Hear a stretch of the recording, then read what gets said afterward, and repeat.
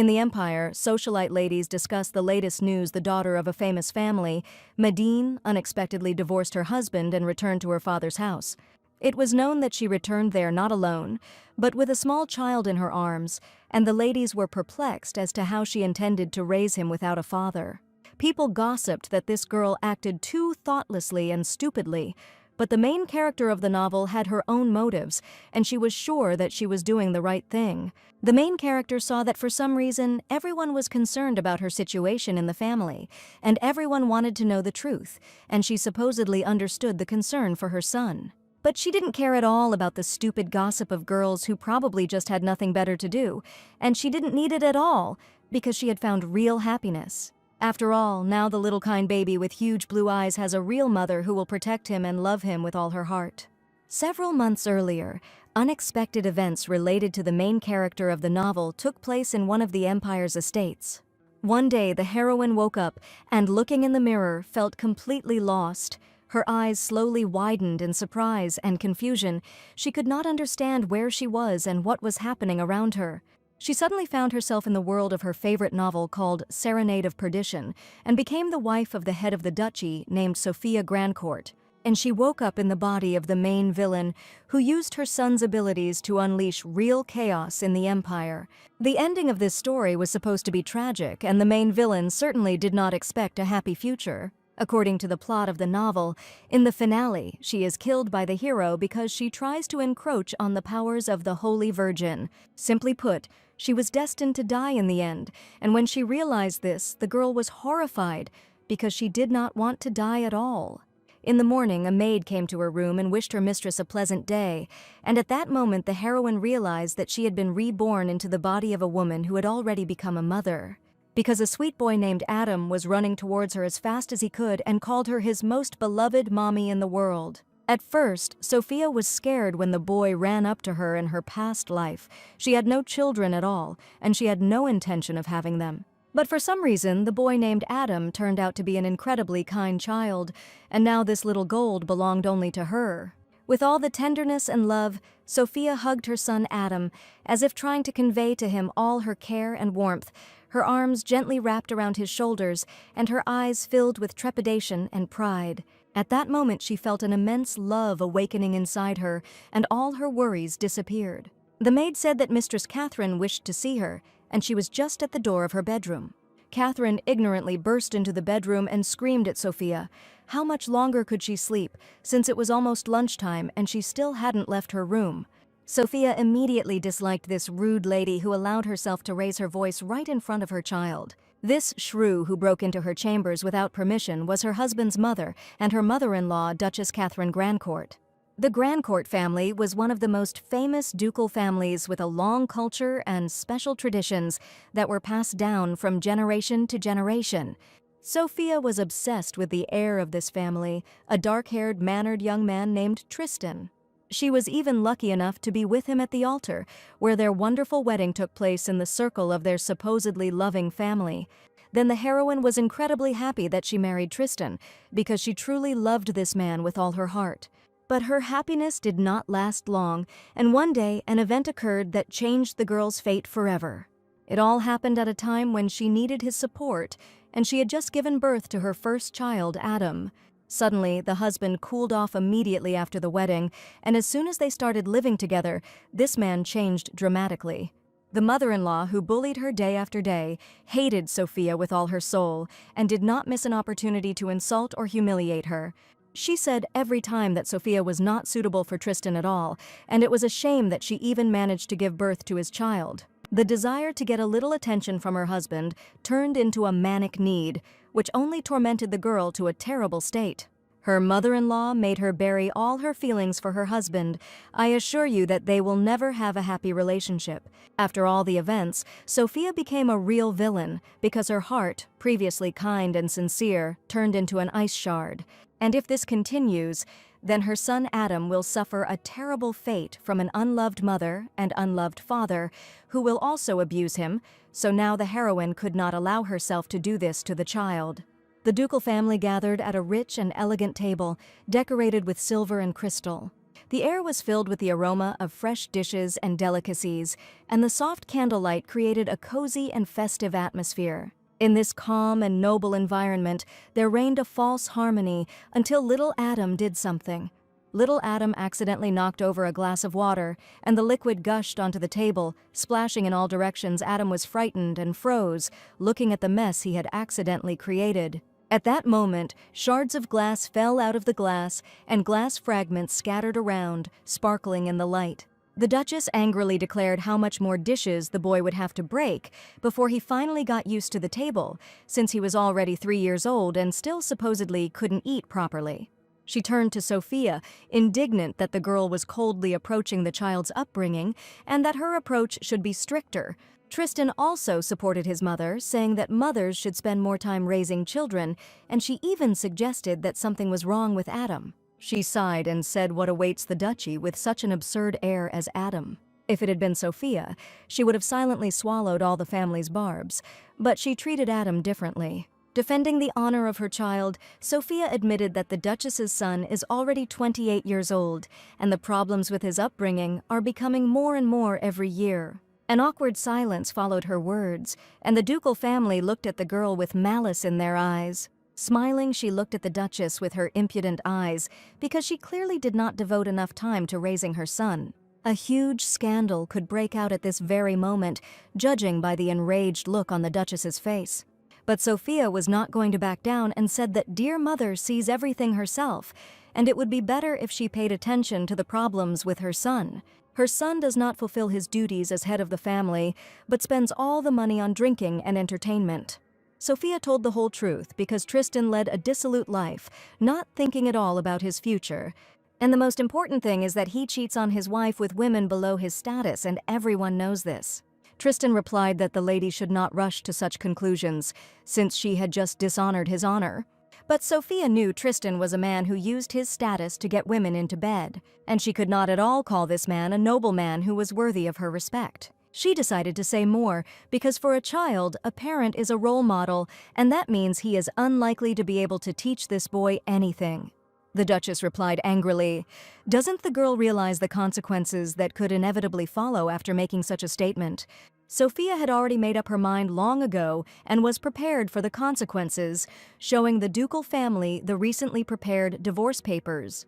She placed them on the table and confidently announced that from that day on, she was no longer part of the ungrateful, lying family. Everything that happened was too unexpected, and the Duchess was outraged by what Sophia decided to do, because she was sure that the quiet one would forever remain under their supervision. She picked up Adam and carried him towards the exit, despite the fact that he was the main heir of the Grand Court family. Sophia stated that if the ducal family needed him, they would show him more love and respect.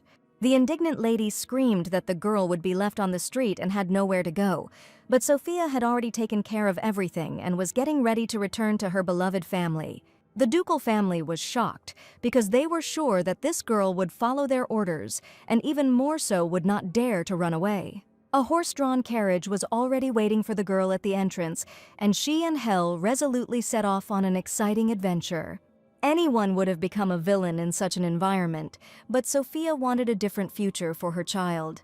After the rebirth, the heroine decided to do this because she knew very well what future awaited Adam if he remained in the ducal family. There was no point in her clinging to this marriage because Sophia's family was incredibly rich. And now she was going to take advantage of these benefits so that her child would grow up in a respectable family with all the benefits and childhood happiness. Soon they arrived at Sophia's estate, and the boy was eagerly awaiting the arrival of his new family. It seemed like there was a reception going on at the estate, and loud laughter and cheerful music could be heard from the hall. The butler met her and kindly invited the lady to go to the back door so as not to appear so unexpectedly, since she had not warned of her arrival at all. But Sophia was sure that she was ready to enter through the main entrance, because it was a wonderful opportunity to greet her beloved relatives. So without hesitation she opened the gates of the luxurious palace and knew that she would be greeted here with great love and joy. Sophia's sudden appearance caused surprise and quiet whispers among those present. Guests turned their heads and eyes filled with amazement as she entered the hall, graceful and confident. All eyes were on her, and there was a mixture of curiosity and respect in the air. The lady was sure that her father would definitely not scold her in front of the guests, and standing with a small child next to her, she joyfully declared that she had finally returned to her home. Lady Sophia noticed how her father saw her in the crowd, and his face immediately became serious and thoughtful. He silently approached his daughter. His steps were quiet and confident. Sophia's father was a stern, mannered man, the head of the Duchy of Medin named Olivier Medin. Initially, the Medin family were ordinary counts, but for their contribution to the development of the kingdom, they received the high title of duke. The father's gaze was stern, and he asked in a serious tone why his daughter was suddenly here. Before her reincarnation, the main character worked as a sales representative for a food manufacturing company. She had to answer to her clients every day. Even when she was not in the mood, she had to smile at them. Her job also included correcting the mistakes of the newcomers, because the newcomers were constantly doing something wrong or simply not finishing their work. But the company director constantly turned a blind eye to this, and all responsibility naturally fell on the main character. She was the only one who worked every night and finished only in the morning, when it was necessary to start work in the office again. The heroine worked overtime until late at night. They paid her pennies, but she was afraid to refuse even that, because her parents would not be able to help her financially. Every night, very tired, she sat at her workplace and dreamed of a large amount of money that would help her cope with financial difficulties. But suddenly a call came in that changed the fate of the entire company, as well as the fate of the main character. That day, a very important client for whom she was responsible had a new arrival, and thus the company lost one of its business partners.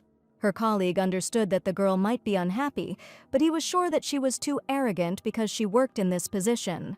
And the company director even began to reprimand the most responsible employee, stating that she clearly did not understand her responsibilities. And after this incident, for some reason, she was the only one who was fired from her position, although she approached her work responsibly and tried hard to improve the company's competence and bring in clients. The heroine did not expect at all that everything could turn out this way, because no one noticed how much effort she put in every night, sitting at the office computer and doing calculations. Then the girl's incentive was greatly shaken, and she did not understand why she always remained the scapegoat, because it was not at all fair. Every day she took away from her heart all the living unspoken things that were trying to spill out of her in a huge, sudden flood.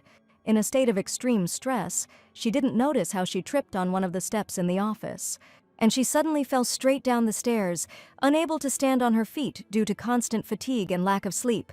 As she fell down the stairs, the only thought that came into her head was that if only she could live her life the way she wanted, and perhaps because of such a wish, she got a chance for a new, happy life. Sophia had recently left the family and now appeared on the doorstep of the house, and her father was perplexed as to how to understand all this. At that moment, Adam was very scared. It seemed to him that the evil uncle was about to start yelling at both of them. Sophia confessed to her father that she had filed for divorce today, and without a moment's hesitation, ran away from the ducal house. For the sake of herself and her son, she decided to take a responsible step, which she will definitely never regret.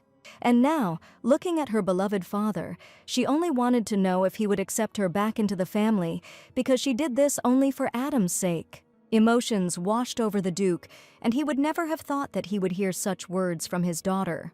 Sophia stood there in bewilderment, trying to understand whether he was happy or, on the contrary, did not want to see her anymore. Adam stood next to his mother, holding his breath, and looked at the unfamiliar man with sincere and huge blue eyes.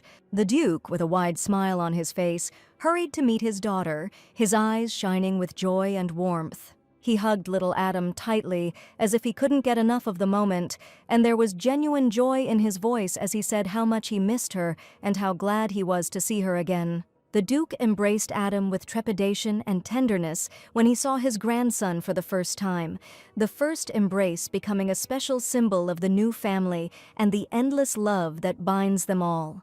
Lady Sophia lay in a hot bath in her home, feeling the warm water gently embrace her body, and the steam rose in clouds into the air, filling the room with a pleasant aroma. She knew very well that the Medin family was rich, but for her it was not the most important thing. While she was relaxing in a hot bath, a maid came to her and informed her that food was served on the table. Appetizing appetizers, hot dishes, and desserts shone on silver trays and plates, each of which was a true work of culinary art. Seeing the variety of dishes, she couldn't even imagine how rich her family was, because they could afford to set such a luxurious table. She felt a sense of confusion inside. She had no idea where to start or how to eat it all. She was met by a caring mother who wished her daughter a good morning, and she loved Sophia incredibly. After all, yesterday Sophia didn't even have time to greet her. Considering what happened, she immediately went to bed, only now remembered where Adam was. Little Adam had fun with his grandfather, and his father caringly asked how his daughter slept in her home. Adam played with his grandfather, laughing and joyfully winning their funny games, his grandfather smiling affectionately, throwing him in his arms and telling funny stories. It was a joyful thing for Sophia to see Adam's smile, and her father understood that motherhood must be taking all her strength. So he suggested that she have a quiet breakfast, decided to take care of his grandson himself, and Sophia was immensely grateful to him. At that moment, there was a warm atmosphere of love and trust between them, and time seemed to stop to capture this happy moment together.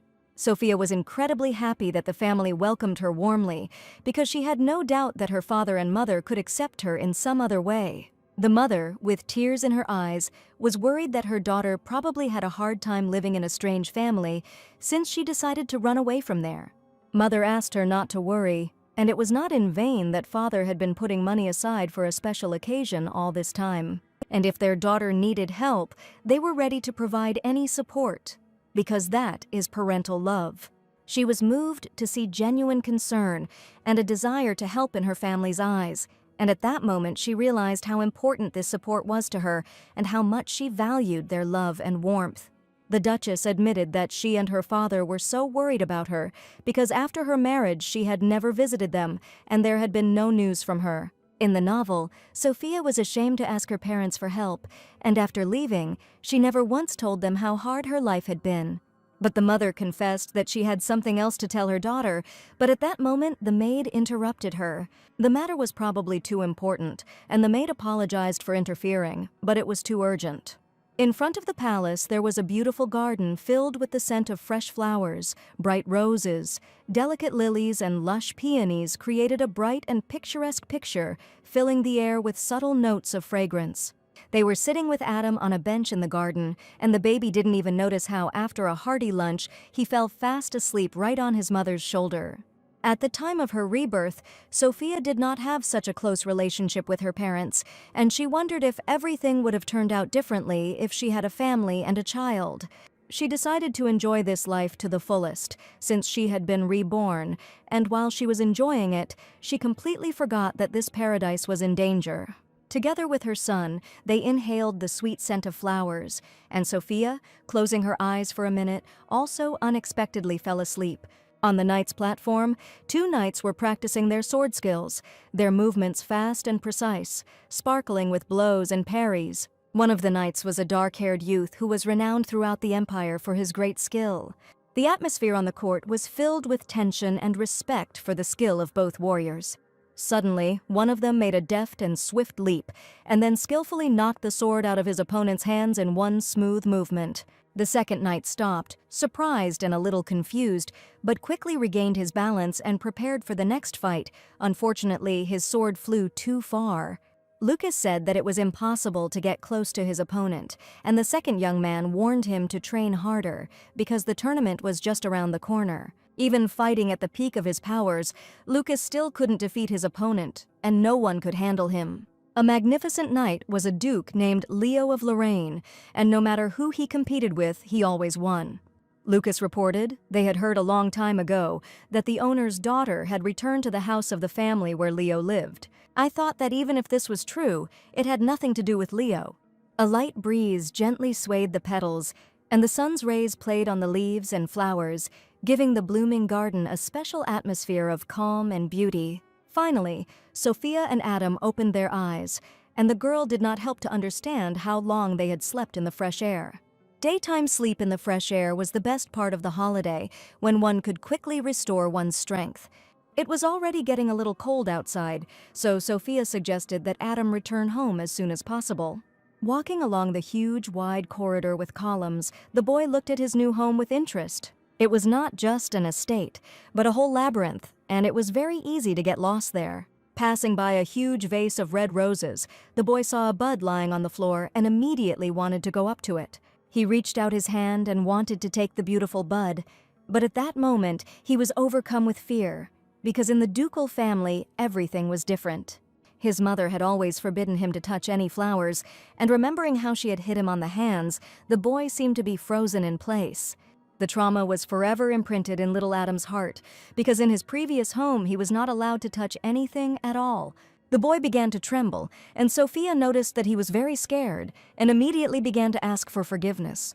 She knew it would not be easy to heal from the traumas left by the cruel Grandcourt family, and it would likely take a very long time. In a gentle voice, she confessed that now Adam was free to do whatever he wanted, and no one would ever scold him for anything. The boy still couldn't believe that he could feel free here, and even touch the flower lying on the floor with his hands. He asked with a laughing voice if he could really do everything he wanted, and his mother, with a caring smile, answered him in the affirmative and suggested that he explore the new house. Sophia and Adam set out to explore their home, a magnificent palace filled with history and beauty, walking through spacious halls decorated with exquisite paintings, golden chandeliers, and antique furniture. There was even a library with a huge variety of books, and each room was striking in its luxury. They visited a magnificent art gallery that occupied an entire hall of the palace. The walls were decorated with paintings by famous masters. The hall contained rare statues, and each piece radiated its own unique beauty and history. Sophia and Adam entered the dressing room, which was striking in its richness and sophistication. The spacious room contained many expensive outfits, silk dresses, velvet suits, decorated with precious stones and embroidery. After looking at just a few of the room's members, Sophia realized that this house had absolutely everything for a wonderful, luxurious life. But unfortunately, there was absolutely nothing for a small child to do here, because there were no toys or a playroom. Sophia decided to do everything possible to create a cozy and warm nursery for Adam. She began choosing soft fabrics, bright toys, and cute decorations with love and care. Sitting in his office, the father thought that even though he had allowed them to stay here, he did not know whether Sophia would be able to handle raising a child. After all, as a child, Sophia did not like studying at all, and books caused her real disgust. She also constantly took toys from other children, and memories of Sophia's childhood in her father's mind only caused goosebumps. Just as he was thinking this, his daughter looked into her father's office and admitted that she had one small request for him. Sophia was not going to sit idle and immediately ordered everything to furnish Adam's new room. All her energy and attention was focused on creating a place for Adam where he could play, learn, and feel safe. Sophia carefully selected furniture, small beds, comfortable shelves, and bright paintings so that the room would become a real corner of happiness for the baby. The baby didn't understand what his mother was so busy with, but she was sure that in a little while he would be delighted with his new room. During the work, Sophia felt warmth in her heart because she did everything for the sake of her beloved child. Sophia put a lot of effort and love into creating a cozy children's room. She worked hard all day, choosing every detail, arranging furniture, and decorating the space with bright toys and soft fabrics. Sophia looked at the result of her efforts with a smile, feeling that she had done everything possible for the happiness of her baby. Finally, that all-important moment arrived when his grandfather and mother Sophia took Adam by the hand to finally show him his new wonderful room. When they opened the door, Sophia was standing on the threshold with a toy in her hands, expecting that her mother had prepared a wonderful gift for him. Adam looked around his new room in admiration, his eyes wide with surprise and joy when he saw the brightly colored walls, soft carpet, and lots of toys. The boy looked at his mother Sophia with gratitude, realizing that she had done the best for him. She even gave him a toy sword, which Adam took with delight. He held it in his hands with pride, imagining himself as a knight ready for adventure. The sword was as if it were real, and immediately became his favorite toy. His eyes sparkled with happiness and gratitude, and his heart filled with warmth and love for his mother. From now on, Sophia wanted to raise this child with the love and care he truly deserved. It was finally time for dinner, and everyone was wondering what delicious dishes would be served today. As the family slowly walked towards the dining room, Adam's attention was drawn to something interesting on the street. The maid didn't even have time to stop the gentleman, and the boy ran headlong forward. Taking his toy sword in his hands, he stood right behind the tree and watched what was happening with interest. But Adam shouldn't have been there at all, and at that moment he heard a rough male voice asking who he was. Frightened, the boy threw down his sword and trembled with fear, because some stranger approached him and was rude. The young man picked up his toy sword and pointed it towards the boy, and Adam was incredibly scared, to the point that even his knees were shaking. Sophia rushed to the baby and hugged him, declaring that this young man dared to be rude to her son. But he insisted that this was not a playground at all, and it was dangerous for such small children to be here, because real knights were training here.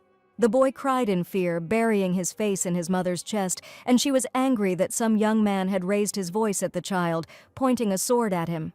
She looked angrily in his direction, not imagining what he had just allowed himself to do, since he was on the territory of her family's home. Sophia was ready to hit the boy on the head with this wooden sword, but now she was busy calming her child. She was outraged that who in their right mind would point a sword at a little boy, as the young man had just done. But the stranger only silently looked at her and the crying child, and there seemed to be not a drop of regret in his eyes. At that moment the butler called him Mr. Lorraine, and at last Sophia learned the name of this madman. He picked up the boy's sword and handed it to him with care because when he saw it, it fell out of his hands less easily. Adam reached for his favorite sword, and with each passing minute the fear of this gentleman disappeared without a trace. This man was a key character in the novel, and after Sophia learned his last name, she immediately understood it. The hero, commander-in-chief of the knights, Leo was the eldest son of the Duke, and also known as the strongest swordsman in the north. To put an end to the chaos, in the novel he imprisons the villainess and leaves her forever in a cold, dark dungeon. He banished her son from the kingdom, and the boy Adam was separated from his mother forever. And now she saw this young man right in the courtyard of her house. I know very well what fate is in store for him according to the plot of the novel. Looking angrily at the potential threat, she did not understand what this man was doing next to her house. The whole family gathered in the living room to discuss what had happened, when Sophia finally calmed Adam down and he stopped crying. She wondered if the Duchy of Lorraine was not in the northern lands, but a month ago the young man had arrived in the capital on official business, and the Duke had been so generous in allowing him to stay in their house. Sophia did not know this at all, and asked for forgiveness for the respect shown, because she and her father had known each other for quite a long time.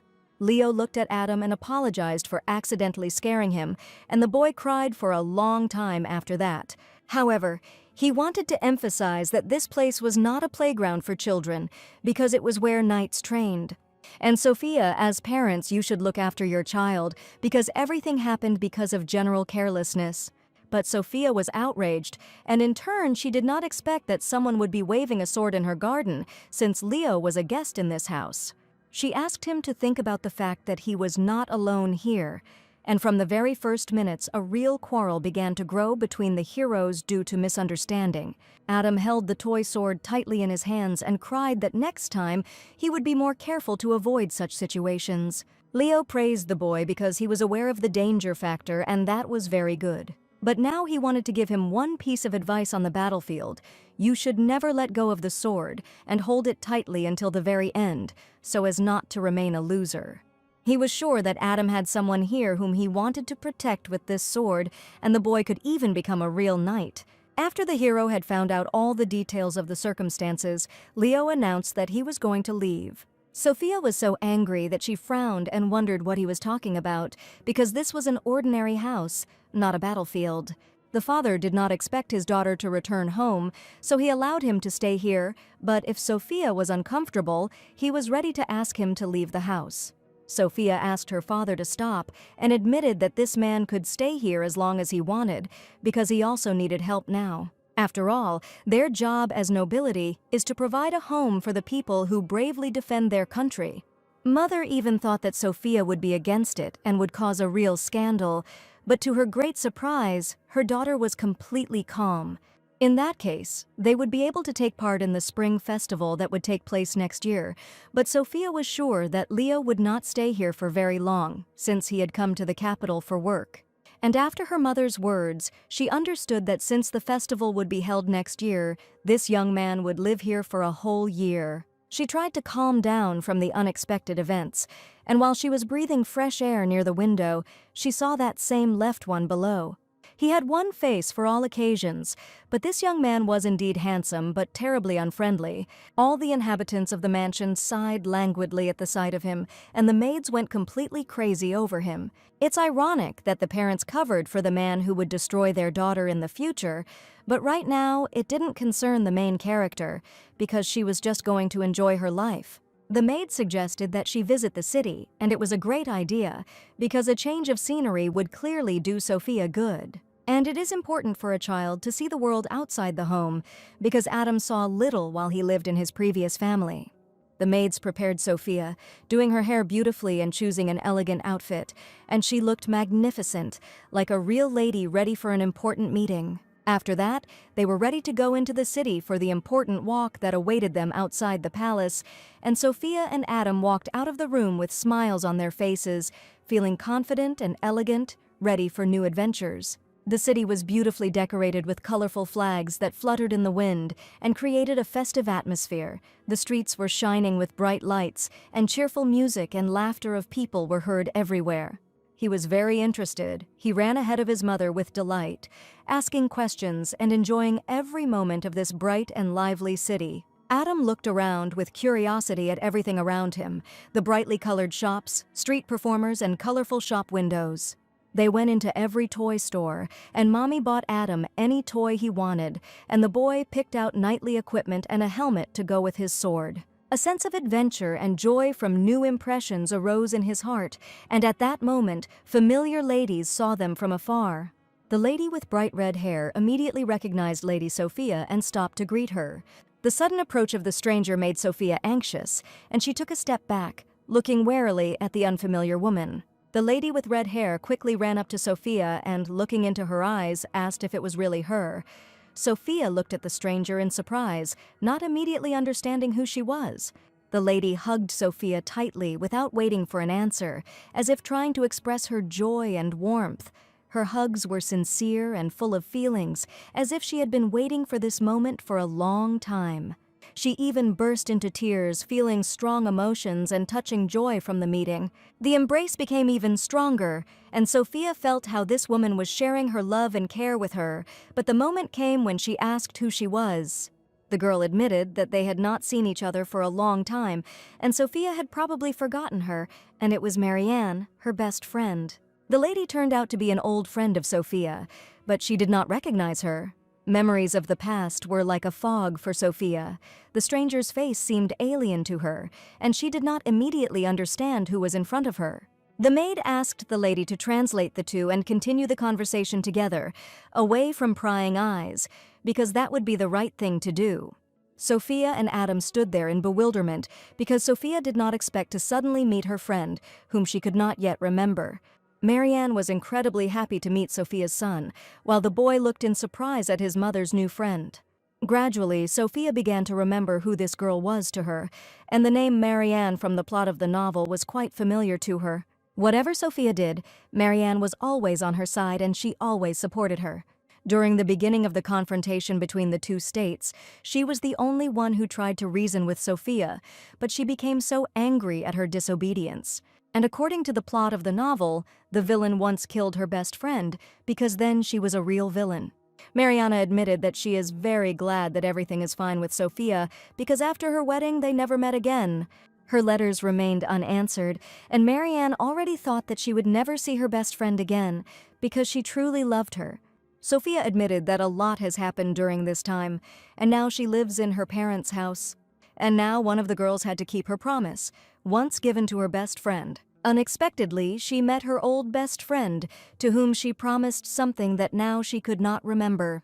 Mariana said that she was invited to a friend's party, and she would like Sophia to go with her and wait for her in a good mood at the party, and this was probably the very promise that Sophia did not keep. The Grand Court family did not allow her to leave the estate, which is why she could not even meet her friend. Therefore, the heroine has not appeared in high society for a long time and has not maintained contact with anyone. And now her appearance at the reception alone will become a new hot topic for gossip, and the heroine didn't particularly want that. But the party would only be for adults, and she asked Adam if he wanted to go. As soon as the boy found out about this, he happily agreed to go with his mother. They were to appear in high society together for the first time after the dissolution of their marriage with the evil Tristan. The reception took place in a beautiful gazebo decorated with bright flowers and greenery. The entire structure was made of thin wood, and lush bushes and flowering flower beds spread around, filling the air with the aromas of roses, jasmine, and lilies. When the guests saw Lady Sophia, they were puzzled as to who had invited her to this reception. And the heroine was already expecting gossip at her first appearance, because none of those present had seen her for a long time. But for Sophia today, the most important thing was that she was able to keep the promise she made to her best friend. Mariana confessed to the girl that she had noticed for a long time that something had changed very much, and that divorce and the birth of a child change a woman beyond recognition. She was incredibly happy that her friend brought with her little Adam, who also appeared with interest in high society. Now she asked her friend what she should have done, since she had given her her promise. Marianne was indignant, because she knew that the girl would forget about it, but there was not a line about it in the novel. One day at a ball, she got her dress dirty and blamed it on Marianne and then left. When Marianne asked her to apologize, Sophia promised that she would fulfill her request in return. Sophia had a simply disgusting character even before she became a villain, but there was something more important. A girl with whom Sophia apparently had a tense relationship was present at the event. The lady in the purple dress, a famous aristocrat, immediately noticed the guest. It was the well-known Lady Deborah, and Marianne greeted her, wishing her a good day. One of the girls said that Sophia had not attended tea parties recently, although she had absolutely no other close circle, but today she suddenly decided to come with someone else. Deborah's eyes widened, and she considered this an incredible rarity, because this was the wife of the Duke of Grandcourt himself. But smiling, she said that recently the girl became just a daughter of the Medin family. The Vice-Duke she suffered a breakup. Lady Deborah was from a Marquise family, and since Sophia's marriage, she had become very popular in social circles. Deborah smiled a sly smile, admitting that Sophia had not been out in public for a long time, but everything seemed to be fine with her. The aristocrats began to laugh that Sophia was looking for a new father for her son, but Marianne stood up for her friend, saying that there should be a limit to their rudeness. Deborah apparently wanted to create a scandal, because as soon as Lady Sophia appeared, Marianne allegedly developed a voice, although she had previously been a short lady. Marianne felt uncomfortable as the aristocrats laughed at her brazenly. They made fun of the fact that Sophia decided to bring the child to her relatives, and she did not find happiness with the man. But now Sophia was a completely different heroine, a self-confident lady who stated that the girls were so aware of her life and must not remember what kind of person she used to be. Previously, Sophia fiercely defended her place next to Lord Tristan so much that she drove all women away from him, and eventually she abandoned him and took her only son. The girls laughed that the lady had acted inhumanely, and Tristan was a poor gentleman. Sophia said confidently that by attending this event, she wanted to show everyone that she was ready to enter a bright future, and it would not be good if all the attention was focused only on her. Deborah didn't expect Sophia to dare answer her, and she clenched her little fists in anger. The guests began to whisper that Sophia had indeed changed, and that motherhood had probably influenced her, because now she looked more like the daughter of a respectable duke. Deborah couldn't find her place and became furious, not understanding why everyone present began to praise Sophia. Wanting to trample this annoying girl, Deborah felt like she was going crazy, because all the attention was riveted on the other lady. Adam didn't understand at all what was going on here, and why the grown ladies were arguing so fiercely among themselves. He ran up to his mommy as if he felt guilty that all the fights were happening because of him. Deborah was already preparing a cunning plan, realizing that Sophia's patience was not endless, and she decided to ruin her dress so that a real scandal would break out. Holding a glass of red wine in her hand, she was about to pour it on Sophia's expensive dress so that she would finally become furious in front of the entire aristocracy. She approached the girl from behind so that she would not have time to notice, and Deborah wanted to show everyone Sophia's true face. But Adam noticed that Deborah was about to pour the drink right on his mother's dress and screamed loudly. Turning around, Sophia abruptly grabbed Deborah's hand with the glass, as if she really knew what was about to happen. The lady probably didn't expect such a turn of events at all, because she approached specifically so that Sophia wouldn't see her. Deborah's plan went awry while Sophia held her hand tightly in front of everyone. She chuckled that Deborah was completely lacking in grace and that her movements were like those of a stone mountain. And this was not a ball at all, and Sophia laughed and suggested dancing some other time, but the glass of wine was already in her hand. She was now the main character of the event, angrily declaring that it was time for Deborah to stop her stupid tricks. If she is going to embarrass herself further, then she can continue, but the victory will be on Sophia's side. All the guests were watching what was happening attentively, and Deborah was now completely disgraced. Although before that she was the most famous aristocrat, who was revered and supposedly respected, not daring to contradict. The aristocrats who followed Deborah suggested that the lady leave the event so that she would not be nervous. But Deborah suddenly cried out. No matter how dignified Sophia pretended to be, the way she treated Mr. Tristan was unforgivable. And apparently Mrs. Deborah chose the second option, to create a huge scandal at the gala event. She claimed that Sophia had brazenly stolen the Duke of Grandcourt's heir, pointing the finger at little Adam. While her friends were holding her, the lady continued to scream furiously that in the future, Sophia would definitely get paid for this. But Sophia remained calm under any circumstances, and only in a quiet voice declared that this would definitely happen. Adam was worried about his mother, but thanks to the baby, everything was fine with her, because it was he who noticed that Mrs. Deborah was going to pour red wine on her to shame her. The boy heard that he didn't want to get her dress dirty, so he tried to do everything possible to prevent this from happening. Adam was delighted with his mother, for she was simply inimitable when she snatched the glass from her. It was like a grand dance, and Adam said that he would like to dance like that too, but they were now at a formal reception, not a ball. Mr. Leo, who was also invited to the gala reception, observed everything that was happening. Sophia didn't even notice that the young man was standing nearby the whole time and saw everything perfectly. During the quarrel, the young man remained incredibly calm, and now Madame Sophia acquired a completely different role in his eyes. After the formal reception, the heroine and her child collapsed onto a soft, cozy bed, feeling how exhausted they were. They didn't even stop and immediately went to the bedroom, and Adam fell asleep right at the table with a fork in his hands. Sophia understood that the boy was probably very worried and nervous at the reception. She considered Deborah's behavior unforgivable, since it was because of her that Adam was so worried. Yes, she did it for Adam, but the fact remains that she was separated from his father forever. The heroine never doubted the correctness of her decisions, but no matter how much she shouted that she did everything right, no one would listen to her. It was the same in her past life, and the same thing was happening now, but she absolutely did not want to justify herself to anyone. Lying on the bed, she continued to play everything that was happening in her head, but suddenly she felt a small hand touch her head. After all, even Adam knew perfectly well that his mother did everything only for his and the children's happiness. He hugged her with trepidation and love, admitting that he envied how much he loved his mother and was grateful to her for everything. His embrace made Sophia's soul feel so warm because his boundless love made her dissolve the painful memories of the past. And now it was absolutely unimportant who said what about her, because she was happy with her child. Tears came to the girl's eyes. Adam thought that his mother was in pain, but in fact it didn't hurt at all.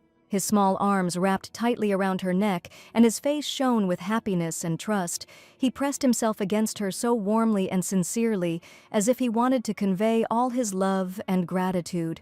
Sophia gently hugged him, feeling her heart fill with tenderness and trepidation. At that moment, they were one family, connected by a strong thread of love and care, and nothing could destroy their special connection. She was grateful for her little happiness and promised to do everything in her power to ensure that the boy grew up happy. Adam hugged her tightly and tenderly, because for him, his mother is the most precious and beloved thing in the world. The boy grew up to be a wonderful, very caring boy, and all this was only thanks to Sophia's love. Sometimes it even seemed to her as if he knew what those around him were thinking and feeling. The Grandcourt family's abilities awaken in him at such a young age, and Adam grows older and wiser every day. The mansion was given a decorated piece of jewelry. It sparkled with bright stones and fine carvings, creating a sense of luxury and sophistication. Mother Sophia reported that the piece of jewelry had recently been stolen, and she was very upset about the incident. The other day, a jewelry store in the neighboring area was robbed.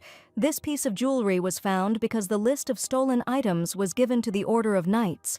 The culprit turned out to be not the merchant who brought it to her for sale, because he bought this jewelry from a person and had absolutely no idea that he was wanted. And Sophia's family had been buying things from him for many years, and they were confident in the merchant. Now that they knew that thefts had become more frequent in the royal capital and strict measures had to be taken until this matter was resolved, Leo asked them to be careful. The unique frame and the stone change in the light according to these signs, and thus they found out that this is the very same decoration. True, the price for which Madame Medine bought it was somewhat higher than in the store, and this was not at all surprising. The lady was upset because she liked the item so much, but it had to be returned to its rightful owner. Sophia found the situation too strange and really wanted to know who was behind all this. So she decided to go to the capital so that her mother would not be upset and buy her a new decoration. She and Adam had an important mission ahead of them, and they were going to find jewelry much better than the one her mother liked. Adam wanted to find a new brooch for his granny with pleasure and great interest to make her happy. But as soon as they decided to go to the first luxury jewelry store, they heard a familiar voice next to them. It was Leo, whose voice even scared little Adam, and he asked what they were doing here. After all, he had recently warned about the danger. Now was not the best time to go shopping. Next to him stood a knight who turned to Leo because he had already frightened her, and now he was scolding her, saying that the young man had a heart of stone. He met Adam and Mistress Sophia for the first time and introduced himself as Lucas Gids. He pointed to Leo and admitted that this young gentleman periodically talks about Sophia and smiled sweetly. This character appeared in the novel, the complete opposite of Leo, a person who is simply impossible to hate, with a sweet and charming smile. Sophia said that due to a series of sad events, she and her son are looking for a new beautiful brooch for her mother. And Lucas recommended a boutique that was just nearby that had great service and top-notch products. Sophia thanked him for the advice because the decoration for her mother had to be expensive and exquisite. Lucas warned that if the girl needed help, she could definitely call him, and they would rush there in a flash. The knights were going to patrol this street, and Leo asked them not to get into trouble. Sophia and Adam went into a luxury jewelry store and asked the staff to show them the best brooches. She said that she was looking for a gift for her mother, and it had to be incredibly special. The jewelry store employees carefully brought out the most expensive brooches with precious stones.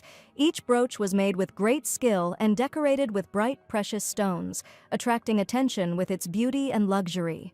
Looking at the jewelry, Sophia realized that they were all beautiful, but none of them could outshine that stolen brooch. The stolen brooch was special and unique.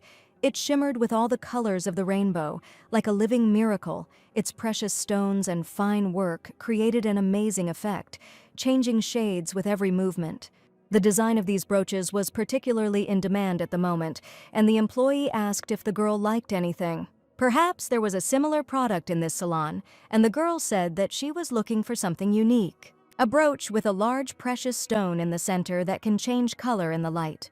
With admiring eyes, the young man said that they had recently received a whole set of jewelry made from a similar stone. He happily offered to take a look at the set, stating that the stone had found its owner very quickly. It would be fine if it was just a coincidence, but Sophia began to wonder if this set might also have been stolen. To get to the bottom of it, she asked to see the set and wanted to see it with her own eyes, making sure that it could be him.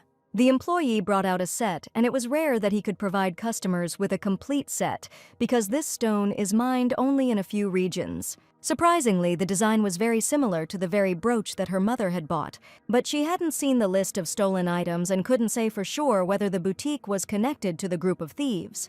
Suddenly, little Adam looked at Sophia and whispered that the salesman was somehow different. Sophia always trusted her son, especially his ability to hear bad people. Sophia smiled and asked what interested her, from which supplier this set was purchased. It just so happened that the suppliers next to the salon were unloading, and they were right next to the doors. These were two men whose faces expressed genuine insolence, and one did not want to trust them at all. The employee said that Mr. Rick and Mr. Barry from one company just brought them new precious sets today. But these people looked too suspicious, and Sophia and Adam immediately suspected something was wrong. They decided to talk to these suppliers directly and invited them into the salon's living room to take a close look at their faces. One was fat and sullen, and the other thin and talkative, who introduced his friend, calling themselves wholesale jewelry dealers. The heroine understood that you can't judge people only by their appearance, but these people had faces exactly like real thieves from villainous films. The most talkative one said that they were very flattered that the Duchess herself had shown interest in their products, and he even stated that such products that the company produces simply do not exist on the market. Therefore, these products are exclusive.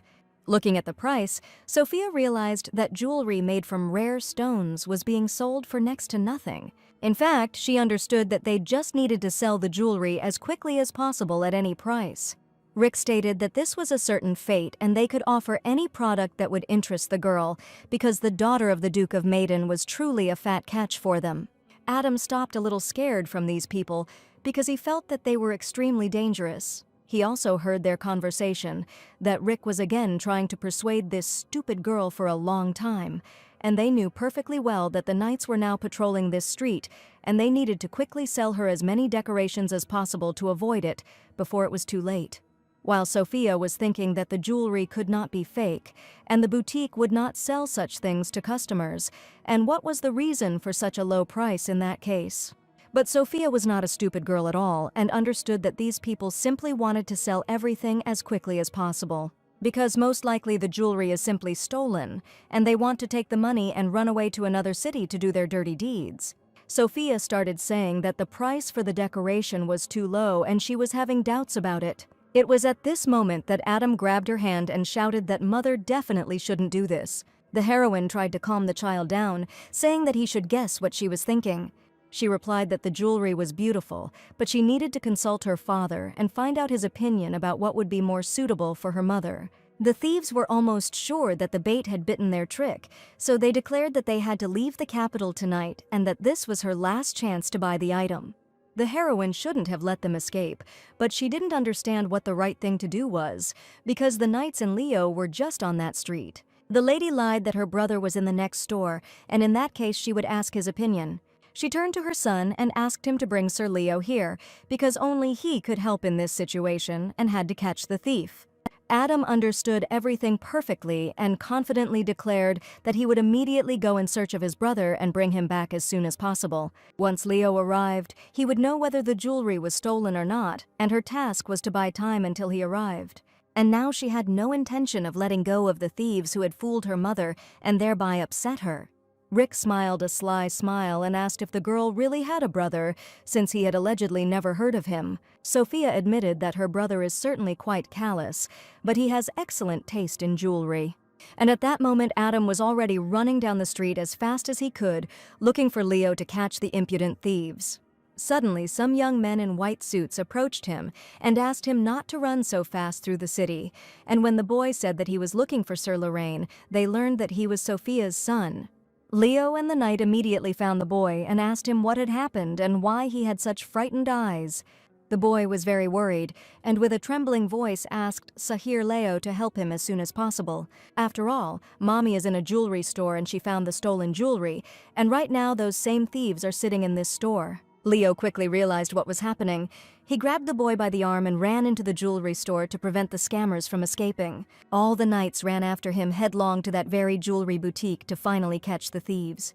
Sophia was stalling for time and talking to the thieves, saying that they had no idea how much money the Duke of Medine had, asking them to show everything they had. The thieves were incredibly happy because they were sure that they had managed to deceive this stupid girl. And Sophia would never have thought that she would have to play the real villain of the novel. It was at that moment, when the thieves had taken all the decorations, that the warlike knight Leo appeared on the threshold, and victory was already very close. Sophia realized that her plan had worked, and Adam managed to find him very quickly and bring him to the jewelry store. One of the robbers realized that this girl had simply deceived them, because the knights had just burst in here. Leo grabbed the man by the collar, who immediately tried to run away, because he knew that a terrible punishment awaited him. The knight held the impudent thief tightly, even though he was twice his size. With a deft movement, he knocked him to the floor and pinned him with his knee, holding his bald head, not giving him the opportunity to even move. A sharp sword flashed before the thief's eyes, and Leo declared that they were very lucky this time. After all, if they had touched the girl with even a finger, the tip would now be sticking out of his head. Rick was also surrounded by knights and asked if they would now be tied up and punished. The stolen jewelry was lying right on the counter, and this time the thieves were caught red-handed. Seeing that Sophia was safe and sound, Adam rushed to her to finally hug his mother. The little boy managed to complete the important task, and without a moment's hesitation, he did everything as Sophia told him. He saw that his mother was almost hit by a brazen thief, but Sophia was more worried about her son and thanked him for quickly calling Leo. He must have been very scared, but he saved her again, and her little knight was finally next to her. Leo couldn't help but say that he had asked the girl not to get into trouble, and Sophia was again not looking after her child. But the lady admitted that she had specifically asked to call them, or else it would be worth leaving her son near the criminals. The young man did not understand why she stated this so confidently, as if she had known from the beginning who they were. Leo probably didn't realize that Sophia had sent her son on purpose, and he decided to find out all the details later, how the thieves would be punished. He said that they definitely need to talk about it to sort out some issues. Now the first thing they need to do is interrogate the boutique staff to hear their testimony. For a moment, Sophia wondered if he knew about Adam's ability to sense people and their energy.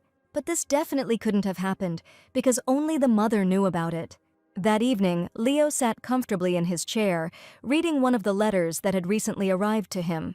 There was a quiet knock on the door, and Mrs. Sophia wanted to talk to him because their conversation in the jewelry salon was not over. Although they lived under the same roof, he warned the left that the girl should not visit the man's room at such an hour because people might misunderstand her. She admitted that she really wanted to discuss what happened and asked for forgiveness for such an impudent act, and also wanted to thank Leo for his quick help. After all, it was only thanks to him that she and her son remained safe and sound, although the young man believed that he was only doing his duty. He stated that Sophia had known from the beginning that these two were involved in the jewel thefts, and now he wanted to know only one thing. Is it true that she only found out about this thanks to Adam, who told her about the terrible criminals? Sophia had no intention of lying and admitted that her son was able to read people's thoughts, which is why she was able to quickly figure them out. The next day, she told the whole truth about Adam to her mother and father, and no one could believe that the boy could do such a thing. Mother Sophia asked if Adam really could read people's minds, because in their opinion this was completely impossible. The father, of course, believed his daughter's words but still asked Adam to tell him what he was thinking about now. Sophia was indignant because her son was not a toy for guessing thoughts, but Adam was ready to fulfill any request of his grandfather. He hugged him and kissed him, and Sophia still didn't understand what her father was thinking, and although he looked stern, he was the kindest person. And the main thing is that the gang of thieves was quickly caught with the help of a little boy who, it turns out, can read other people's thoughts. Leo was sure that everything had worked out successfully because Sophia had cooperated with the orders and had promptly passed on important information to them. Suddenly, the lady said that Adam seemed to have prepared something for his grandmother because that was how it all started. Little Adam held in his hands a luxurious brooch that sparkled with bright colors and shimmered with all the shades of the rainbow. His little hands held the decoration with trepidation, and a sincere smile shone on his face. When he approached his grandmother and handed her the brooch, her eyes filled with tears of joy and tenderness. He happily announced that Grandma would now have a new, beautiful brooch since he and Mommy had carefully chosen it. Tears of joy and gratitude appeared on her cheeks because this gift was a very dear symbol of love and care of her little grandson and daughter. And the father told them that since they were involved in the incident, thanks to their help, he had more work. Sophia thought it might be wonderful, but it was different, and now it seemed even to the royal family. Sophia didn't expect that things could go so far, and she even screamed in surprise when she heard this news.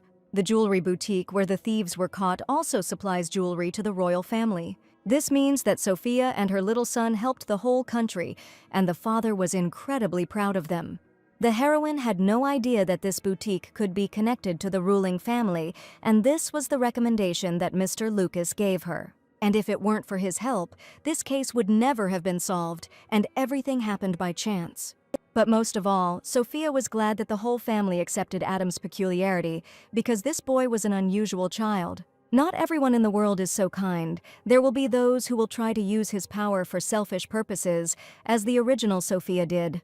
And now the heroine wanted to protect her son from something like this by any means possible, and soon she met Mr. Leo again.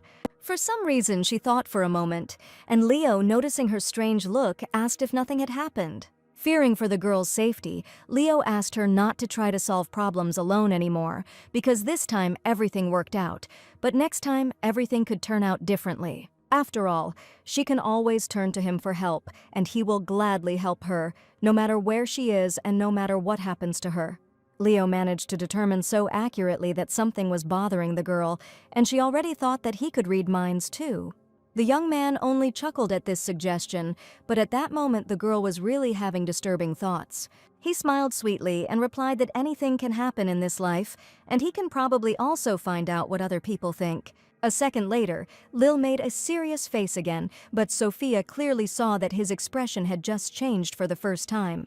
He had finally smiled at her just now, and she was glad that she had managed to get along with such a difficult person. After a pleasant conversation, they walked along the corridor, but the girl suddenly heard a strange noise in the palace. But the butler reported that a man had arrived who called himself an envoy of the Grand Court family. The mansion's security did not allow any outsiders in, but the young men persistently remained near the entrance and tried to get inside. And they only had one goal in mind, which Sophia would certainly not like once she found out about it. They wanted to see the young gentleman. That is, they wanted to see Sophia's son for a reason unknown to her. The noise could be heard even in the yard, and at that moment the maid was playing with Adam, wondering if uninvited guests had arrived. Suddenly, strange people came straight to the maids and Adam, and the girls were incredibly scared that they could harm the boy. When Adam saw them, an inexpressible horror appeared in his eyes, and it seemed that he knew these people. The chalk he was drawing with fell out of his hands right onto the grass, and the boy's hands began to shake so violently that he could not control them.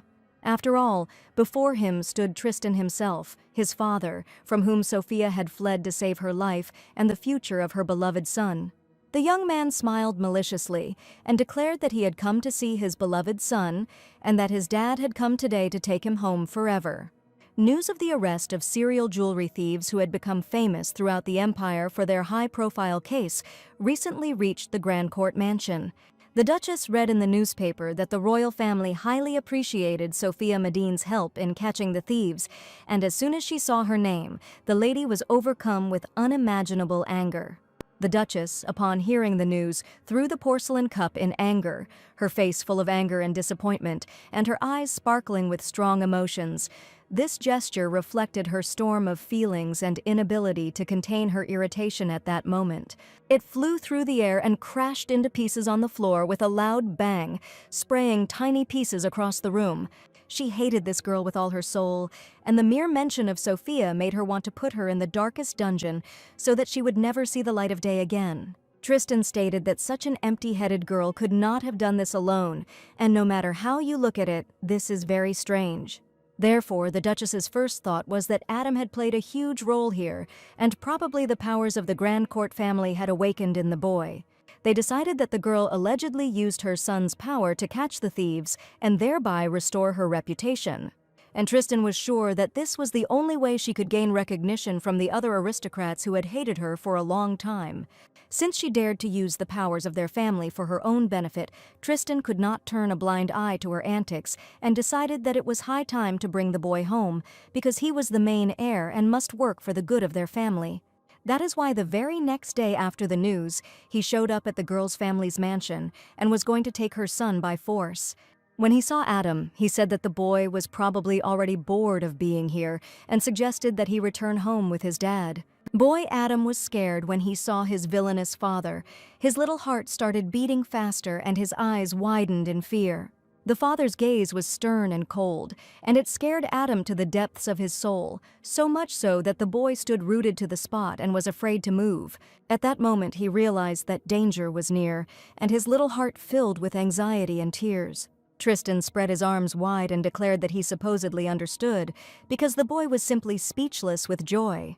He walked closer to his son and suddenly stepped on a piece of blue chalk, which stained his expensive shoe. The father was overcome with rage in a second, because the boy had just dirtied his luxurious shoes. The maid stood up for Adam, and covering him with her hand, asked the young man to stop where he was and not move anymore. After all, the young master now lives in the Duchy of Medine, and Tristan has no right to take him away from here. Tristan's assistant approached the defenseless lady and shouted that she had forgotten her place, since she did not dare to interfere with the Duke doing as he had decided. The Duke's assistant struck the maid who was trying to protect Adam sharply. His gesture was sudden and cruel, and he paid no attention to her protests. The maid fell to the ground from the impact, feeling intense pain and dazed, her body trembling and her eyes filled with tears from the unexpected and brutal attack. Tristan stated that it was probably too harsh, but in reality he was pleased with his assistant's behavior, since this was what he had trained him to do. That is, he stated that Adam was the heir of the family, and he simply decided to return him home, where the boy belonged. But the maid held the boy tightly, for she was a servant of the house of Medin and had never heard of such a thing, and without the permission of the mistress, she would not agree to give him up. The brave ladies stood up to the Duke himself, fearing nothing, for they were now defending the honor of the family they had served for many years. Tristan's gaze was cold and bloodthirsty, and he was ready to hit these girls right on the spot, completely mercilessly. So he decided to put pressure on the boy, calling him an obedient boy, and warning him that he probably remembered what happens when others do not listen to Tristan. He always bullied and treated Sophia harshly while she tried to protect her son by following his cruel orders. The maids continued to fight for Adam, showing their courage and devotion, even at the cost of their own lives. Adam was overcome with horror and trembling. He felt his heart beating fast and hard, and everything around him began to seem very strange and unfamiliar. At that moment, he was genuinely afraid for his safety and couldn't hold back his tears, but most of all he was worried about his mom, grandma, and grandpa, because if he didn't go, Tristan might punish them.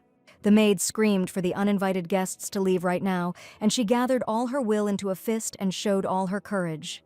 While another maid reassured the young master, assuring him that everything was fine, because he was now free to do whatever he wanted. And despite all of Tristan's threats, Mommy will always stay by his side, and no one will be able to take him away.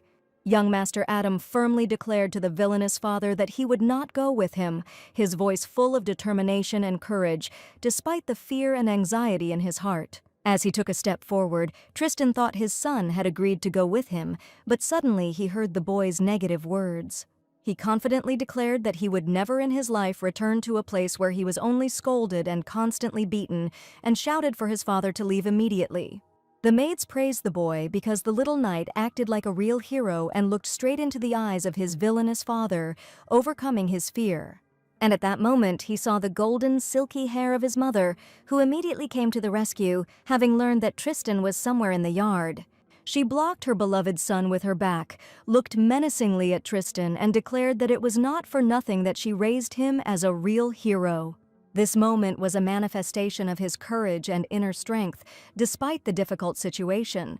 Tristan greeted Sophia, and she also wished the Duke a good day, warning him that from now on only she would speak to him, and that he would no longer dare approach her son. Tristan stood in front of his ex-wife with a cheeky grin, admitting that they hadn't seen each other for too long to greet each other so coldly. Sophia asked to skip the opportunity and get straight to the point, and she was determined to show Tristan who was boss this time.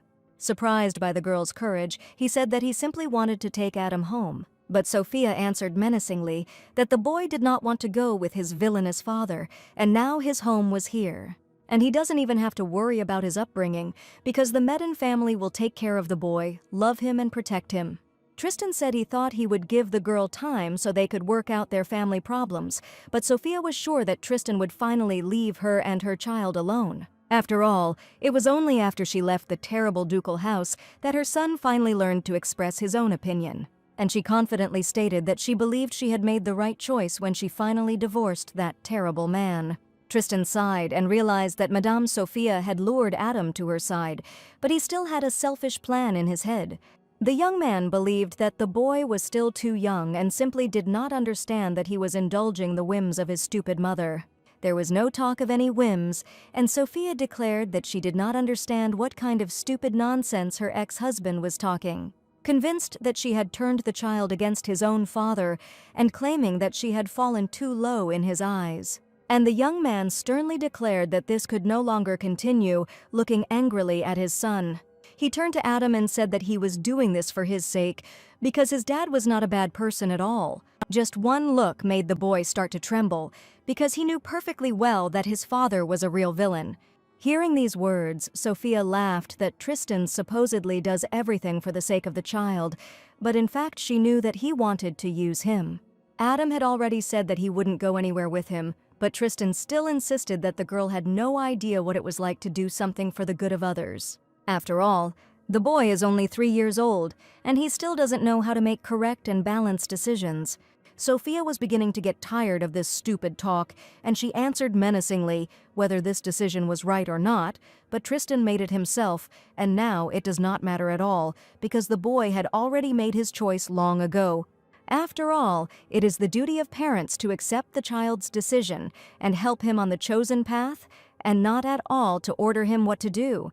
Tristan angrily shouted that he could say whatever he wanted, and that Sophia was not at all ready to take responsibility for his decision. But Sophia was already a completely different person, and hugging the boy, she confidently declared that she agreed with any decision her son made, no matter what. The divorce agreement also contained a line about custody, and according to the documents, the rights to the child belong only to Sophia. The maids watched their quarrel and admired their mistress, who defended the honor of the family. She stated that if Tristan did not want to end up in court for causing bodily harm to the maid, then he should leave the premises immediately right now.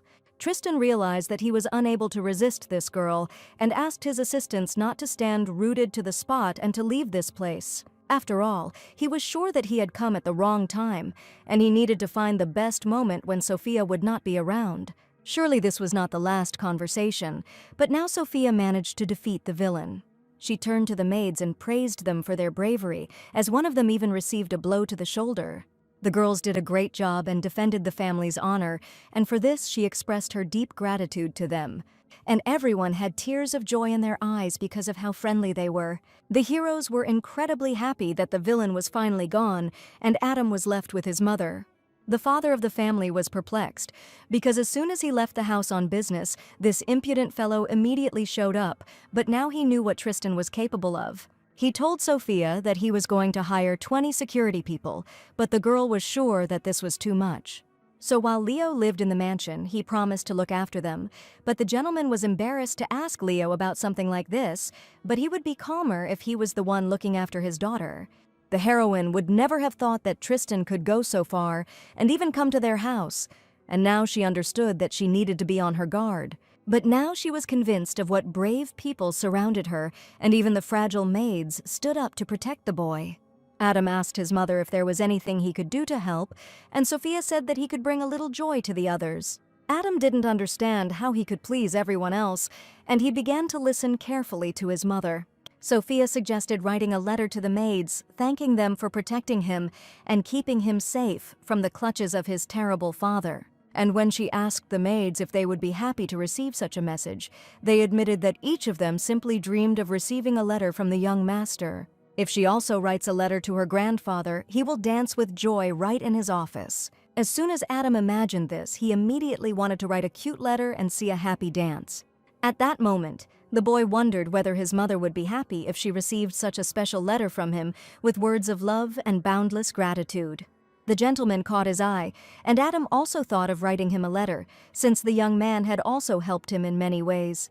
He looked at the knight and read his thoughts, but the boy had the feeling that Leo also understood what he was thinking. The next day, Adam began to diligently write his first letter, with Leo constantly by his side. The young man wondered why he had to sit next to the boy all the time, but on the other hand, he understood that his safety depended on it. Therefore, Adam, having read his thoughts, said himself, that he would be next to him and his mother constantly. In fact, Leo didn't mean it that way, but it didn't matter at all right now, and he asked the boy what kind of picture he was drawing. The boy drew flowers and birds because his mother loved them very much, and his drawing turned out incredibly colorful. He took out a clean sheet of paper and invited Mr. Leo to try it too, scattering chalk of different colors on the table. The young man took the squirrels in his hands and diligently began to draw something on paper, and Adam watched his every movement with interest. He waited to see what the grown-up gentleman would draw, because the first thing he did was take a brown crayon, and not the multicolored ones that Adam usually used. The next day, Sophia's best friend Marianne came to visit her, and she told her that Tristan had shown up at her house yesterday. Sophia told the whole truth and asked to forgive her for not answering her letters for so long. After all, during this time, too many events happened to the girl, and she had absolutely no time even to simply read the letter. She assumed that he probably remembered his son after he saw the news in the newspaper, because she also saw this article about how Sophia personally tied up a whole gang of thieves. The friend enthusiastically imagined how Sophia dealt with the villains, and she would really like to see it in real life. But in reality, it was Sir Leo who detained them, and Sophia laughed that her friend could imagine such a thing. Marianne said that although this man has a beautiful appearance, he has a terrible temperament. He is rude to women, and the subordinates who manage to work with him run away from him as fast as they can. Indeed, Leo is quite a difficult person, but even he is capable of smiling, and he also has feelings. But her best friend couldn't believe that this cold-blooded young man had ever smiled in his life. Looking at Sophia, she suspected and immediately noticed the unhealthy gleam in her friend's eyes, saying that she didn't know at all what she had imagined. Sophia asked her not to even start, because after the divorce, the mere mention of a relationship would definitely make her sick, so now she didn't want to think about it at all. Besides, Leo probably has a girlfriend that absolutely no one knows about, and perhaps Sophia didn't know some details from the plot of the novel. Unexpectedly, Leo approached them and apologized for interrupting the sweet conversation between the two friends. Looking at Leo, Marianne saw an incredibly handsome man in front of her, and his charm made her blush. He stated that Adam wanted to see her mother in his room and that she should come to him right now because it was a very urgent matter. It turned out that Adam had drawn many beautiful pictures and happily called his mother Sophia to look at them, his face glowing with pride and happiness as he showed off his creations. Sophia approached the little boy with a smile, took his hand and carefully examined his work, feeling warmth and pride for her little artist. He spoke with trepidation about each drawing, explaining what it depicted and why he loved it so much. With a joyful smile, he said that he drew all the pictures for his mother because she always tries so hard and she definitely deserved it.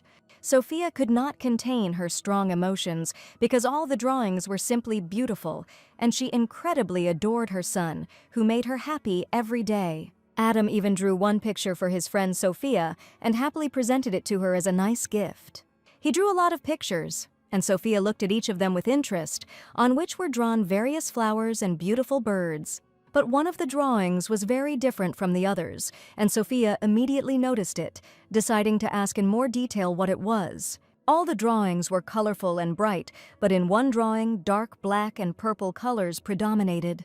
Sophia assumed that it was probably a black monster, and Marianne thought that perhaps the drawing depicted the depth of night. But suddenly, a male voice announced that the drawing depicted a black raven. Leo was standing in the room, and this drawing probably belonged to him, because it was not at all like all the others. The boy happily told that he and Mr. Leo had drawn together, and it was the young man who had drawn the beautiful black raven. Leo confessed. Adam said that she liked the bird, but he wasn't that good at art, and that's why the drawing turned out so special. Leo gave the impression of a man who was capable of anything, but now Sophia was really surprised because she couldn't even imagine that the young man would sit down and draw with the child. Leo was surprised that Sophia was laughing at him so openly because he tried so hard to draw a beautiful bird. Adam laughed louder than anyone else, and Sophia looked closely at the drawing made by the older boy. And at that moment, her best friend was standing behind them, watching with admiration how great this couple looked together. The young man declared that Sophia herself could not draw better, and he was embarrassed that she continued to laugh at him sincerely, although it was funny. They all sat down at the table to try drawing pictures and have a good time with the baby. And Leo was so happy for the first time, although his face did not express any particular emotions, but inside he felt incredible warmth. After some time, the colorful drawings were ready, and Sophia and Mariana tried hard to draw what they had in their beautiful imagination. The next day the weather was incredibly hot, and Lady Sophia was simply exhausted from the heat, sipping a cool drink. The maid asked the mistress not to use such rude words, but she could not say anything else. Due to the low humidity, the summer in the kingdom was especially hot, and the heroine just wanted to lie in the cool water and do nothing else. She incredibly wanted to go to the river or even to the seashore to finally feel the freshness and coolness of a hot, sultry day. Suddenly, the father asked if his daughter also wanted to go with him, but she had no idea where he was going. As it turned out, a merchant ship had arrived at the port, so my father was going to go and meet it. As soon as the heroine heard the words about the sea, she was incredibly happy, because her only desire was to be on the sandy shore and feel the coolness of the sea breeze. She went with her father to meet the merchant ship, and as soon as it sailed to the shore, it struck her with its unimaginable beauty. It was the first time Sophia had seen such a huge, luxurious ship, and it was the pride of the kingdom. They say that this ship can withstand any storm. It is completely unfazed by any weather conditions. At this time, Adam stayed at home, and as soon as the heat subsided, Sophia decided that this ship was definitely worth showing to the baby. The father greeted his friends with respect and was very glad that all the sailors returned home safely. They greeted the gentleman and expressed their deep gratitude to him for the opportunity to use such a ship. He introduced his daughter Sophia to his friends, who expressed a desire to come and see his work. The people asked the Lord to see what rare tea they had managed to obtain, and the merchants also brought new luxurious fabrics. Sophia admitted that she really enjoys spending time with her father because she loves him with all her heart and wants to know more about him. The father chuckled that the girl would not achieve anything with her flattery, and she might not even try. Sophia smiled and said that she was telling the whole truth because she loved her father incredibly. The sailors immediately saw the beauty, offering to take a walk with them in the port, but suddenly Leo approached Sophia because he did not expect to meet her here at all. She also had no idea that Sir Lorraine would be in port, but deep down she was happy to see him again. Leo realized that the girl was probably already tired of this heat and decided to accompany her to a cafe to spend time in a cool place. Together they went to the nearest cafe near the seaport, and the couple looked simply amazing. Looking at them, the father wondered where this guy came from, because Sophia could have had problems if he hadn't shown up, so it would be better if she went with him. Arriving at the cafe, Sophia reported that the young man, as always, had arrived on time and wanted to know what he was doing there. Leo was informed that Sir Medine had gone to port and that he had received orders to ensure his safety. Sipping a cool cocktail, Sophia realized that this was how the royal family looked after their family, in gratitude for catching the thieves. After that, they went to the port to explore the area a bit, and it turned out to be a really hot day. Sophia's father got along well with all the merchants, and everyone respected and revered him incredibly as a friend. Leo also noted that the gentleman is a wonderful person, but this also applies to Sophia's entire family. Suddenly, she asked about Leo's family, since she had never heard of any of his relatives. He told me that his older sister lives in the territory of Lorraine, and his mother left this world immediately after his birth. Winters in the territories were incredibly harsh, and besides, the struggle for territories never ended, and this is a land where you can't survive without the necessary preparation. For Leo, his father was more of a teacher than a parent all his life, and he forced the boy to study day after day. There were days when he was so unhappy with fencing that Leo was not allowed to go to bed until he had perfected the techniques. When he was little, he was incredibly offended by this attitude. But it was necessary to become a worthy heir to the family line, and Leo knew that Sophia probably had something to say about the upbringing of his father, but that was how it was in his family. That is why he was deeply touched by the love and warmth of the Medine family, and did not even suspect that such a relationship could exist. When each family member supports each other, rejoices in success and victories, and does not scold each other for defeat. But Sophia always considered her father a terrible person, but as it turned out, Leo's father was much stricter, and his childhood was completely different. She was sure that her father would not let her in with a child in her arms, but she took the courage and decided to show him her true feelings.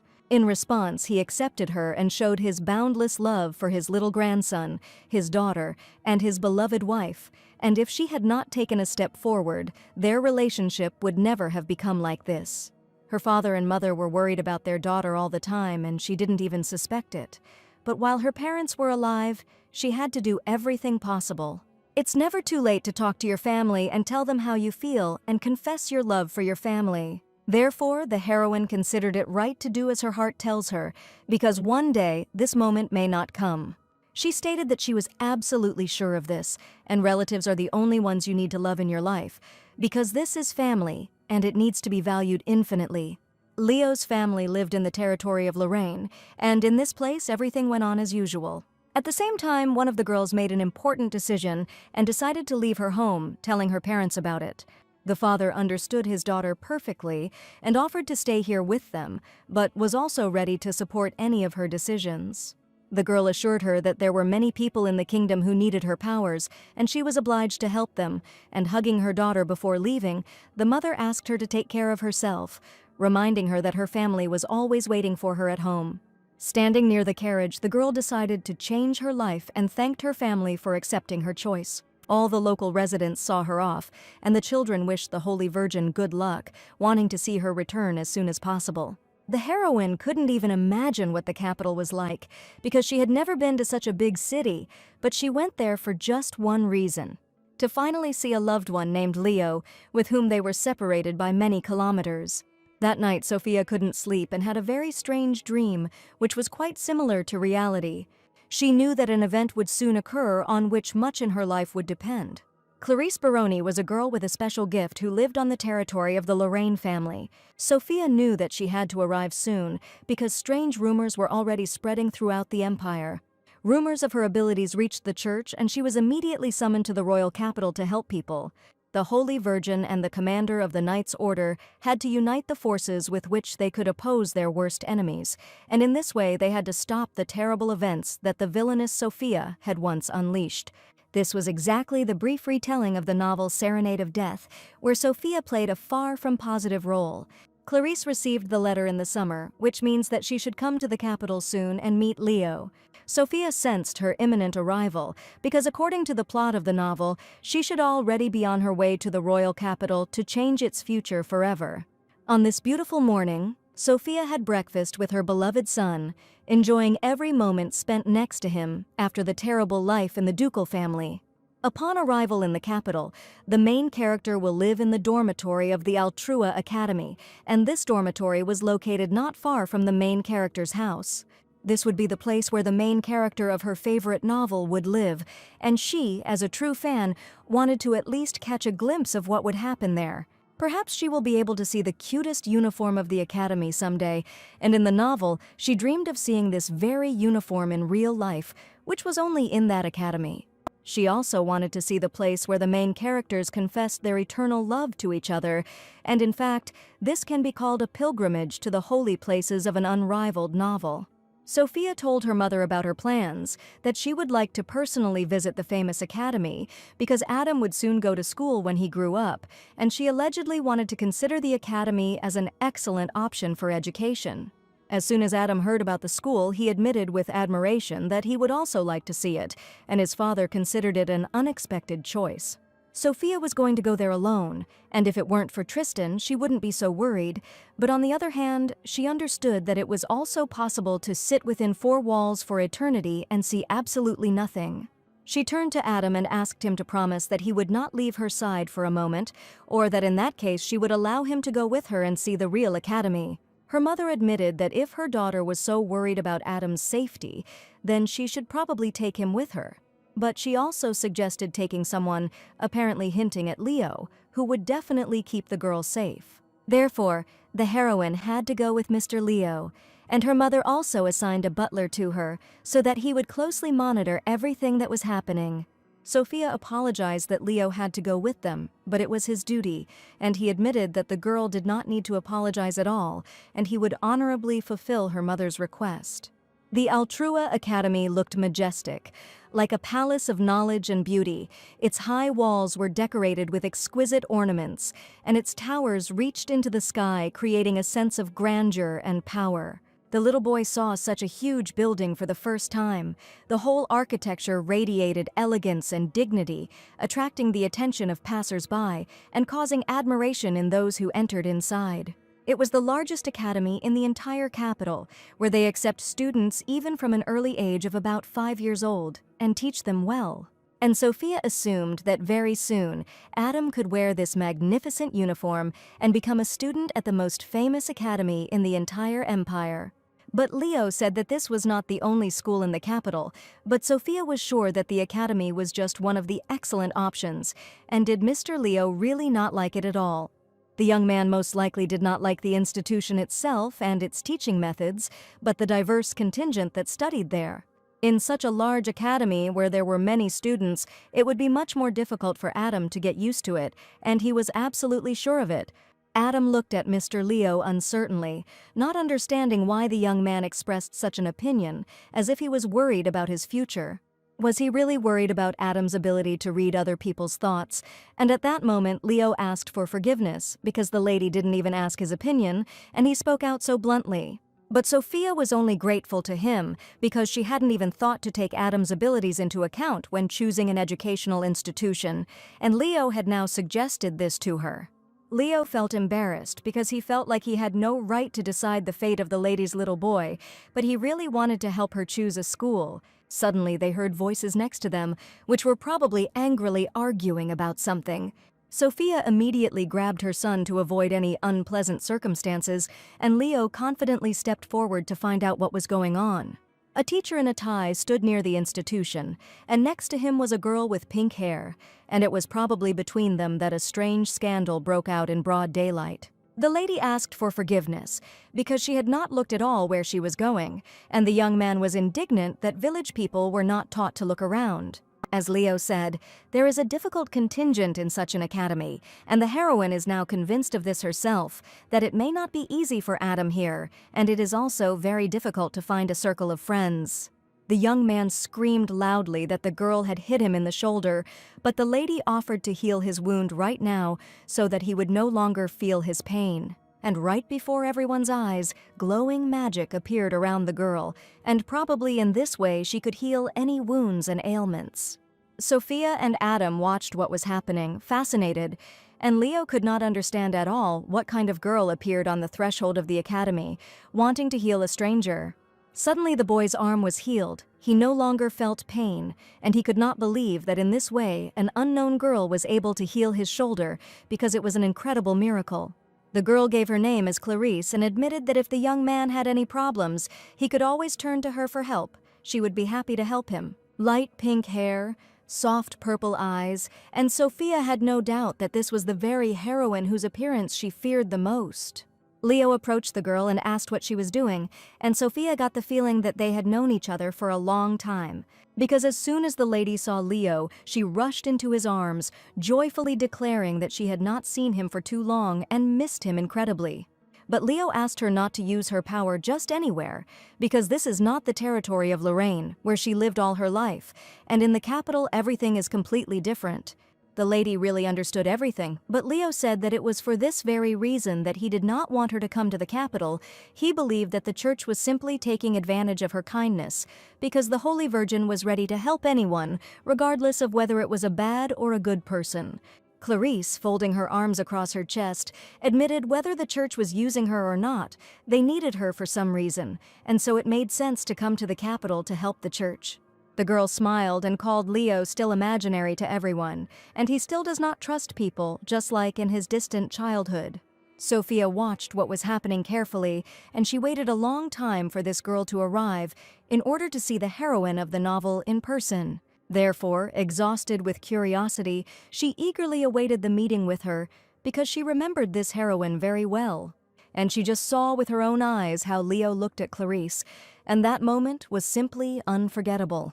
After all, she had just seen the interaction of the main characters of the novel Serenade of Death, and this moment simply gave her goosebumps when she read the novel. Sophia was delighted, and it seemed that this admiration was spreading throughout the entire street, and the heroine could not help but notice it. Noticing the girl who caught her attention, she wondered if this lady was also familiar to her.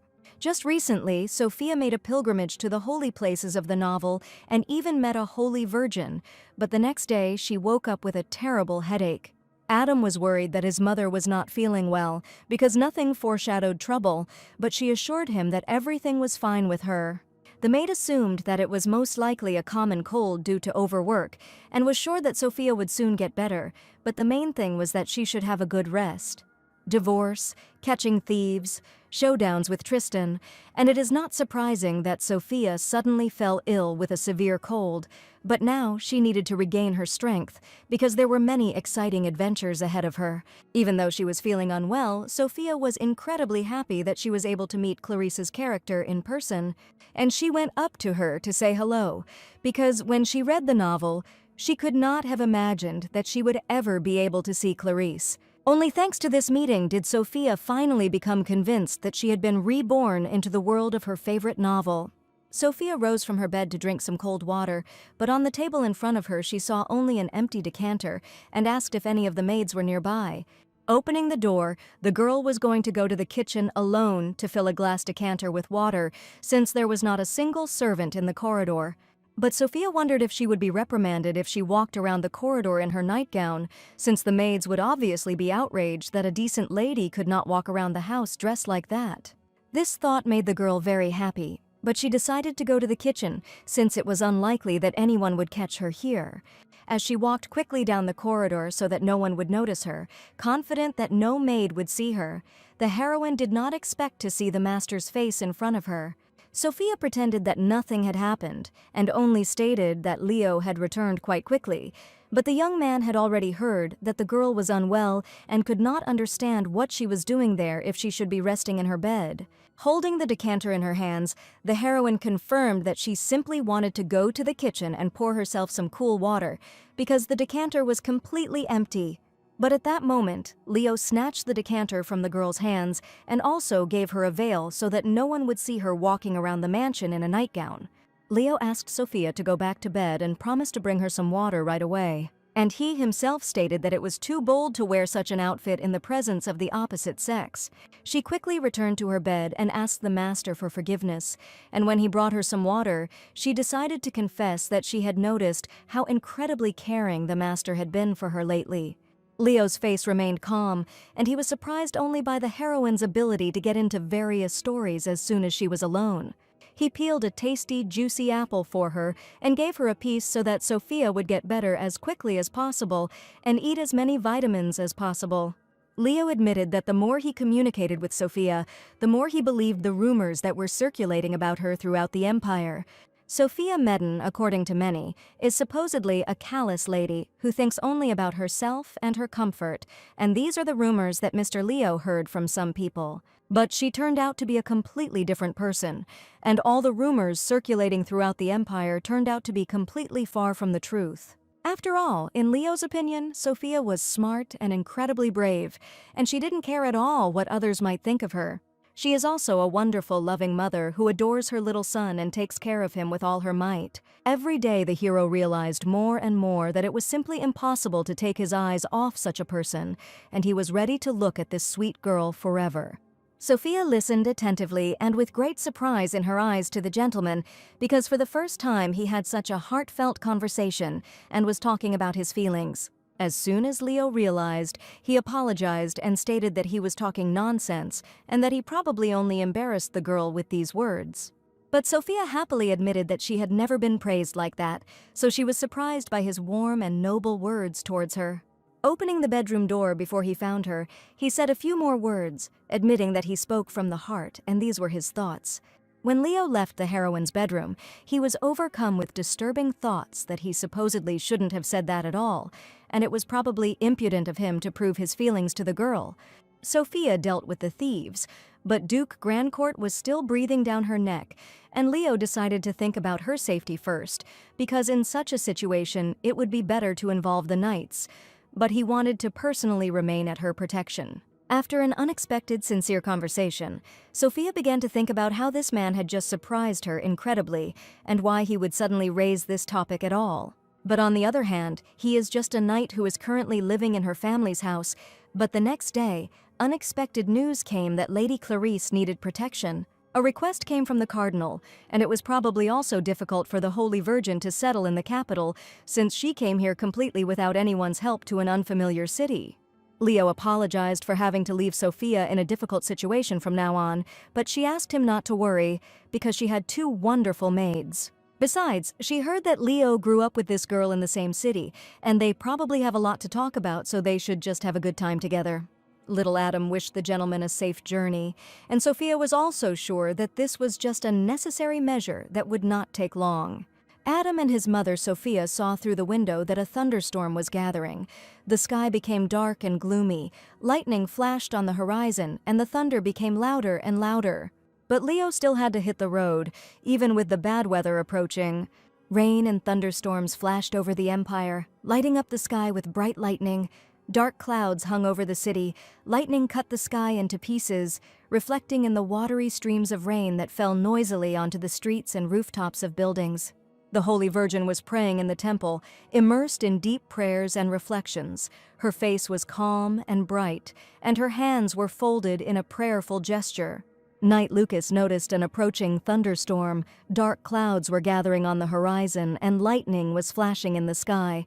Suddenly the rain began to pour down in buckets, in strong streams, flooding the ground and rustling on the roofs. Clarice thanked the knights for calling to escort her today, and the knights could not allow the Holy Maiden to not get wet, promising to escort her to the dormitory. Leo was extremely unhappy that he was so urgently called to accompany the girl to the temple because he had completely different plans. Lucas was sure that this mission was very easy and they would finish it quickly, but he realized that everything depended on their strength once the mission was completed. He chuckled that Leo probably just really didn't like rain or was afraid of thunderstorms, and the commander made a displeased face. The girl was surprised that Leo had a person like Lucas, and Leo didn't know how to express his emotions properly. The commander didn't respond to this, and Lucas wondered if this was the whole truth, and Leo just didn't know how to talk about his feelings. And Clarice was also incredibly happy that Leo was able to find such a wonderful friend in the capital. But Leo asked the girl not to talk about him as if he were a child, because he communicates with more than just one person, Lucas. She immediately understood that they were talking about the beautiful Sophia and her baby Adam, with whom Leo now lives in the family, constantly being near them. Clarice found this meeting pleasant because the other day they had seen the mistress of the Maiden family and they had even managed to chat a little. Leo wanted to say that Sophia was not the mistress of the house at all, but before he could say a few words to her, Clarice approached him. Clarice pressed herself against Leo's chest, feeling warm and protective, her heart beating fast and her eyes reflecting a mixture of worry and trust.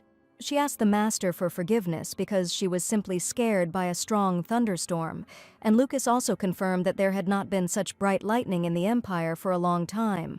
As soon as Leo heard the rain getting louder, he immediately thought of Mrs. Sophia, who was left alone at home in a state of illness. What he was most worried about was that the girl would be afraid of the loud claps of lightning and would feel uncomfortable, or even worse, would start to get very nervous. So when Clarice offered Leo some tea and a little chat, even though he was not busy at the moment, he immediately declined.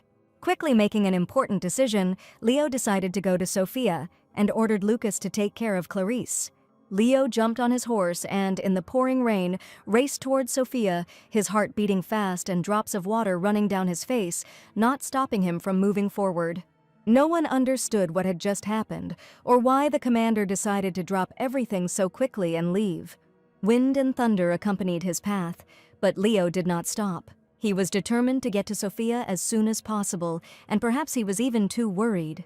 But now he just wanted to get to Sophia as quickly as possible to make sure that she was completely okay. When the girl saw him on the threshold, she did not understand why the young man decided to return so quickly.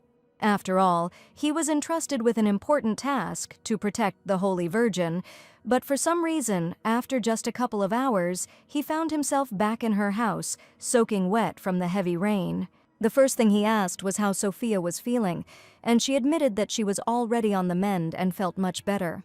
The girl's mood was simply wonderful because she slept a lot and also ate deliciously, which helped her quickly regain her strength. Raindrops were running down Leo's face, his clothes were soaking wet, and water was streaming down his cheeks and neck. Sophia noticed that the young man was soaking wet and said that Leo was at risk of catching a cold just like her, so she ordered the maid to prepare a warm bath and clean, dry clothes. The young man categorically refused and stated that he did not need it at all and that he would be completely fine, despite the fact that he was very wet in the rain. But Sophia did not want the young man to fall ill the next day, and little Adam, who was standing nearby, screamed from the loud roar of thunder that broke out. Looking out the window, the boy was incredibly afraid that lightning should not strike their house, and his tiny hands simply trembled with fear. Leo realized that he had arrived just in time to try to calm the baby and Sophia, who was probably very worried. The rain continued. Clarice looked out the window at the raging thunderstorm. She carefully observed this powerful spectacle, feeling both awe and calm before the grandeur of the elements. Lucas admitted that if a girl is looking for company for tea, he would be happy to drink hot tea with her. But probably this offer was only relevant for Leo, and Clarice stated that she was going to return to the hostel if the gentleman was busy. Lucas noticed how the girl was communicating with the commander, and decided to ask if they had known each other since childhood. Clarice met Leo when she was about 7 years old, and they were still very young children, and she wanted to immediately find out from him about life in the capital, which is why she wanted to spend time with Leo today. If the girl had any questions, Lucas suggested asking him, since he had been living in the capital of the empire for a long time. And probably Clarice will still have a chance to ask the commander himself about everything, but now he probably had to leave on urgent business. Lucas was indeed right, and Clarice decided to stop being upset that she hadn't been able to talk to Leo today. But Lucas decided to keep quiet about where the commander had gone and under no circumstances tell the girl about it. After all, if she finds out that Leo went to Sophia, she will probably worry for a long time. Early in the sunny morning, the maid greeted Sophia warmly. The bright rays of the sun penetrated through the windows, filling the room with a soft glow. The whole atmosphere was filled with the warmth and light of a new morning. Sophia noticed that another new girl had appeared next to the maid, whom she had definitely not seen in her house before. The lady welcomed the new worker into her home and saw how incredibly nervous the girl was on her first day of work. The new maid's name was Rita, and she was assigned to replace Lady Sierra for a time. Rita was a very anxious girl. As soon as she saw that the young gentleman was running somewhere, she ran after him and screamed for him to stop, because the boy could trip and fall, and Sophia and the other maid just stood and watched as the new lady ran after her mischievous son. From the very morning, Sophia decided that today she was going to spend the whole day with Adam and devote time only to him. But at that moment, Leo approached her and asked if the lady had decided to go for a walk on such a warm and beautiful day. Sophia planned to take Adam to the garden to show him the magnificent flowers that had just recently blossomed. Leo was going to go with her, but the lady did not understand, because the young man was clearly expecting service, and he had completely different plans. The gentleman stated that he had no duty today, and Sophia was incredibly happy that he could rest with her and little Adam. Sophia was delighted to learn that Leo would be spending time with them. Her face lit up with a smile, and her eyes sparkled with joy and hope. She looked at him with warmth, feeling that their communication would make this day special. Earlier, Adam was almost kidnapped in the garden, so Leo promised to accompany the girl, but did not want to interfere with her rest with her son. These words made the heroine's face twist into an unpleasant grimace, but she understood that she no longer had anything to resist with. So Sophia decided to give in and told Sir Lorraine that if the young man wanted it, she would be only glad. And she was sure that she should be the one to thank because Leo was spending his only day off with them, but it was for this very reason that the young man wanted to spend it this way. Near the gazebo, flowers in the garden were fragrant, filling the air with a delicate aroma. Bright petals bloomed in abundance, creating a beautiful and pleasing picture for the eyes. As soon as they arrived in the garden, Leo stood near the gazebo and humbly stood at a distance, with his arms folded across his chest, and he did not come any closer to Sophia. Looking at Mr. Leo, who was standing in the distance, Sophia could not understand what his words meant, to spend her day off exactly like this. Sophia wove a delicate wreath of daisies and smiled lovingly, looking at her little son. She carefully placed it on little Adam's head, and his little face lit up with joy and surprise, and his eyes sparkled with happiness. The maids and Sophia looked at the flower prince with admiration. He seemed to have come out of a fairy tale, so gentle, handsome, and surrounded by natural beauty. Adam exclaimed with happy eyes, "If he is a flower prince, then that means his mommy is a real princess." Sophia clarified that if she was his mother and he was the little prince, then she was a real queen. and the boy offered to make a magnificent crown for his mother the queen and happily headed towards the flowers. There was a beautiful fountain in the garden. Its water softly murmured and reflected the sun's rays, creating a magical atmosphere. A variety of flowers grew around it, bright roses, delicate lilies, lush peonies, which filled the garden with aromas and beauty. Adam looked at the variety of flowers and asked what kind of flowers his beloved mother liked, because he had never asked this question before. Sophia told me that my favorite flowers are Sophia roses. Peach roses looked delicate, like clouds at dawn. Their soft petals had a subtle peach shade, smoothly turning into light tones. Adam was surprised that the roses had the same name as his mother, and indeed these roses were named after her. After all, they were as incredibly beautiful as Madame Sophia herself. These roses radiated a special softness and grace. This special rose became for Sophia not just a flower, but the personification of her soul and beauty, filling her heart with joy and pride. Sophia suggested that the little one have lunch right in the garden, because today she baked his favorite delicious cookies for him. Sophia had been baking quite a lot of cookies since early morning, and asked the maid Iris to bring them to the garden. She asked Rita to look after the young master, and the new maid happily agreed to carry out the important mission, promising that she could be relied upon. Looking closely at the beautiful roses, Adam could not help but think that it was because of these flowers that he wanted to weave a crown for his mother. He asked Rita if it was possible to cut these beautiful roses, but on the other hand, he felt very sorry to do it. Rita said that if you cut a little, then probably nothing bad will happen, and Mrs. Sophia will be incredibly happy with the crown that her beloved son will make for her. They carefully selected several rose flowers and cut them straight from the bush, while the maid helped the boy all the while. The maid Rita helped the boy Adam weave a crown of roses for his mother, and together they carefully joined the petals, creating a beautiful and delicate crown. The result was an elegant crown, full of love and care, which the boy was proud to give to his mother. Finally, Sophia arrived with some delicious cookies, and she arrived just as the crown was already finished. Adam gave a wreath of roses to his mommy Sophia and was happy to see her smile because he made such a beautiful and special gift for her beloved mother. At first, the maid was afraid that the magnificent flowers in the garden had been cut, but Sophia hastened to stop her. Sophia tenderly accepted the wreath of roses, feeling all the sincere love and care of her little son.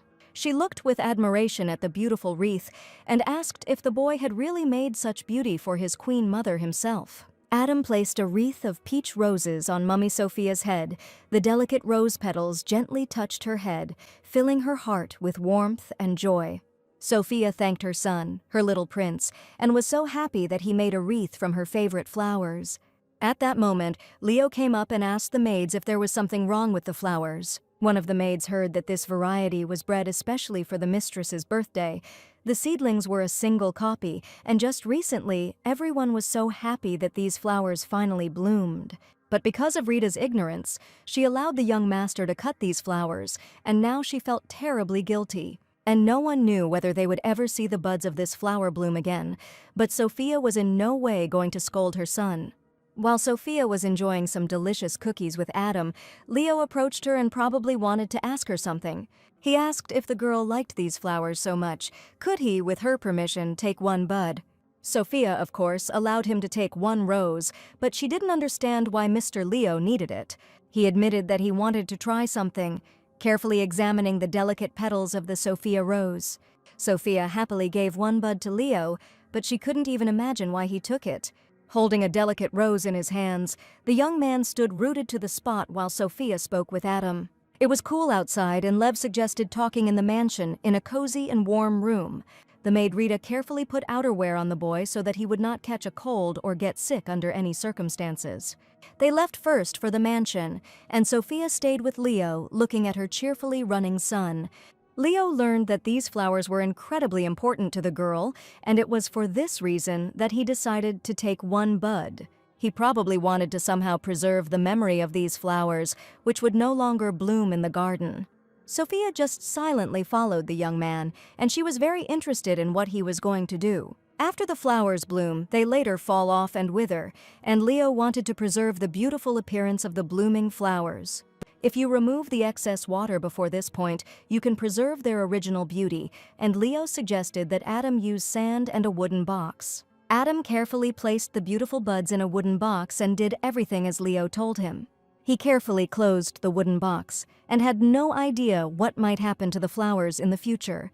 Leo said that now all that remains is to wait for the results in about a week and only then open the wooden box. As it turned out, Leo knew a lot about drying flowers to preserve their original beautiful appearance. Adam was surprised that Sir Lorraine knew so much about drying flowers, and this was surprising for the knight. In the region where he grew up, it was always very cold, and flowers did not survive for long, so this method was invented specifically to preserve their fleeting beauty. And Sophia noticed that since even Adam had managed it, it shouldn't be that difficult, since Leo had explained everything in detail about each stage. Remembering the black raven the gentleman had drawn, Sophia smiled, and the young man admitted that he rarely succeeded in doing this. And Sophia asked what exactly had caused him difficulties during the hearing. In fact, Leo was not entirely sure, and perhaps he picked the flowers too young, and he also expected what would happen next. He had tried to dry freshly picked flowers more than once, and perhaps had used too much force in the past when burying flowers in the sand. Eventually, people begged the young man to leave the flowers alone, and no matter how hard Leo tried, he never managed to do it well. There are those who try too hard but end up failing, and Sophia noticed that this was exactly the case with Mr. Leo. He asked Sophia if he could see the bush on which these beautiful flowers grew. They went out into the garden, where fragrant roses grew on the bushes, but now there were too few of them left. Leo suggested that the girl plant flowers next to this bush, and this time name the flowers after Adam. Sophia had never even thought of such a great idea, and illuminated by the rays of the sun, she thanked Sir Lorraine for the sweet idea. She really wanted to choose the perfect flower for Adam, and Leo suggested that they choose it together. Sophia looked at Leo in surprise, not expecting him to suggest such an idea. He admitted that he would be happy to help if Sophia needed his help, and she could always turn to him. But the lady was sure that the young man had already done so much for her and little Adam, and she knew that he was doing all this from the heart. Leo somehow thought of Mr. Adam as an endlessly sweet child, so doing something for him was not at all a burden for the young man. Sophia smiled, because could it really be that her son's charm had struck such a cold young man, who had certainly never wanted to do anything like this before? In fact, Leo was sure that he was not good with children, but Mr. Adam, despite the young man's bad character, communicated with him so sincerely and purely. But now he wanted to do something special for this boy, and flowers would be planted in his honor as a sign of respect for the young master. Leo even suggested that perhaps it was because of the love that Sophia endlessly gives to her child. The heroine was a little embarrassed, because she never expected to hear something like this from the knight. And in her eyes, Leo was the ideal hero of a novel that was good for everyone, no matter what he did, because in reality he turned out to be the most ordinary living person. Smiling tenderly, she asked what flowers Leo thought would describe Adam's character. The young man thought for a moment, and most likely the radiant boy reminded him of bright sunflowers. Sophia thought these flowers were a great choice. The sunflowers were beautiful yellow flowers that the boy would definitely like. She was sure that if she chose a bright sunflower for Adam, then Mother would have a cosmos. In the language of flowers, it signifies harmony, humility, and maiden innocence, and in Sophia's opinion, it was simply perfect. Even without knowing the language of flowers, Leo picked up a beautiful flower, and he only remembered everything that Sophia had ever told him. Together, they came up with the idea of creating a whole family flower bed, and Sophia wondered what flowers would be suitable for her father in that case. While the hero was in the garden, the butler respectfully greeted the uninvited guests who unexpectedly appeared in the mansion. Lady Clarice appeared on the threshold with her maid, and today she appeared here completely unannounced. If she hadn't come here, she and Leo wouldn't have met for another year, and she was incredibly glad that Leo had a friend like Lucas, who became a source of information for her. While the butler was escorting the girl, she noticed Mr. Leo in the courtyard, who hardly expected to see her here now. As soon as she saw the young man, her eyes lit up with unpleasant happiness, and Clarice was very happy. But she saw Leo with another girl, and noticed how they were chatting sweetly with each other, and Sophia was smiling radiantly at him in response. Leo promised to show a store next time that is highly valued by the locals. This store has the best goods in the capital. Sophia couldn't wait to see Adam's reaction to the planted flowers, and Leo suggested surprising him and not telling anyone yet. Clarice saw the two of them together and stopped in her tracks, completely unsure of how to feel about this now. After all, this girl was definitely the owner of this house, but for some reason they were walking together with Leo in the garden, pleasantly chatting with each other.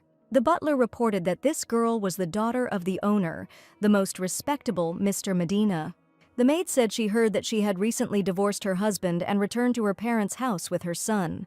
The butler heard the maid's words, and she tried to justify herself by saying that she simply thought that since Leo was indebted to her, they should surely be just as respectful. Clarice ordered that the schedule for tomorrow be changed, and that the church be informed, since she now decided that she had completely different plans. 2 days earlier, Mr. Lucas had come to Lady Clarice and apologized for her having to see the young man in such an unsightly state. She came from the temple to the venerable knights and wished Lord Lucas a good day. But Lucas, not expecting to see a girl here, did not understand what wind had brought her here. Clarice admitted that she had heard that Leo was on duty and wanted to see him. Lucas did not understand why the lady did not arrange a meeting directly, but the girl was sure that the Medin family would interfere with their meeting, and she asked Mr. Lucas to help, because in the capital, he was the only one she could rely on. It was for this reason that the knight agreed to take the girl to the Maiden family home so that she could meet her master, Leo. He knew he was making a rash move the moment they stepped onto the mansion's doorstep to be met by an unsuspecting butler. And Lucas had already assumed that this meeting would not end well, but he could not refuse Lady Clarice at all. The heroes arrived at the Sonata clothing store, where they were greeted by a cozy atmosphere and bright display windows. The shelves were filled with a variety of outfits, from elegant dresses to stylish suits. Taking the girl by the arm, Leo asked her to walk with him, and Sophia was surprised because she had never been in this store before. He turned out to be so luxurious, and Sophia didn't even imagine that Leo had a great understanding of fashion. But for some reason, the first thing she saw was Lady Clarice, who definitely couldn't have just appeared here at that exact time. The girl was allegedly surprised to see Leo in this store and stated that she did not expect to meet him here at all. The young man asked Clarice what had brought him here, and she said that she had special, precious memories associated with this store. Long ago, Leo noticed that the girl's shoes were uncomfortable and brought her here, buying her beautiful new shoes. The bright yellow shoes with a stylish small heel perfectly suited Clarice's style, and the heroine admitted that she still wears them, and they are the most wonderful memory of this store for her. At this point, Sophia felt like she was out of place in this conversation, but since she had come here with Leo, she had no choice but to just stand there. It was a story of days gone by, and Leo said that he had arrived here today with Madame Sophia, and they had completely different plans. Clarice pretended not to notice Sophia at all, and apologized for the late greeting, and also thanked the girl for looking after Leo. And suddenly she announced that if Sophia didn't mind, she would like to steal Leo for a while, and she came here to choose a dress and would like him to help her choose. The store was filled with luxurious, sophisticated dresses that seemed made for special occasions.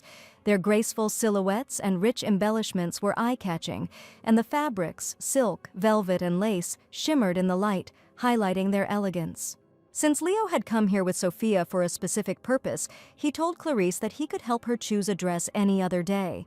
But the Holy Virgin was not going to back down, and was sure that the young man was simply still being overly stubborn, handing him the unexpected letter. It was a letter from his father, Leo, and she asked him to look at the urgent message.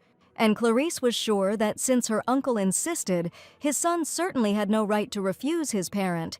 After reading the letter, Leo realized that this was an urgent matter, and Mrs. Sophia asked him not to worry, thanking him for simply taking her to a luxury store.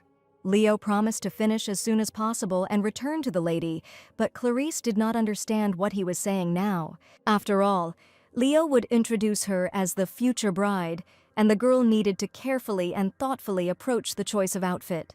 Clarice was one of the candidates for the bride, but the master asked her not to speak as if everything had already been decided, despite the fact that everyone saw them as a beautiful couple. Leo and Clarice were engaged, and Sophia knew that, according to the plot, they would eventually become husband and wife, so everything that happened was extremely logical. Lucas watched closely as Clarice took Leo away, and he really wanted to be wrong about his opinion. But now Clarice stood opposite Mrs. Sophia, confident that Mr. Leo would definitely be with her and not with this girl. It was probably too early to say that, but everyone around them was confident in their union, and Clarice admitted that she just didn't want to put pressure on Leo. Sophia understood perfectly well what this girl was getting at, and she was simply jealous that Leo often spent time away from her. Allegedly, they had known each other for a very long time, and she knew him better than anyone else, so she stated that she did not intend to give this young man to anyone.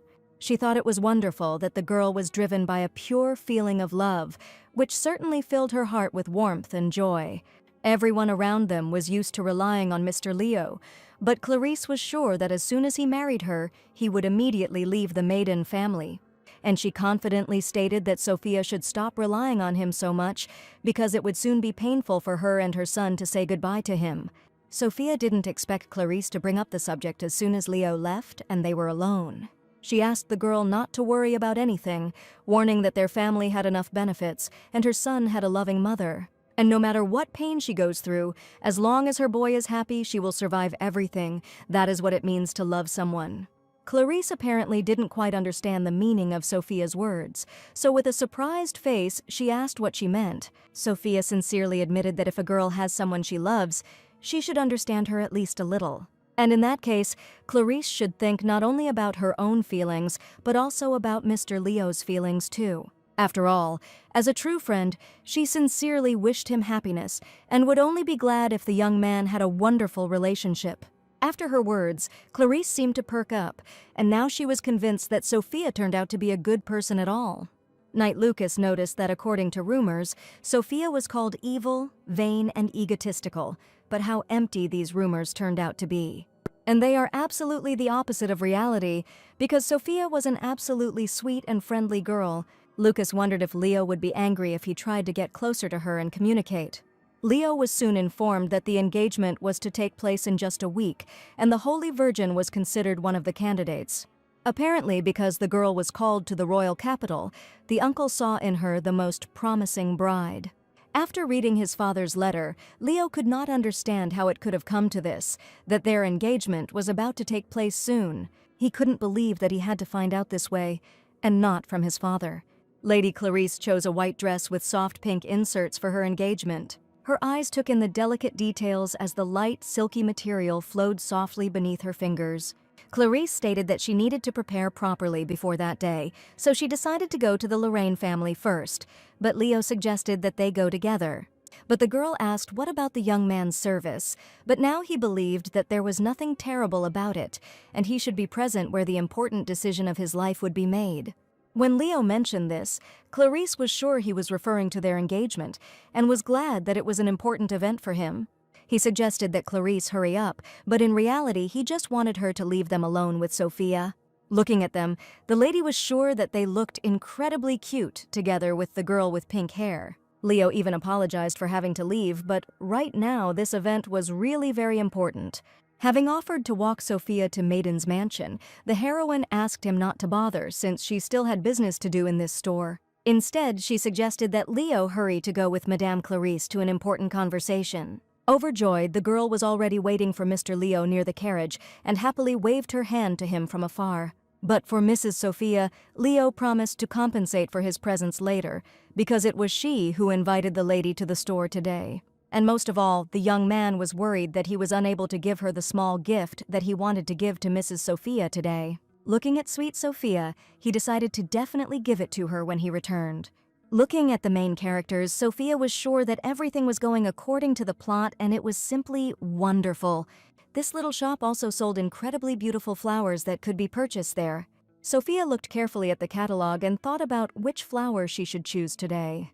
But at that moment she heard a familiar voice nearby, and it turned out to be Mr. Lucas, who scared her a little with his unexpected appearance. She certainly didn't expect to see Sir Lucas here, and immediately asked what he was doing here. Smiling, the young man said that he simply saw a lonely, beautiful lady and decided to approach her, assuming that she probably needs help with shopping, and perhaps Sophia cannot decide on a choice.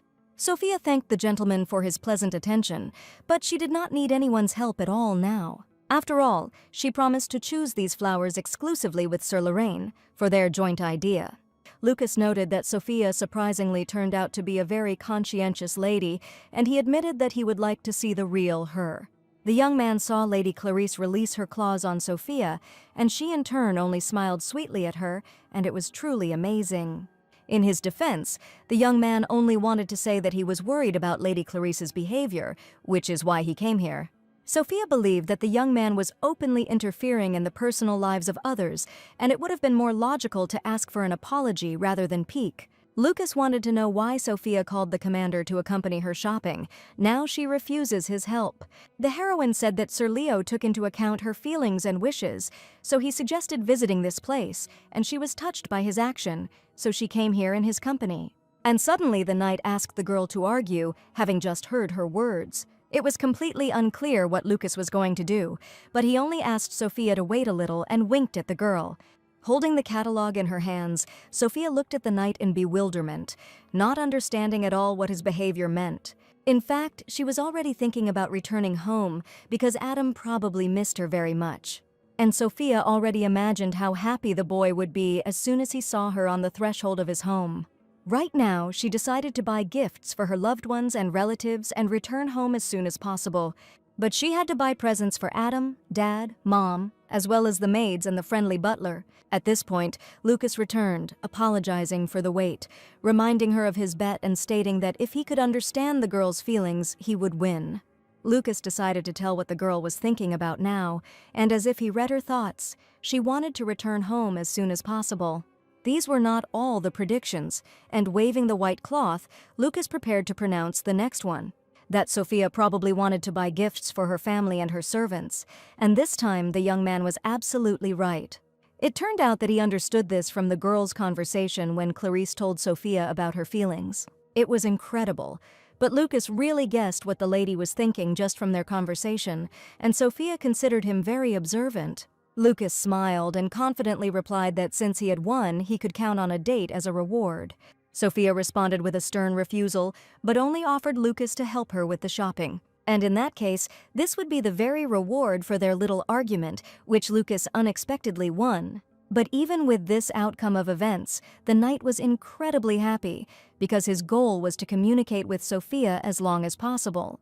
Smiling, Sophia noted that what a strange young man wanted her attention, but she was pleased that he wanted to know the real her. That evening in the temple, the Holy Virgin had an important conversation with her mentor about whether he was sure that Lady Sophia was a bad person. The head priest replied that he didn't think the ex-husband would lie about such a thing, and he had probably already met Tristan. But Clarice said that this girl supports her relationship with Leo, and what the Reverend says sounds like an absolute lie. The man replied that Clarice was simply a good girl and therefore wanted to see good even in terrible evil, and that the Holy Virgin should not get involved with Madame Sophia at all. After these words, he asked the Holy Virgin to go about her business, and she, almost throwing a smirk at her mentor, thanked him for her speech. But unfortunately, the Holy Virgin did not know what fate the Church had prepared for her, because she was called to the capital for a reason. The main thing is that the priest was sure that this girl turned out to be much more useful than he had assumed, and he wanted to make sure that the strongest knight would also appear on their side, and in that case they would no longer have anything to fear. Sophia finally arrived home. The first thing Adam asked was whether Mr. Leo had left, because they had definitely gone to the store together.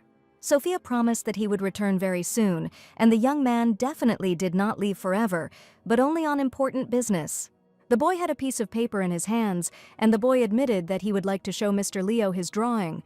Recently, the young man said that Adam was a nice boy, and he would probably be very happy to receive a special drawing from the young gentleman. Sophia suggested that her son send the drawing by mail, saying that Sir Lorraine would be only too glad to receive a letter from the boy, and if he sends the letter now, it will arrive at his house just in time for him to arrive. The maids drew colorful pictures with Adam while the little boy had a great time with them. But Sophia couldn't stop thinking about whether the events in the novel had unfolded the way they were unfolding right now. And all she could do was wait to see if anything had changed in the plot after she divorced Tristan. The carriage with the heroes was racing along a picturesque road to Lorraine, and the window offered a beautiful view of green hills, blooming fields, and cozy villages floating past. Leo wanted to observe the actions of the church, which is why he went to the capital, but he did not think that he would have to return home so soon. And he very much hoped that the influence of the temple did not reach the lands of Lorraine and the local inhabitants. All this time, Clarice looked at Mr. Leo, noticing a serious attitude and some concern in him. Lady Clarice greeted the family with a warm smile and a joyful heart. Her eyes sparkled with happiness when she saw her loved ones, and she lovingly came forward to hug them. At that moment, the whole atmosphere was filled with coziness and mutual warmth, because the meeting was long awaited and special for everyone. The father had been waiting for the arrival of the gentleman on the left in his office for a long time. The butler immediately reported this to him. Mr. Leo said that he was going to say hello to his father, suggesting that they continue the conversation about marriage a little later. After all, the first thing he needed to do now was check everything himself as soon as possible. The father was waiting for his son Leo in his office, and when he entered, he was met with a sullen look and silent tension. The head of the Lorraine family said that his son had made him wait. His father's gaze was stern and a little cold, as if he expected a different behavior. Leo felt this atmosphere and approached him with slight excitement, realizing that the upcoming conversation would be serious. At this moment, there was a sense of importance and internal struggle in the air. Having suggested that they skip unnecessary conversations, the father stated that they were expecting guests and had a lot to do. But suddenly the son confessed that he would like to postpone the engagement to the daughter of the Buroni family. The son actually wanted his father to simply take his opinion into account, and after his words, the head of the house invited him to speak out. He asked his father to first answer why he decided to choose this particular girl as his bride. When his father asked why Leo needed the information, he said that he wanted to understand what prompted this particular decision. The man admitted that Lady Clarice was simply worthy of becoming part of their noble family, and the young man certainly had no one to follow as an example, and his father did not understand at all what the problem was then.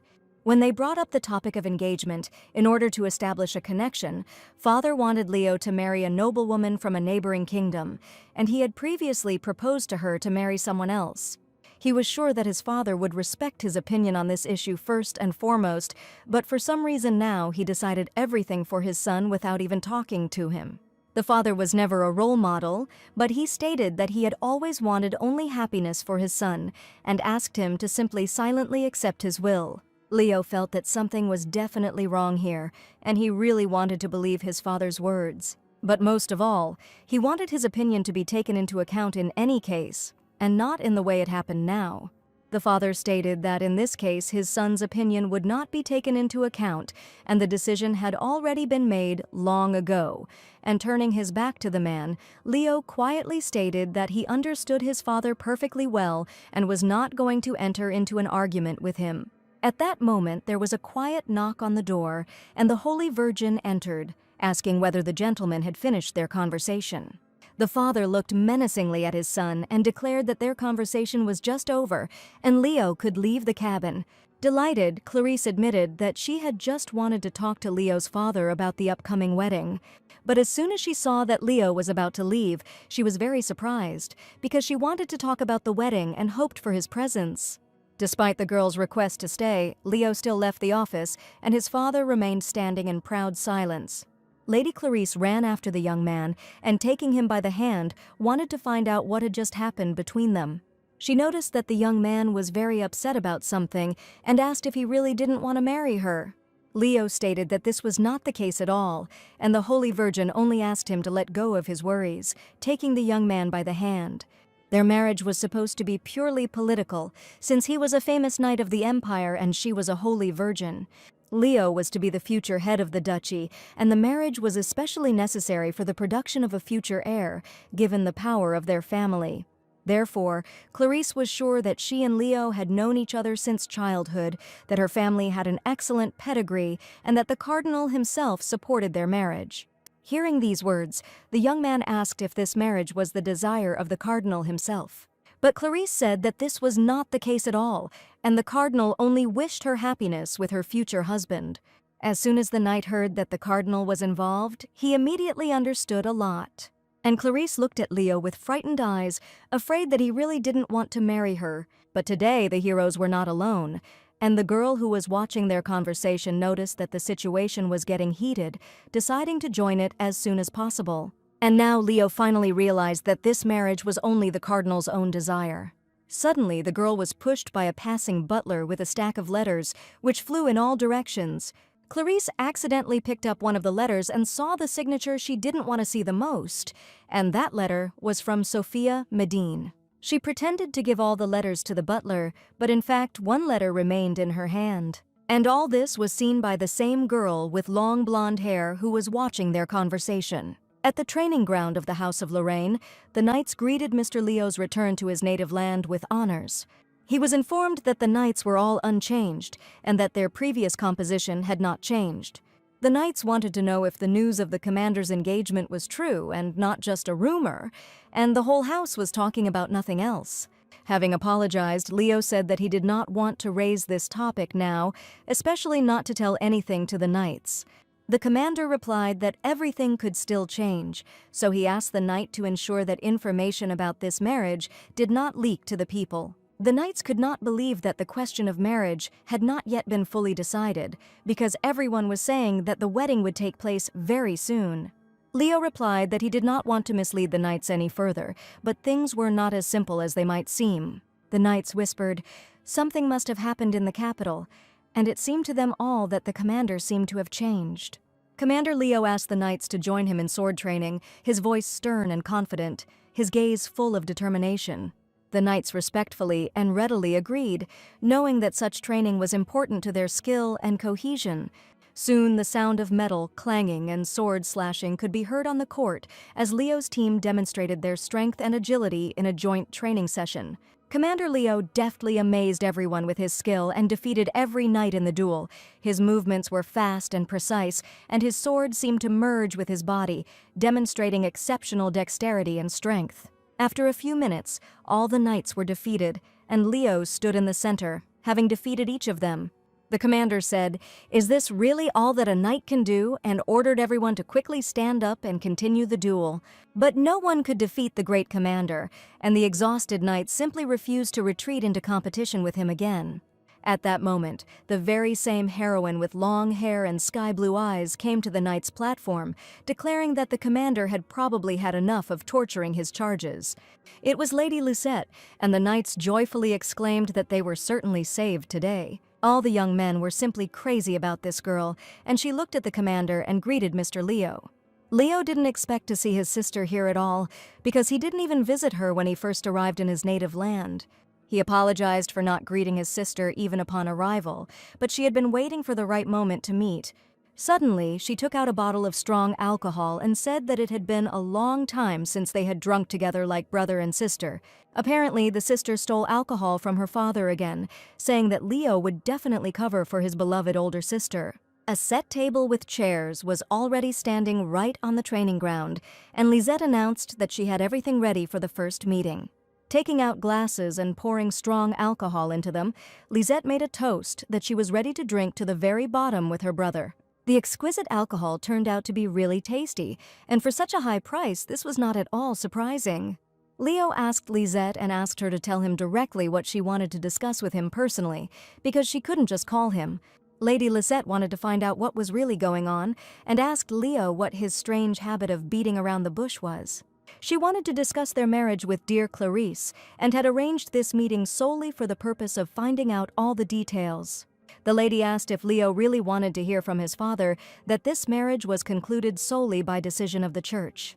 The father stated that my son would not be taken into account in the marriage issue, probably because he was still too inexperienced and allegedly did not understand anything about it. But Leo said that he still did not intend to simply put up with his decision, in which he did not even take part. Despite the fact that his father always said that the question of marriage would be decided by Leo, here they live unconditionally, declared that he was obliged to marry a certain girl. The firmness of his intentions without explanation alarmed Lisette, and she conducted a small investigation and miraculously discovered that he was meeting with a curious person. The sister didn't know what the deal was with the church representative, but the church had clearly made an offer their father couldn't refuse.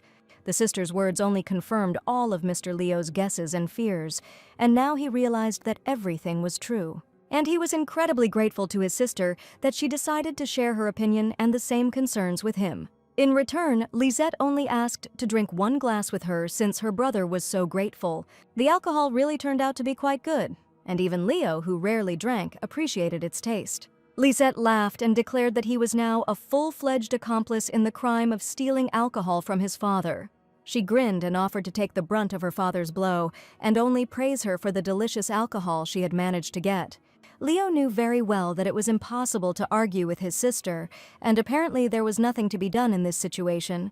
And the sister supported the young man in his decision that only he was worthy of creating his own future with his own hands. All she can do is support her younger brother, with whom she has had a wonderful relationship since childhood. Leo always trusted his older sister, and there was complete mutual understanding and trust between them. Lisette handed her brother a letter that had been mistakenly delivered to her, but she was sure it was addressed to her brother. The letter had a red seal, and at the bottom, in small letters, the addressee's signature was visible.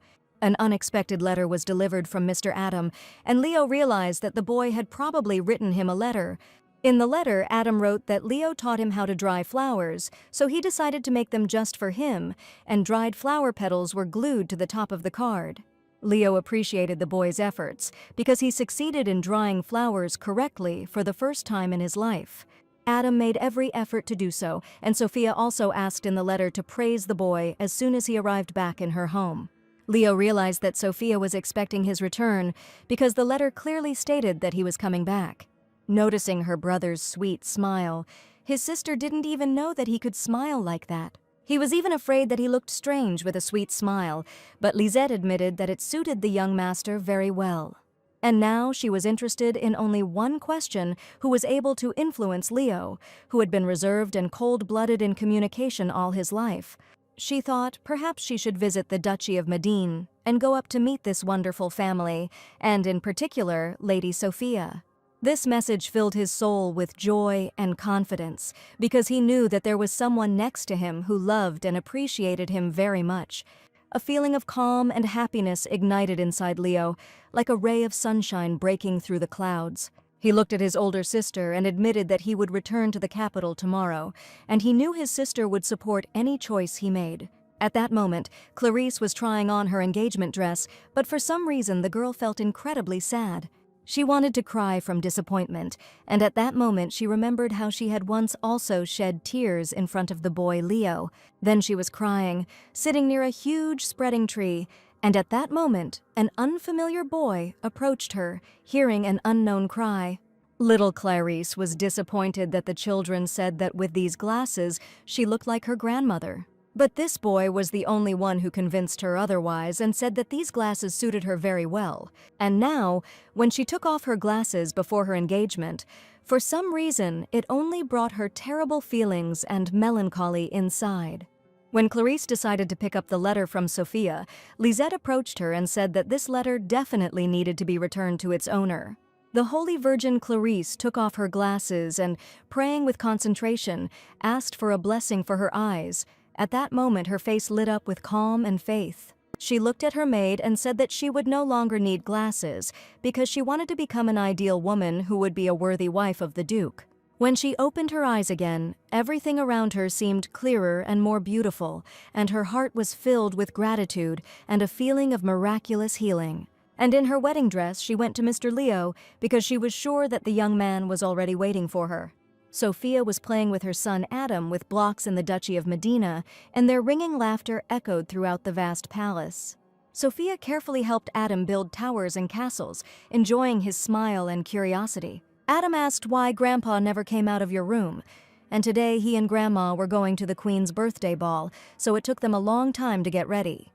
Adam knew nothing yet about the luxurious social events where respectable aristocrats gather to dance at magnificent balls. Sophia said it was an evening where everyone wore their most beautiful clothes and danced to beautiful music, just like in a fairy tale. In the novel, Clarice and Leo danced their first ballroom dance at this evening, and Sophia would have loved to see this scene live. The boy asked why his mother wasn't going to the ball, since all the aristocrats were invited there. At this point, the butler informed the lady that the gentleman wished to see her, and as soon as possible. Sophia didn't understand what had happened, and Adam stretched out his little hands to her and also tried to understand what was going on here. Suddenly, her father and mother asked if Sophia could go to the ball instead of them. Sophia was incredibly surprised why her parents could not attend the ceremony, since they had been planning to go there for a long time. Recently, father received word that an ambassador was about to arrive in the kingdom, and they needed to meet him. But if they went to meet him now, they would definitely not make it to the ball, and the Medin family was obliged to attend this ball, so they apologized when they left, but they had no one else to rely on except their daughter. Sophia didn't even have time to answer, as her mother and father quickly left the palace and got into the carriage in order to meet the ambassador in time. Since she was the only representative of the Maiden family, Sophia had no other choice. There was little time left before the ball, and she asked the maids to begin urgent preparations right away. She apologized to her son that his mother would have to leave for a while to show off the Maiden family in all its glory at the ball. To keep the boy from getting bored, Sophia asked him to build the most luxurious castle that Adam could think of for the beautiful queen. Overjoyed, Adam wanted to start as soon as possible, promising his mother that she would definitely like the castle made of multicolored cardboard. Sophia did not doubt her sweet son at all, and hugging him, she ran to get ready for the important event. The maids quickly prepared the mistress, and Adam stayed with the servants, taking his mother to the ball for the first time, which, according to her, was like a real fairy tale. The ball was attended by aristocrats dressed in exquisite attire and jewelry. Their elegant dresses and suits sparkled under the light of the chandeliers, and their refined manners created an atmosphere of solemnity and beauty. Sophia had not attended any balls for a long time, and as a result, she once again attracted too much attention from the heads of state. But looking at the guests, she decided that perhaps this time she had not attracted attention because all the guests had green elements in their clothes. If you remember, the color of Mother's dress was also not green, and at that moment Sophia saw her friend. Mariana rushed to her friend and said how to understand her appearance here, because she didn't even warn about it. And probably no one told her about the dragon of this ball, and that is why everyone is looking at Sophia so closely. Sophia admitted that it seemed she had been misinformed, but her parents didn't even have time to tell her that the outfit had to include emerald green. But suddenly the young man who approached the lady said that he guessed whose fault it was. It was Mr. Tristan with his mother, and Sophia understood that this ball could end in a real scandal. After all, right in front of her stands her ex-husband, who recently demanded that she give up her child and burst into her home. Seeing this annoying family, a furious anger began to rage inside Sophia, and her hands began to tremble. She tried not to show her emotions, and she had to remain stoic, as befits a true Madame Maiden. After all, she was a completely different person, and she could not have previously known what horrors were happening in this family and what Sophia had to endure. And neither she nor the previous heroine could tell the truth that so troubled their hearts. She felt someone's hand touch her shoulder, as if expressing love and support. And it was a real heroine who was reborn as Sophia, because it was thanks to her character that the girl decided to change her life. She was sure that Tristan's family would no longer be able to influence her. Tristan's mother said in a squeaky voice that she had not expected to see the girl at the ball. A gloating Catherine didn't want to let the moment go and admitted that she was disappointed that Sophia had come to the party completely alone and hadn't even adhered to the dress code. And in front of everyone, she declared that her son did the right thing when he decided to divorce Mrs. Maiden. The aristocrats began to say that Sophia's people had indeed acted ugly, and no one understood whether she had abandoned Mr. Tristan or whether he had abandoned her. Marianne angrily responded to the aristocrats that they did not dare discuss the girl right at the ball and that it was completely indecent. Sophia responded by simply smiling politely and greeting Mistress Catherine with all the respect befitting a true mistress. She apologized for being an eyesore to the lady with her disgusting behavior, and now Sophia was not at all embarrassed to express her opinion. The lady stated that she had recently become a single mother and therefore had absolutely no time to look for a new partner with whom she could come to the ball. Madame Catherine stated that she understood everything perfectly, but even in Sophia's position, she should at least have followed the dress code of the event. After all, this evening everyone was supposed to come in outfits the color of Her Majesty's eyes, that is, with emerald details in the costumes. The invitation stated that the outfit should be in the color of sapphire, and apparently someone simply switched the invitation. And Sophia realized that if nothing was done right now, the honor of the maiden family would be forever tarnished. Catherine laughed, finding this incident funny because Sophia came in blue, but Her Majesty's eyes are green. Turning to her son, she asked him to confirm her words, and the young man always unconditionally agreed with his mother. He bowed and declared that Her Majesty's beautiful eyes were incomparable and not blue at all. Her eyes are like bright emeralds, which is why the young man put on a ring with a huge, shining green stone. Tristan walked up to Sophia and whispered in her ear that his mother had always treated her unbearably and that he was incredibly sorry. But Sophia knew this man very well, and his words sounded like a blatant lie, as was generally always the case. Tristan grinned and said that as an apology, he was ready to give the girl his emerald ring. If she tries on the property of the Grand Court House, she will automatically become a member of their family. He also asked to bring Adam to their family, but now Tristan was trying to get his mother back, in the hope that the boy would no longer have a reason to run away from his cruel father. This is exactly what was expected from this family, and breaking the dress code on the Queen's birthday itself is comparable to spitting in the direction of the royal family. And in this situation, Sophia was afraid that she would have to accept the terms of his game, while Tristan had already put the ring in her hand, asking her to try it on. At that moment, music began to play, and Her Royal Majesty, named Beatrice, appeared before the guests. Tristan and Sophia immediately turned their heads towards the Queen and waited with bated breath for her appearance. Beatrice walked with dignity through the hall, greeting each guest and filling the atmosphere of the ball with a special nobility and grandeur. Majestic and graceful, she was dressed in a luxurious dress decorated with precious stones and wore a crown on her head. The Queen was grateful to everyone present for coming to the event and enjoying a wonderful evening. Tristan told Sophia that the members of the ducal family must greet Her Majesty first. And taking the girl's hand, he suggested that they come together to greet the Queen, because he was sure that Sophia would agree to take his ring. But Sophia was no longer the same timid, quiet girl, and having given the ring to the young man, she confidently declared that she would refrain from his proposal. She called the failure to comply with the dress code entirely her fault, and she had no intention of causing trouble to a stranger Tristan, because she would never give her beloved son to this coward. The stubbornness was admirable, and Tristan Hrivnia declared that he was ready to see where it would lead Sophia in the future. And Catherine was going to have the pleasure of watching Her Majesty's reaction to the outfit of Sophia, who had just refused the mercy of her son. One by one, all the guests greeted the magnificent Queen and respectfully thanked her for the luxurious celebration. Finally, it was Sophia's turn, and she bowed and politely greeted Beatrice.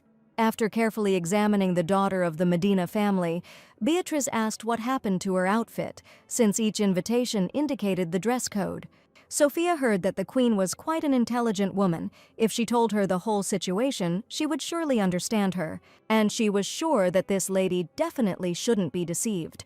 And now all she had to do was tell the whole truth. A truth that may tarnish the name of the Medin family, but at the same time, it will be the real truth. So Sophia decided to tell the whole truth to the Queen, looking her straight in the eye in front of all the high aristocracy. But as soon as she decided to say the first words, the Queen suddenly heard a strange noise nearby. Hearing the strange noise, all the guests turned towards the entrance to the royal palace, waiting to quickly find out what was going on there. The venerable Sir Leo Lorraine entered the hall. His appearance attracted all eyes. An elegant outfit made of rich fabrics, decorated with gold embroidery and precious stones, emphasized his status and dignity. Sophia didn't expect to see Leo at the ball. Her heart suddenly started beating faster when he appeared in the hall, as if against all expectations. Excitement overwhelmed her because meeting Leo in such a solemn setting was a real surprise for her. Leo asked Sophia to rely on him and turned to the Queen, asking for forgiveness for the delay. The Queen was glad to see the dear guest, whom she had not seen for a long time, asking if he had really come to the ball in the company of Lisette. His sister was also supposed to be present at the ball, but suddenly the young man announced that he had another partner for the evening. And pointing with his hand at Sophia, who was standing next to him, he admitted that his partner was standing right in front of the Queen. Sophia watched him with a slight smile, feeling that this moment would be special and remembered forever. And hearing the word partner, she could not believe that this was really happening right before the eyes of the queen herself. The young man stated that due to egregious circumstances, Sophia came to the evening completely alone, but he specially prepared a gift for her that would help her comply with the dress code of this ball. And as proof of their joint arrival, Leo turned to Sophia with a request to give her a wonderful gift. Sophia didn't even know what to answer, but just looked at Leo and his actions with frightened eyes. At this point, the impudent Tristan decided to intervene and declared that Leo was shamefully deceiving Her Majesty right in front of all the aristocrats. He insisted that Sophia took responsibility for not complying with the dress code, and the aristocrats immediately began to whisper about the lady. But Leo admitted to the queen that Lady Sophia had never deceived anyone. And if she ever resorted to something like that, it means she was in danger at that very moment. And looking at Tristan, the young man asked if anyone could have threatened the girl that evening, seeing his frightened eyes. Leo once again approached the queen, asking permission to fulfill the promises he had made to his partner. Sir Leo took a red box out of his pocket at the ball, and its bright color and elegant design immediately attracted the attention of those around him. Sophia looked at Sir Leo's gesture in front of the queen in surprise, and his action seemed unexpected and full of meaning. And then she remembered the words of Tristan, who promised that Sophia would never get anything again if she did not take his side. But now in front of her stood Mr. Leo, whom she trusted completely and entirely, and now for some reason he was trying to defend the honor of her family. In the box lay an exquisite brooch with a large emerald surrounded by a thin silver frame. This brooch was a real work of art, a symbol of wealth and refined taste. Sir Leo held it carefully in his hands, as if he were handing over something very valuable and special. Sophia knew that Leo was doing this without ulterior motives, and she sincerely thanked the young man for such a beautiful brooch. The brooch emphasized her sophistication and added a touch of luxury to her outfit, making her look even more beautiful and memorable. And as Leo thought, the brooch just perfectly matched the gracious lady's dress. Tristan and Catherine were perplexed and angry because it was Leo who was able to defend her dignity and show his courage. However, despite their indignation, everyone understood that it was Leo who showed true courage and nobility. Their eyes were full of disappointment and discontent, and their hearts were seething with emotion. They felt that someone else could have acted differently. Lucas gestured that the commander had struck him down, but since the young man was on duty, the commander ordered him to return to his post. He saw how the poor beauty was surrounded by wolves. A hero was needed who would bring a smile back to her sweet face. In fact, Lucas told Mr. Leo everything and reported everything that was happening in a timely manner. Lucas had long since realized that the commander really liked this girl. He just tried to hide everything and not show it. The gentleman was already given away by the blush that appeared on his cheeks, and he declared that if Lucas intended to make fun of him, then he would immediately leave the ball. The knight had no intention of mocking the commander's feelings. He simply wanted to know whether it was true or not. Lucas also warned that an important dance moment at the gala event would soon come. And since the first dance has already come to an end, Leo needs to invite his partner to dance. But Leo already knew perfectly well who he would invite to a wonderful dance, and it would be only one girl. And Lucas could only watch as Sir Leo invited Sophia to dance at the ball, and their movements merged into a harmonious and graceful waltz. In fact, he was incredibly happy for his master that he was lucky enough to meet his true love. Putting the glass on the table, the knight decided that this was definitely the last time he would give his commander a head start. At that moment, Sophia and Leo looked incredible, like two bright diamonds shining in the light of the chandeliers and surrounded by the admiring glances of the guests. Sophia decided to find out if this brooch really did not belong to the maiden family, and she understood everything correctly. As Leo said earlier, this is his personal gift that he decided to give to a beautiful girl. Before the ball, the young man visited the boutique they had been to earlier, and as he had expected, the brooch suited the girl perfectly, so he did not regret the brooch he had given her at all. It turned out that Leo chose the stones based on their date of birth, since Adam was born in May and Sophia was born in April. The brooch symbolizes how she embraces Adam, tenderly holding her only and beloved son close to her. It is for this reason that Leo chose a thing that would not just match the outfit, but carry a huge meaning. Inside, she felt a deep sense of appreciation and respect for Leo for his generosity and kindness, and the moment became special for Sophia, filling her heart with joy and gratitude. And their dance filled the hall with a special atmosphere of beauty and magic, leaving an unforgettable impression on everyone present. Leo and Sophia went outside to get some fresh air and enjoy the silence. Suddenly, the lady stumbled and almost fell, but Leo caught her in time, holding her hand tightly. Sophia even joked that the young man had been helping her out all evening and, as always, was there at the right moment. The knight only admitted that the girl could rely on him at any time of the day or night. But Sophia knew that she was not the main character of the story, and this was not her love story at all. Leo looked at Sophia with sparkling eyes, full of tenderness and admiration. His gaze was filled with warmth and sincere attention, as if he saw something special and valuable in her. After seeing the girl to her home, Sophia wished the young man good night and thanked him for everything he had done for her today. At that moment, his eyes shone brighter, reflecting deep feelings and sincere affection for Sophia. The lady entered the house where she was met by maids who immediately began to help the lady remove her exquisite jewelry. Sophia understood that she should keep her distance despite her feelings for the gentleman. She should not interfere with his love with the main character. That's what she thought until one moment she didn't even notice how soon they were holding Adam's hands together, and she didn't understand when it happened. When Sophia returned home, Adam was already fast asleep, and his face was calm and serene. Sophia took the invitation in her hands and once again became convinced that someone had dared to replace it and even rewrite the entire text. She told Leo about this when they were returning from the gala event. Sophia was sure that her invitation had clearly been replaced by one of the servants, but she could not even understand who could have done such a thing. But the knight knew that, using his ability, Adam noticed the suspicious servant and told him everything. Adam knew who to turn to, and once he realized this, the boy immediately confessed everything to the knight.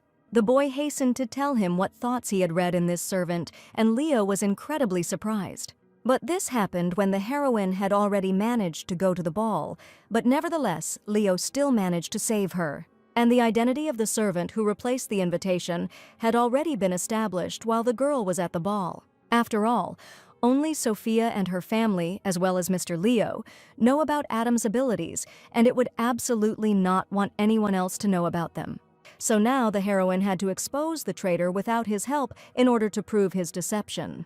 Sophia quietly approached his bed, smiling, and felt warmth in her heart, seeing her son so happy and peaceful. She gently stroked Adam's head, and the boy woke up delighted. His little face lit up with a smile when he saw his mother. In the morning, they went to breakfast together, and Adam looked indignantly at the plate on which lay small tomatoes. Sophia was surprised that her son didn't like small cherry tomatoes, because they were incredibly tasty. In Adam's head, the logic developed that if he doesn't like tomatoes separated by commas, then his mother definitely loves them, and he happily gave her one. While they were talking about vegetables, there was a harvest festival in town today, and the maid hurried to tell the lady about this event. The harvest festival was an event where people gave thanks for a good harvest and prayed for an even better next year. Adam heard about the harvest festival for the first time and said that he would be happy to go to it and look at the beautiful vegetables. But Sophia looked down sadly because if they had to go out somewhere, they would need an escort. But relying on Leo again somehow felt wrong, because it seemed to her that she was demanding too much from him and taking up his time. Adam, seeing his mother's sad face, asked if she had had a fight with Sir Leo, but Sophia assured him that the young man simply had a lot of other things to do. And today she was going to ask another knight to accompany them, but Sir Lorraine had already appeared at the threshold. Adam was delighted as soon as he saw the young man and ran to greet him. He immediately said that he and his mother wanted to go to the harvest festival, wishing the gentleman a good morning. Leo immediately expressed a desire to accompany the lady to the harvest festival as soon as he heard about it from Adam. Sophia admitted that it was not worth bothering herself at all, and she wanted to make this request to the family's bodyguards because she wanted to at least somehow reduce communication with Leo, which had become too much. But everyone understood perfectly well that it would be difficult to find a more qualified bodyguard, and Leo was a better candidate for this position. There were always crowds of people at the harvest festival, and she knew that Leo didn't like unnecessary noise, but the young man still insisted that it would be better for Adam to go with whoever he was used to. But if Sophia spends even more time with him, then in that case he will soon steal the main character's steering wheel. And while she was thinking about this, Leo could not understand at all why the girl was so stubborn, because could it be that he had done something wrong? Little Adam no longer listened to the adults' conversations, and taking his mother and Mr. Leo by the hand, decided that they would all go together. Adam went with Mother Sophia and Mr. Leo to the Harvest Festival for the first time, and his eyes sparkled with curiosity and delight, because it was the first time he took part in such a bright and cheerful event. And as they walked together, holding the baby's hand, Sophia once again thought about how it had come to this, that Adam had fallen so incredibly in love with Mr. Leo. The little boy tried different delicacies, and for the first time in his life, the shopkeeper offered him to try aromatic pumpkin soup.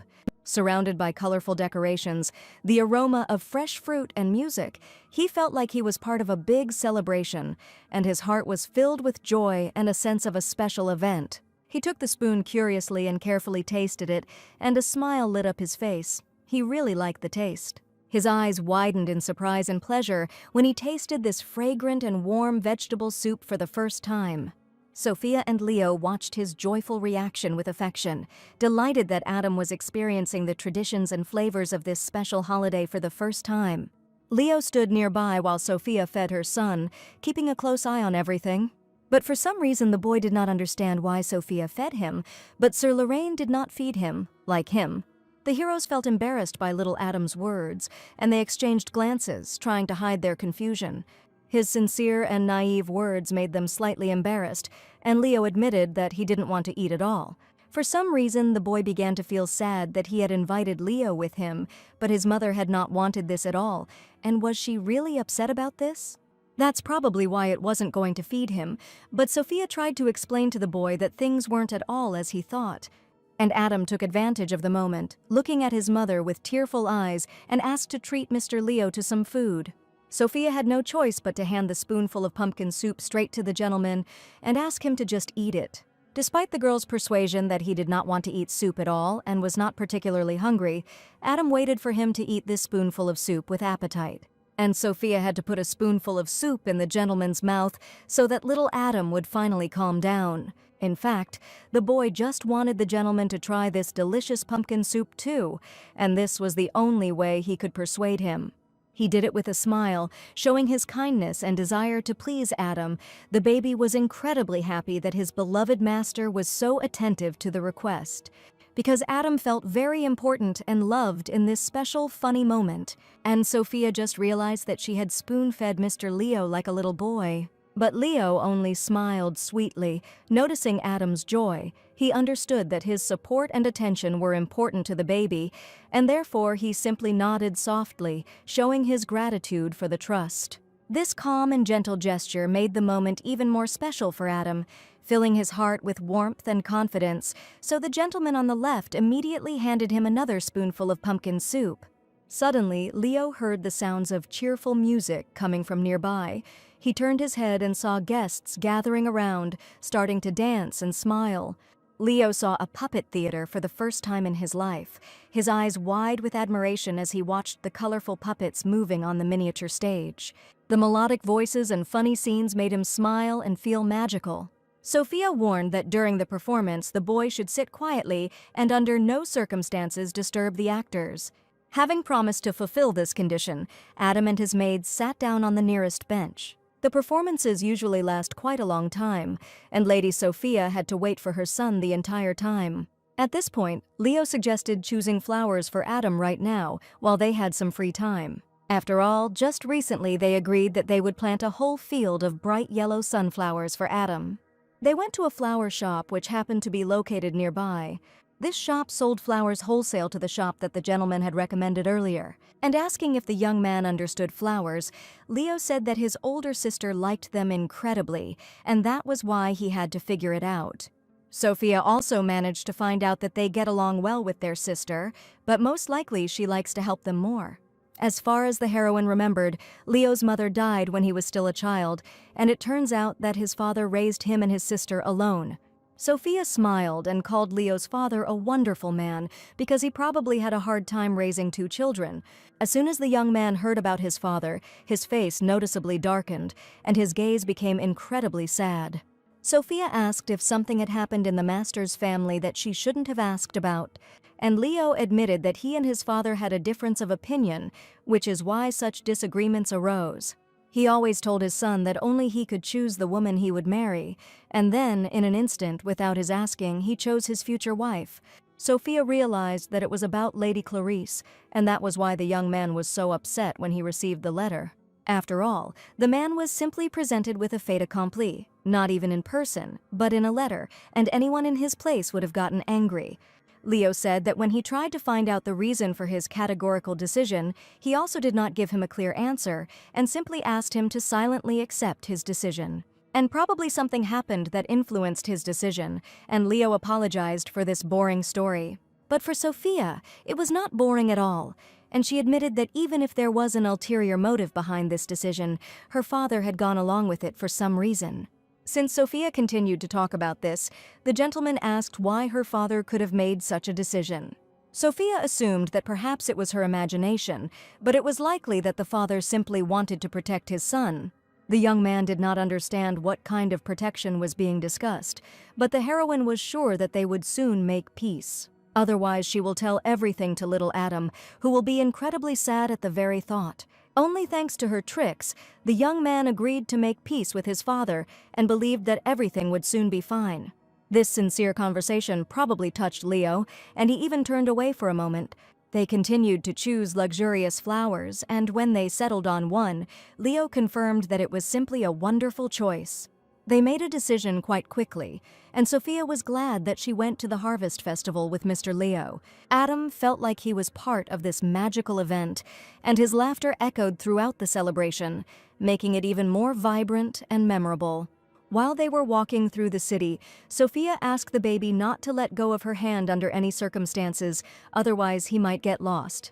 The lady smiled and realized that today had been an incredibly pleasant day, filling her heart with gratitude and love. Suddenly, she ran into a local resident and noticed something fall out of his pocket, but he didn't notice it at all.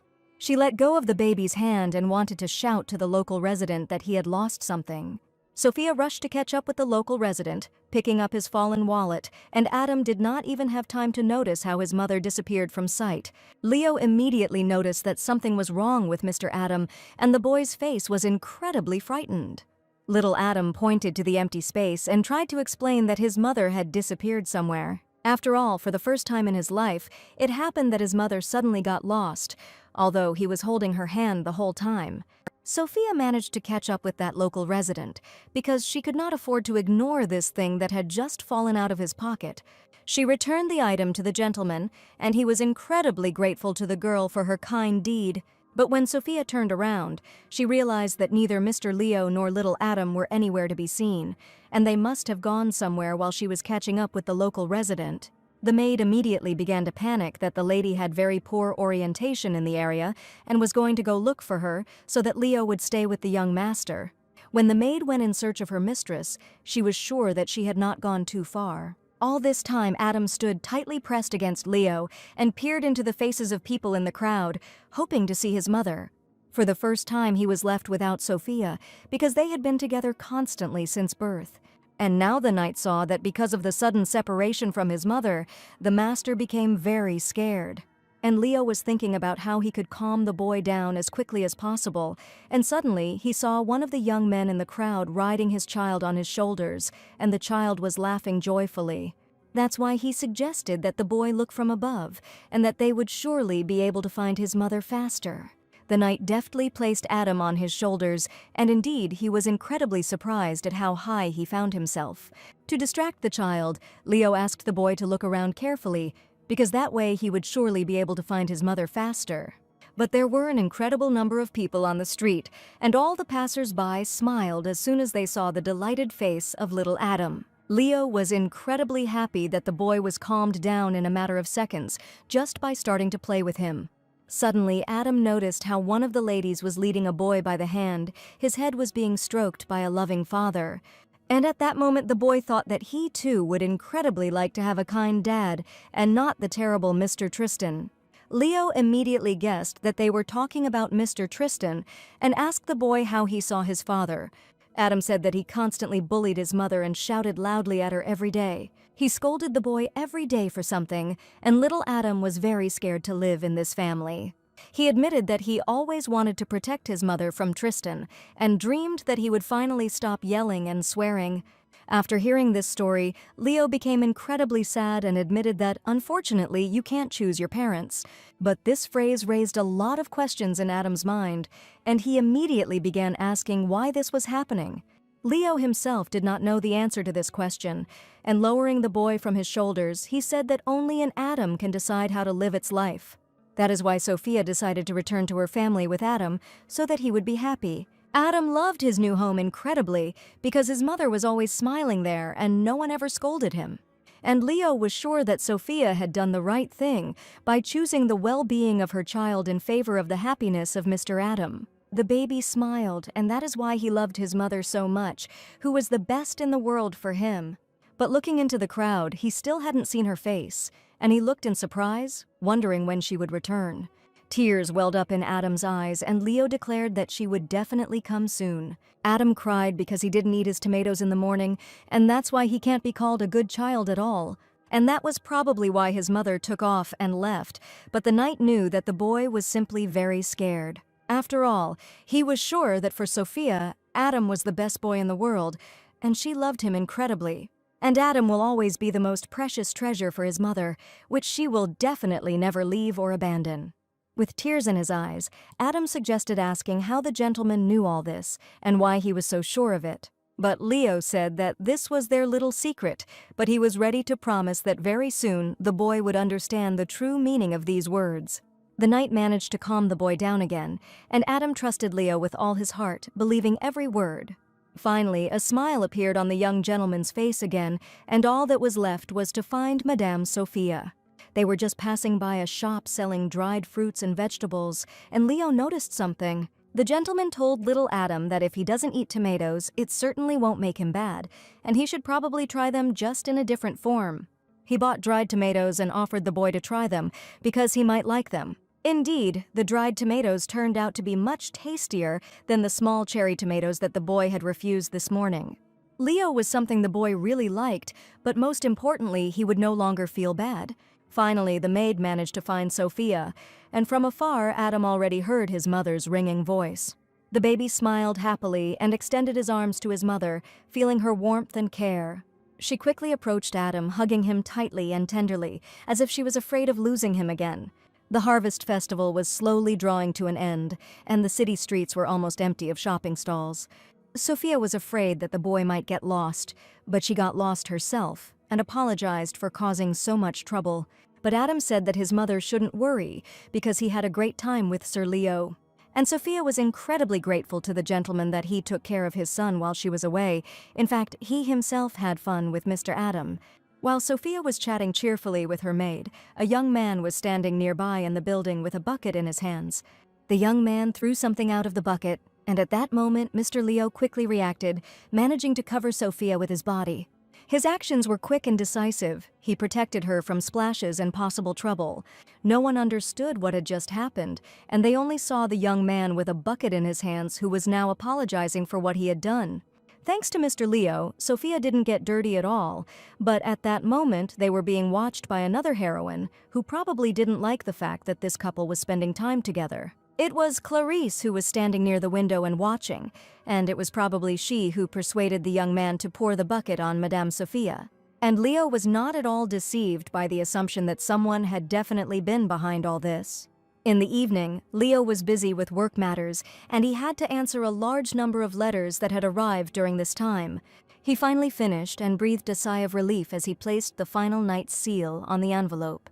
On his desk stood a cardboard box with dried roses, as well as a postcard that Mr. Adam had sent him. The young man's heart filled with warmth, and he considered this a great end to a pleasantly spent day. Leo wasn't going to let that bucket spill on Sophia go to waste, so he found a photo of the boy. There are many priests in the church who revere the Holy Virgin. They even created a holy guard to protect her.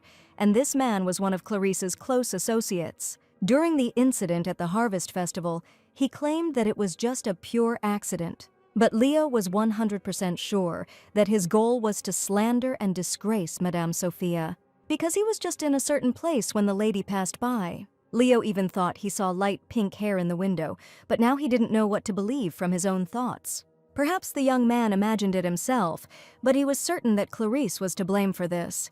There was a calm atmosphere in the temple, filling the hearts of everyone present with a sense of peace and harmony. In the silence and candlelight, Clarice spoke with sincere faith and hope, asking for blessings and protection for all. The priests approached the girl and suggested that she rest a little, since every free minute of her holy work was spent in prayer.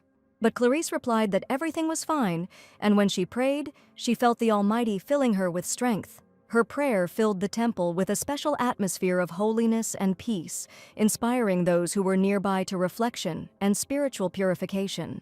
3 days before the engagement, Mr. Leo arrived in his native lands of Lorraine to tell the family of the Holy Virgin the important news. He showed up and announced his desire to postpone the engagement ceremony indefinitely. The girl's family did not know what to make of this, since all the preparations had already been completed, and the young man wanted to postpone everything a few days before the appointed date. Mother was completely outraged that the gentleman did not even think about their daughter's feelings when he made such a decision. The gentleman bowed his head to her family and once again admitted that he was incredibly sorry. But Clarice's father was so outraged that the girl even had to calm him down, although she herself admitted that she was also completely calm. She admitted that no one is going to cancel the ceremony, it just needs to be rescheduled, and she is ready to wait as long as it takes. The girl suggested closing the topic since nothing terrible had happened, and what was more important was that Mother wanted to go to a ball in the royal capital. She looked at Leo and asked him not to worry and promised to calm her parents down. The gentleman asked for forgiveness for causing inconvenience, but in this situation he had already made a decision long ago. And Clarice said that if the young man was so sorry, he probably wanted to make amends to her for the failed engagement. She allegedly had work planned at the church to which she invited Mr. Leo to go together. A ceremonial meeting was to take place in the temple, to which all local residents were invited. Everyone came to the Holy Virgin to heal their illnesses, and Clarice admitted that when she was with Leo, she felt like she was ready to do anything for these people. Her power really saved many people, and Leo wanted to talk a little about that conversation, but Clarice promised to settle all the disagreements in the family because she was sure that they would soon become a family, and there was no need to sow more discord between loved ones. But unfortunately, she did not know Leo's opinion yet. Clarice was sure that Leo would immediately give her his consent, that very soon they would become one big friendly family, and that it was impossible to quarrel with loved ones.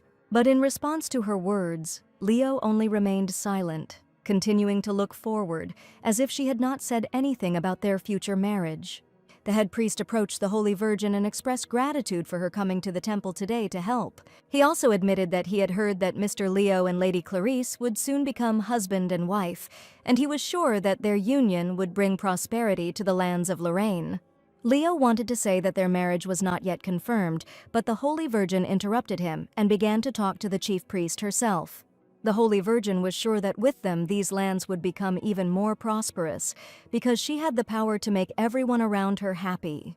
She wanted Leo to trust her, because she was the one who was suitable for the role of the best bride for the magnificent knight of the empire. At that moment, Mr. Leo's assistant approached him and informed him that an urgent personal letter had arrived for him. He began to read the first lines and immediately realized that it seemed like the maiden family had too much work, and that Mrs. Sophia would most likely have to go to the gala ball alone. As soon as Clarice heard this name, she immediately became upset, because in her opinion, this girl constantly interfered in her relationship with Mr. Leo and also interfered with all her plans. Looking at his watch, the knight realized that he should leave immediately, and the situation turned out much better than he even expected.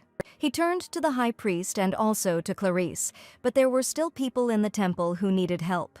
The line of people kept growing and growing, and the priests asked everyone to go into the temple and wait until the Holy Virgin healed them.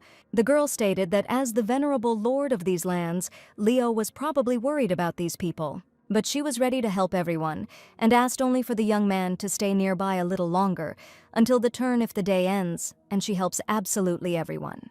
Leo understood that this could drag on for too long, and probably Clarice was doing this on purpose so that he would not have the opportunity to meet Lady Sophia, but suddenly another heroine approached them.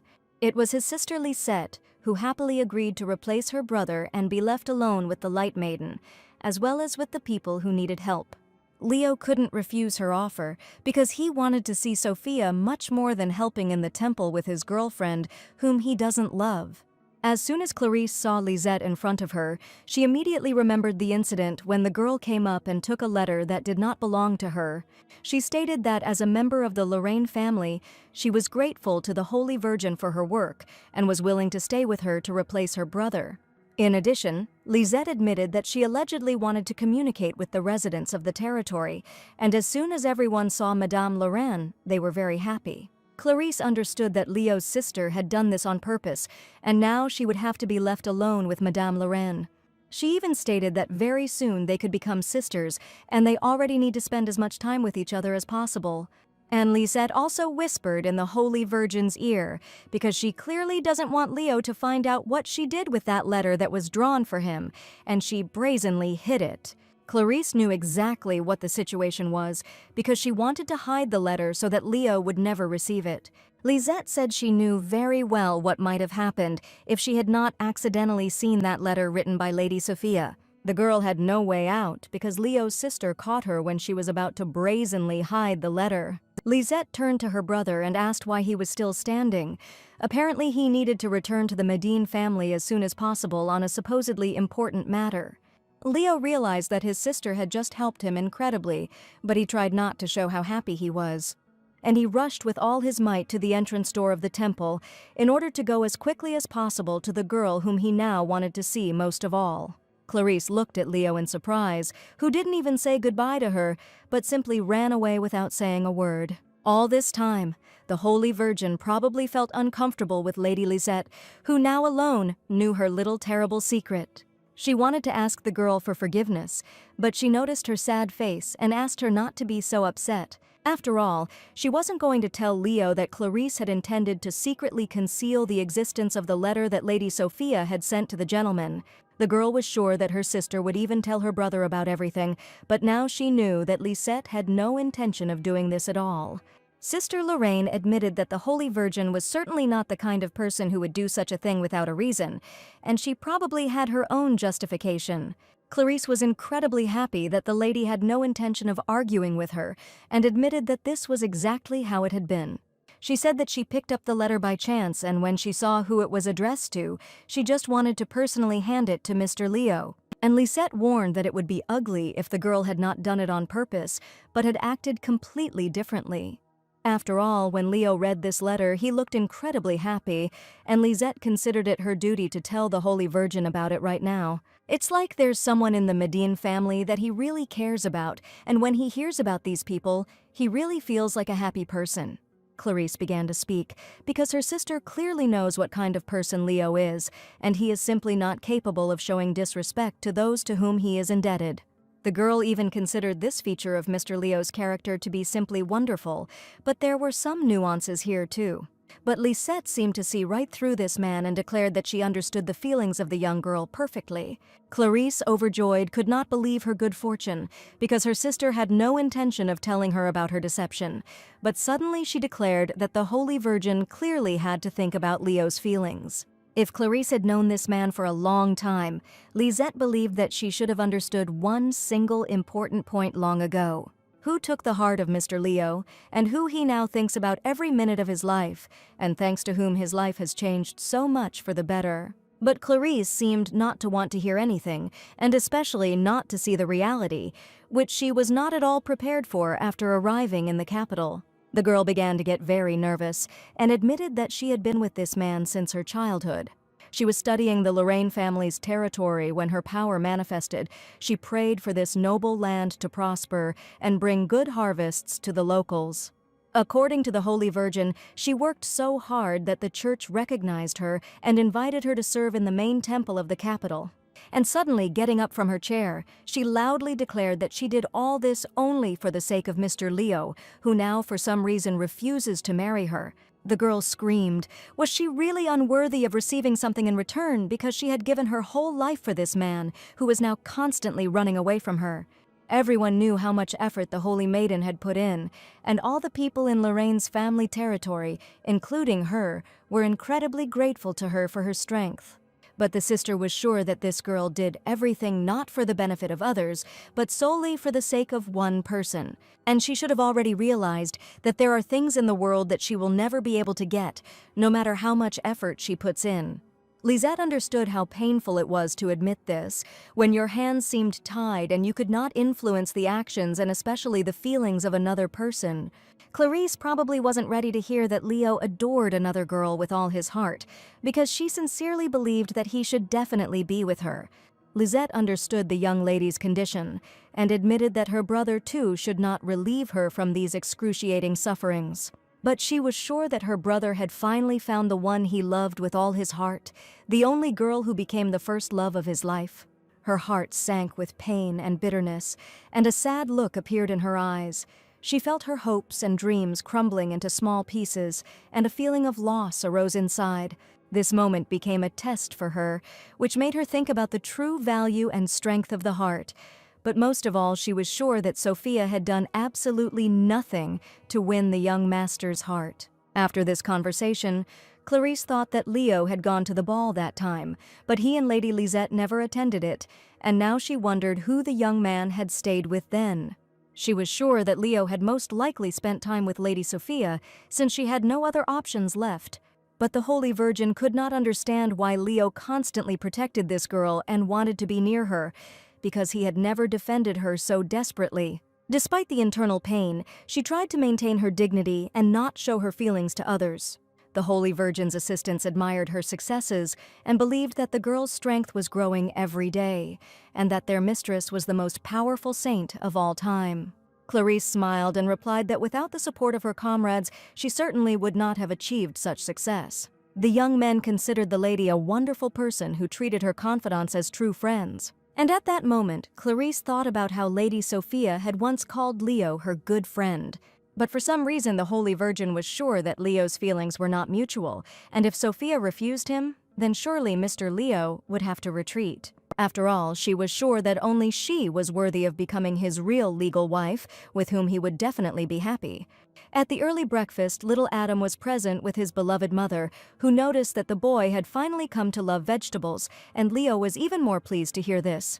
As Sophia watched her son's interaction with his master Leo, a very strange thought arose in her head. That she didn't even notice how much her beloved son became attached to Leo, and perhaps she was wrong to push him away because of her personal experiences. Considering how Mr. Leo had helped her out at the ball, she definitely needed a loyal ally like him. After all, the young man would definitely not consider her a villain, as the original story said, and Sophia needed to check how far they had progressed in the plot of the novel. She asked the young man if she was interested in how Lady Clarisse was doing, and she heard that Leo had postponed the engagement indefinitely. And Sophia began to think that, based on the course of events in the novel, a certain event should happen after the engagement. Leo suddenly grabbed Sophia's hand and gently but firmly asked her to talk alone. Adam had no idea what had just happened, but the maids took the boy into their custody so that he would not interfere in the affairs of adults. Looking at each other, the ladies realized that they should definitely distract Adam's attention with some funny game. One of the maids brought out Adam's favorite strawberry jelly and asked him to sit at the table, saying that the boy had just eaten all the vegetables and deserved a tasty reward. Her eyes reflected surprise and slight embarrassment because he suddenly took her hand and asked to talk alone. This unexpected gesture took her by surprise, and she felt that something important and personal was being revealed to her. Her heart beat faster in surprise and she stopped, not knowing how to react. And looking into the eyes of the young man who had just pressed her against the wall, Sophia did not understand what kind of strange situation was happening between them. Feeling defenseless, Sophia began to slap her palms on Leo's chest and ask him to let her go. But Leo just wanted to calmly discuss everything. But probably Sophia was completely misunderstanding him now. Suddenly, he took her hand and said that he wanted to talk about her bruises, which had appeared out of nowhere just recently. And now Sophia realized that Leo just wanted to know where the bruises on her arm came from. Now the gentleman wanted to know only one thing whose handiwork this was, because the bruises on the girl's body could not have appeared just like that. Sophia sighed and didn't know whether to tell her the truth or just keep quiet about the situation that happened between her and Tristan at the ball. Leo noticed the comma that the girls found difficult to talk about and said that if she found it unpleasant to discuss the topic, then he was not going to insist on an answer. But in fact, it was not difficult for Sophia at all, and she told that her husband gave her a bruise at a party in honor of Her Majesty's birthday. Then he held her hand tightly to put the ring in her hand so that Sophia would agree to his conditions and not be disgraced in front of the queen. Under the threat of tarnishing her family's honor, Tristan forced her to do what he wanted, and unable to contain his emotions, he squeezed her hand sharply. Leo angrily declared that after this he would not be able to call this man a man, and Sophia admitted that he did not need her at all, but her son. She wanted to protect him from Tristan's evil family so that the boy would forever forget about the fear and pain he experienced while living with them.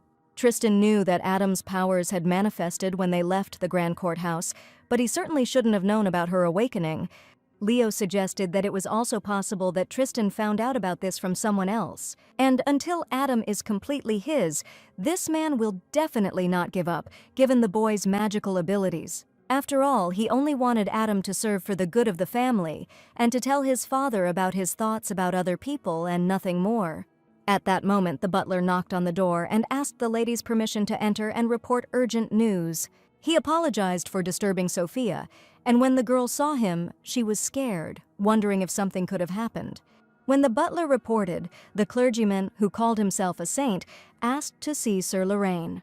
The Holy Guard was the name given to a group of bodyguards serving the Holy Virgin, at least that was the name used in the novel.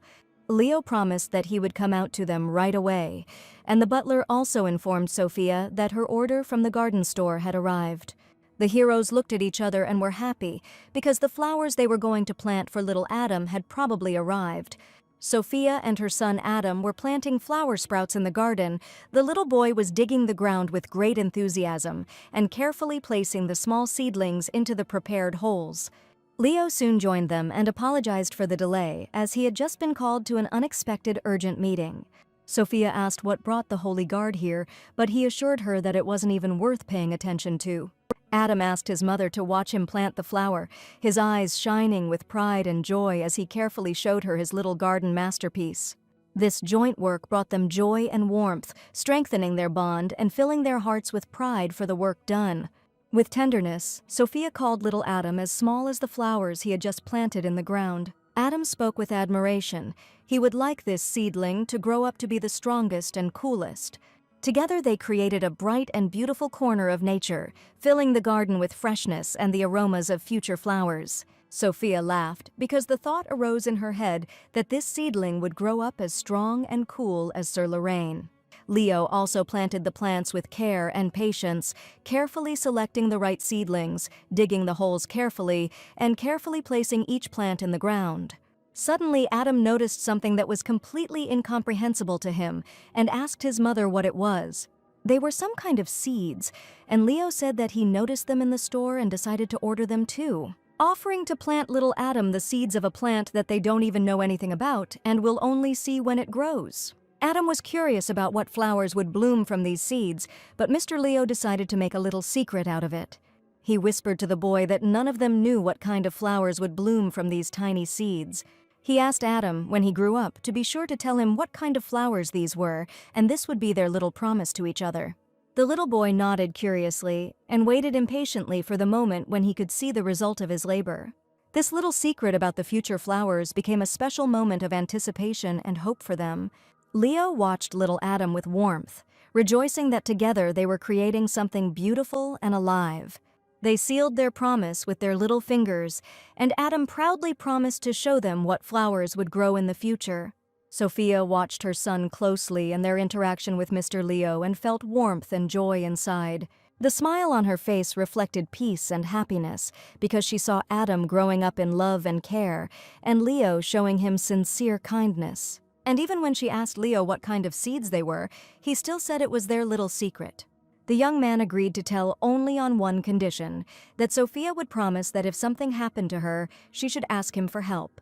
He asked if she had never told anyone about the bruises on her wrists and had been trying to hide them all this time. But Sophia didn't see any point because she considered it her problem and didn't want to worry any of her parents once again. It was a shame on her part to get such a bruise, but she also didn't really want anyone to see it, her own weakness. Therefore, she decided that no one should ever know about this, and she also did not intend to tell Leo about them. But Leo didn't like at all that Sophia decided to hide the fact that Tristan allowed himself to be rude at the ball. Placing his hand on hers, Leo admitted that he was the only one who wanted her to rely on his strong shoulder the most. This unexpected moment made her look at Leo in a new way and feel a special warmth inside. She stopped, surprised and touched by his words, feeling that before her stood a man with a kind heart and real feelings. His words were soft and honest, and there was a deep sincerity and concern in his voice. Sophia was incredibly frightened by such frankness and even recoiled a little away from the gentleman sitting next to her. Smiling, she quickly decided to change the subject and asked again what kind of seeds they had just planted.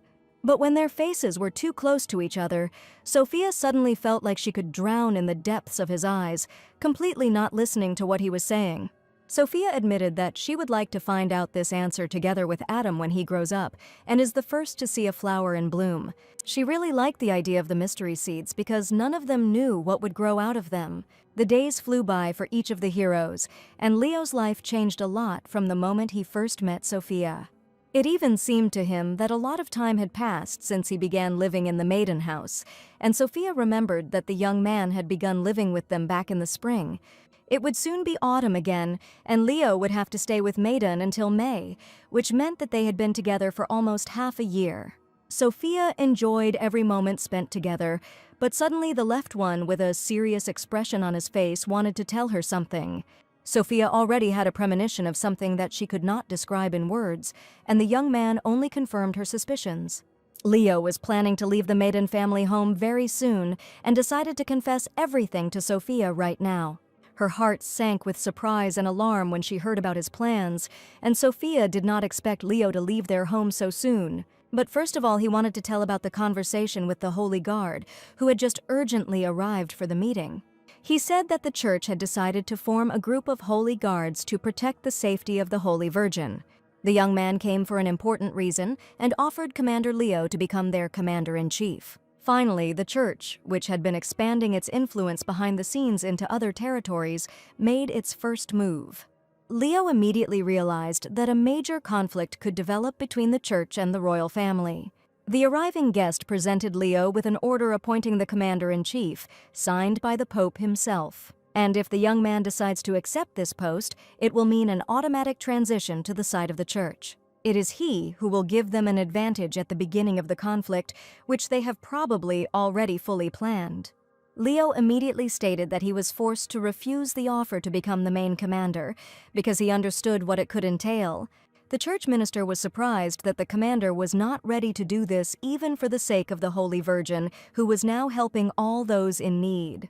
Mr. Leo confidently stated that his answer remains the same and he is completely confident in his decision. After all, he knew that someone had changed the invitation to the ball for Sophia, and this was done deliberately in order to disgrace her. He made this decision because he wanted to protect Sophia and Adam, and he knew he had to stay here to keep these people safe. The gentleman had no intention of changing his decision and stated that he still had obligations to the maiden house.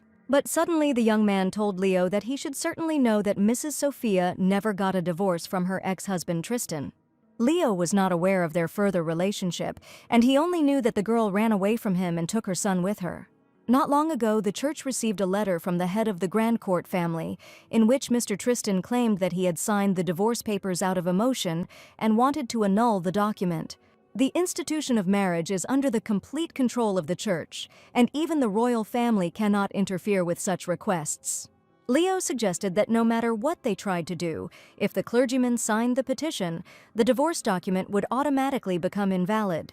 He decided to ask the young man again if he understood what he was talking about, but then confidently declared that his words were the complete truth. And he warned that if Leo became their commander, the divorce issue would resolve itself, but the gentleman hated it when people tried to threaten him.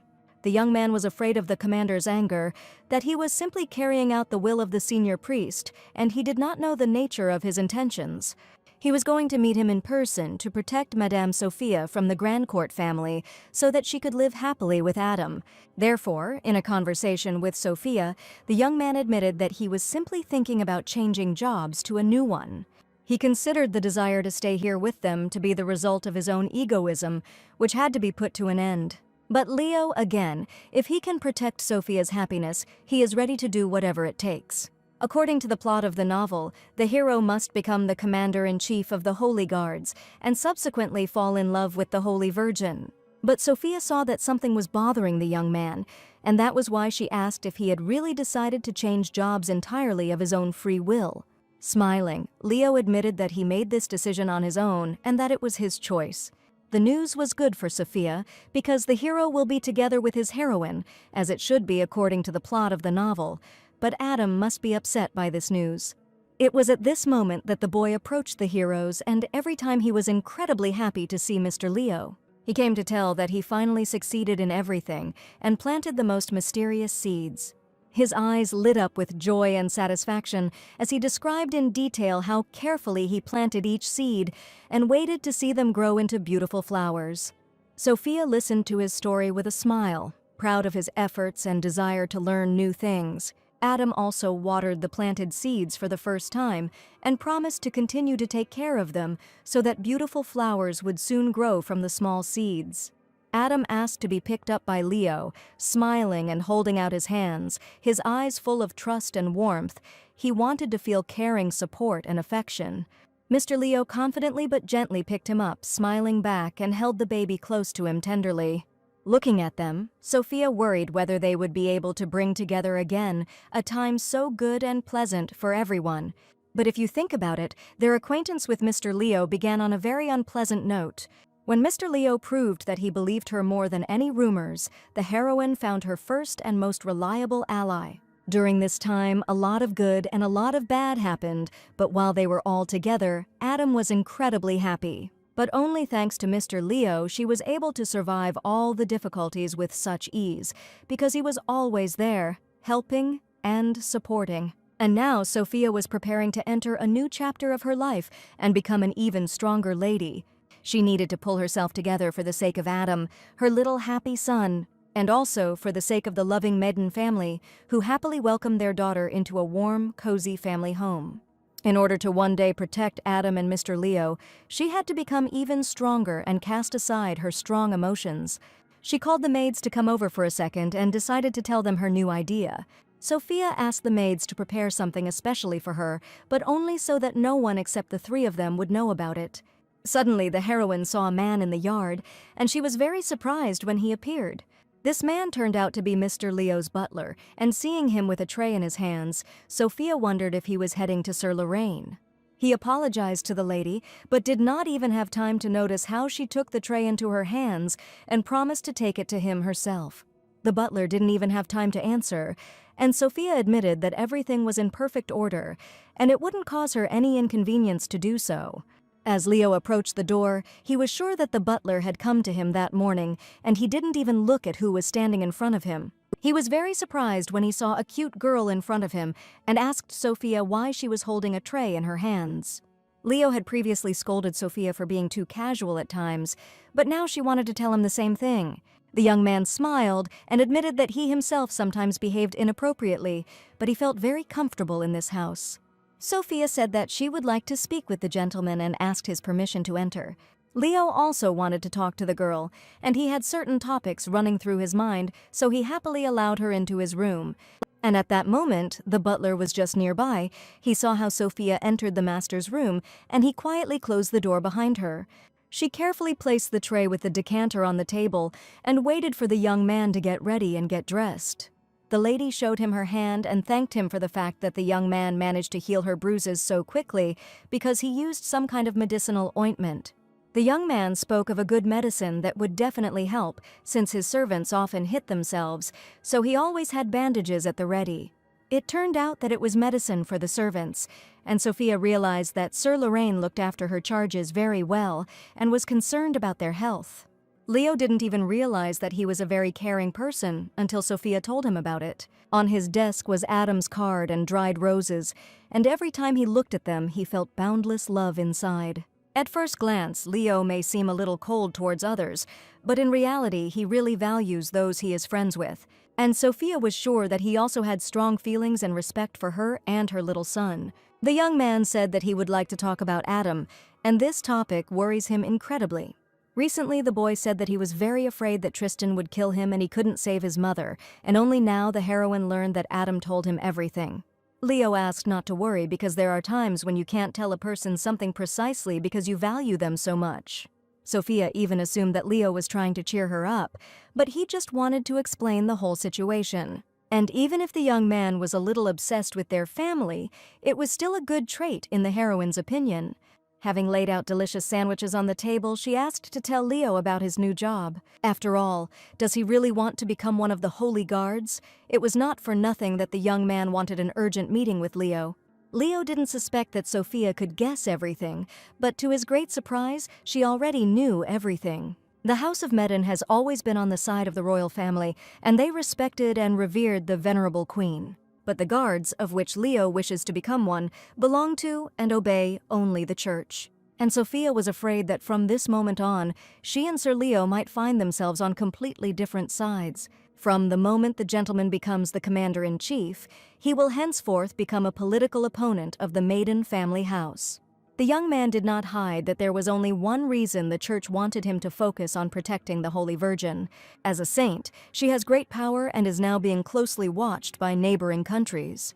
Sophia suggested that Leo herself personally wants to protect Madame Clarice, so she wants to enroll in the ranks of the Holy Guards, and even if she is not an antagonist, she will still become an enemy of Leo and the others according to the plot.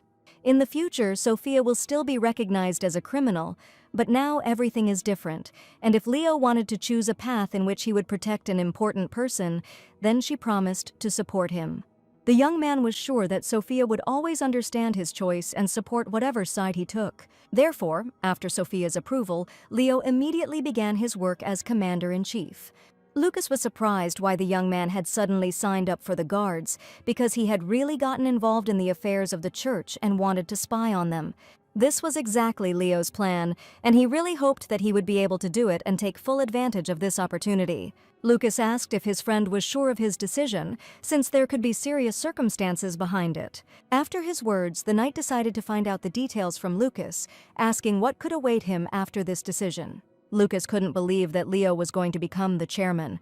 It was not like him at all. He was probably going to do it for someone's sake. Lucas even asked to look for other ways to help, other than joining the ranks of the Holy Guards, because if he failed, he could become one at any time. Leo stated that it had nothing to do with Sophia because he knew absolutely nothing. But these words caused a storm of emotions in the gentleman, and Lucas did not expect to see the commander like this at all.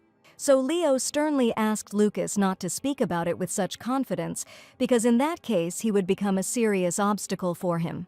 Lucas still couldn't believe that the gentleman had made this decision. Could what he was saying really be true? The commander knew that if a quarrel occurred between them, he would still be much stronger than his opponent. Lucas began to get angry at Commander Leo. His face expressed irritation and displeasure, and rage flashed in his eyes. He could hardly contain his emotions. Feeling that the situation was getting out of control, his hands clenched into fists, and he wanted to say everything he thought, but he tried to keep himself under control. Leo thanked Lucas for the support he had given him all this time, but that was why he couldn't let him continue being a guard. Inside, he felt a growing tension and a desire to protect his honor and dignity, but suddenly he realized what was going on. And since the young man had become a nuisance to him, Lucas promised that he would soon disappear from his sight forever. Perhaps the commander was too rude to his comrade now, but it was the only correct decision. The hero headed to the office of the high priest, who had been waiting for his arrival for a long time. He asked Leo not to be shy under any circumstances and to pass, because now an important conversation was about to take place between them. This man was Pope Marco, and when Leo met him in person, the man always looked like a decent priest, but in reality, he was probably thinking about how to advance his political views. It was necessary to remain constantly on guard with him, and Leo reported that he had returned with an answer regarding yesterday's conversation about his appointment as commander-in-chief. The priest was sure that the young man had come here to accept his offer, because he could not refuse under any circumstances. But Leo had already made up his mind long ago and declared that he had not come here for such an answer. He told the priest that he wanted to resign from the position, and his words sounded very confident. The priest sighed heavily and made a sarcastic grimace because he needed to get the young man in the role of commander-in-chief. He decided to remind him that Leo had once mentioned a wedding with the Holy Lady, and the young man was puzzled as to why the priest had suddenly decided to talk about it. He asked Leo directly because having connections with a saint is a great honor, but for some reason the young man continues to hesitate. After all, his father allegedly already received 2 responses, which were probably positive. Leo had no doubt that his father was involved in this engagement. It was the priest who persuaded him to marry the Holy Virgin. Leo then decided to stay true to the idea he came here with, but now he was wondering if his father had received any threats. But the priest insisted that his father had prepared such a high place for him, and was the young man really ready to reject their good intentions? Leo admitted that he wished to obtain another position that would be as prestigious as the commander-in-chief of the Holy Guards. He offered to stand up for St. Clair and from that moment on become her only protector. It turned out that the priest's face immediately changed, and he said that he needed to think about it because they didn't even have a name for such a profession. Now he was sure that the young man would be on their side, and he even liked his proposal. But in return, he asked for one promise that none of the clergy would ever again act secretly against his opinion. For example, they destroyed the divorce letters from Tristan and signed an annulment agreement. To get the young man to agree, the priest promised to take his request into account as long as he fulfilled his role as a guard. Unfortunately, Leo realized that even a father can do something dirty, but in order to protect dear things or people, sometimes it is even necessary to do so. But he won't be at all against it if he only has to become a traitor and defend the honor of the Medin family. Lucas tried to vent his anger during the sword training with the knights. His movements were sharp and full of energy. He struck with force, trying to throw out the accumulated irritation. While he was fighting his opponent, all that was on his mind were the thoughts of the commander's words, that he did not want to see him as a hindrance, and also asked him to never say certain words again. He swung his sword angrily, intending to become an enemy and opponent to such a perfect guy like Leo, considering him to be a real stubborn person. Training became a way for him to relieve stress and throw out negative emotions in order to feel stronger and more confident, and the opponent only asked Lucas to stop because he had long been defeated. Yesterday, Leo was not himself, and Lucas did not understand why he suddenly became a hindrance to the commander. Even though he understood that the commander was behaving this way on purpose, he still felt completely defeated in front of him. But during training, he managed to defeat Leo, but Lucas was unhappy that he won only here. Lucas was lost in thought, looking at the blue sky. His thoughts were carried far beyond the current events, and in this calm and serenity, he was looking for answers to his questions and felt an inner silence. A soft wind gently swayed his hair, creating a feeling of freedom and hope, and at that moment the knights decided to play along with their commander and see what would come of it. Sophia's friend Mariana came to visit. She missed her incredibly. Her eyes shone with joy and warmth when she saw Sophia after a long separation. Mariana hugged her friend with a smile, and their gazes showed genuine tenderness and happiness from their meeting. She immediately stated that she could not believe that her Sophia had managed to deal with the impenetrable Leo, because from the very beginning she had always wanted to ask her about him. Sophia smiled that Marianne came to find out about their relationship, but she only admitted that everything was not like that at all, and that day Leo only showed tact and helped her out. But some rumors had already reached Marianne that there was something more connecting Sophia and the gentleman. After all, the girl somehow found out that they spent the whole night together, and this information, according to her, is reliable. The news was so unexpected for Sophia that she almost choked on her tea when she heard about it. Marianne was sure that her friend would tell her everything that happened before their night together. But Sophia only screamed that nothing like that happened, and her friend could stop inventing ridiculous situations that didn't happen. Mariana asked her friend not to be embarrassed because it was just her personal life, but Sophia said that this news was a complete misunderstanding. Marianne frowned because she was sure that she would be able to discuss love affairs with her friend, but here everything turned out differently. Lady Medden noticed that her friend drank only tea, although she had previously asked to always bring a lot of sweets to the table. Marianne didn't touch the treats at all, although she always liked sweet cakes and aromatic desserts. In fact, before starting the conversation, Marianne asked the maids to clear everything from the table. And Sophia did not understand at all what happened to her friend because she looked very mysterious. After a long conversation, Sophia tried to put together everything her best friend had said earlier. It turns out that her husband bought her a new dress as a gift, but unexpectedly made a mistake with the size. And since the dress size did not quite match her past, the girl suddenly had to go on a diet, and Sophia asked again if she understood everything correctly. A wonderful chair was set for the guest's arrival, but she refused it because if she ate all the desserts, then Marianne would have put all her efforts into vain. Her husband gave her a dress with the words that she should wear it on their anniversary because the dress was really perfect, and they even agreed with her husband that the anniversary would be as beautiful as this dress. The girl had no idea that the dress would not fit at the waist, and even the maid could not help her put it on, asking her to pull in her stomach, but the lady could do nothing about it.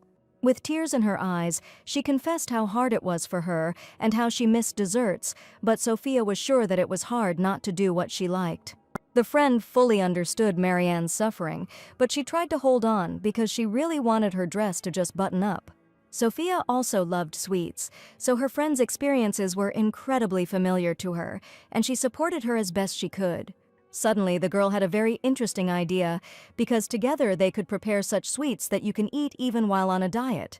The ladies and maids gathered in the kitchen to prepare the first sweet dessert that Marianne would be able to enjoy without any problems, without worrying about her figure.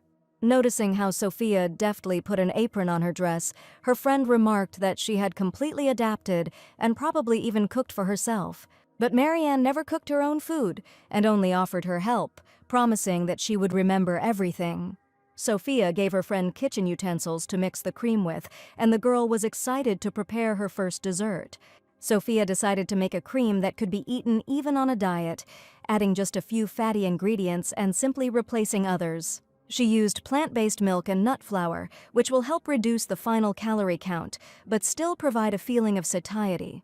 The kitchen was filled with an incredible aroma, and soon Marianne saw the fruits of her labor. On the table were custard tarts that Marianne had just prepared herself with the help of Sophia and the maids. Little Adam admired how cute these cakes were because they looked simply amazing. Taking one cake in her hands, Sophia asked everyone to try it as soon as possible because, besides, these treats were very healthy. Although the lady saw that her friend had put some sugar in it, Sophia assured her that this cake would definitely not harm her figure. Her eyes sparkled with pleasure and her smile grew even wider as she took a bite with pleasure and felt the sweet taste melt in her mouth, delighting her heart without making her feel guilty.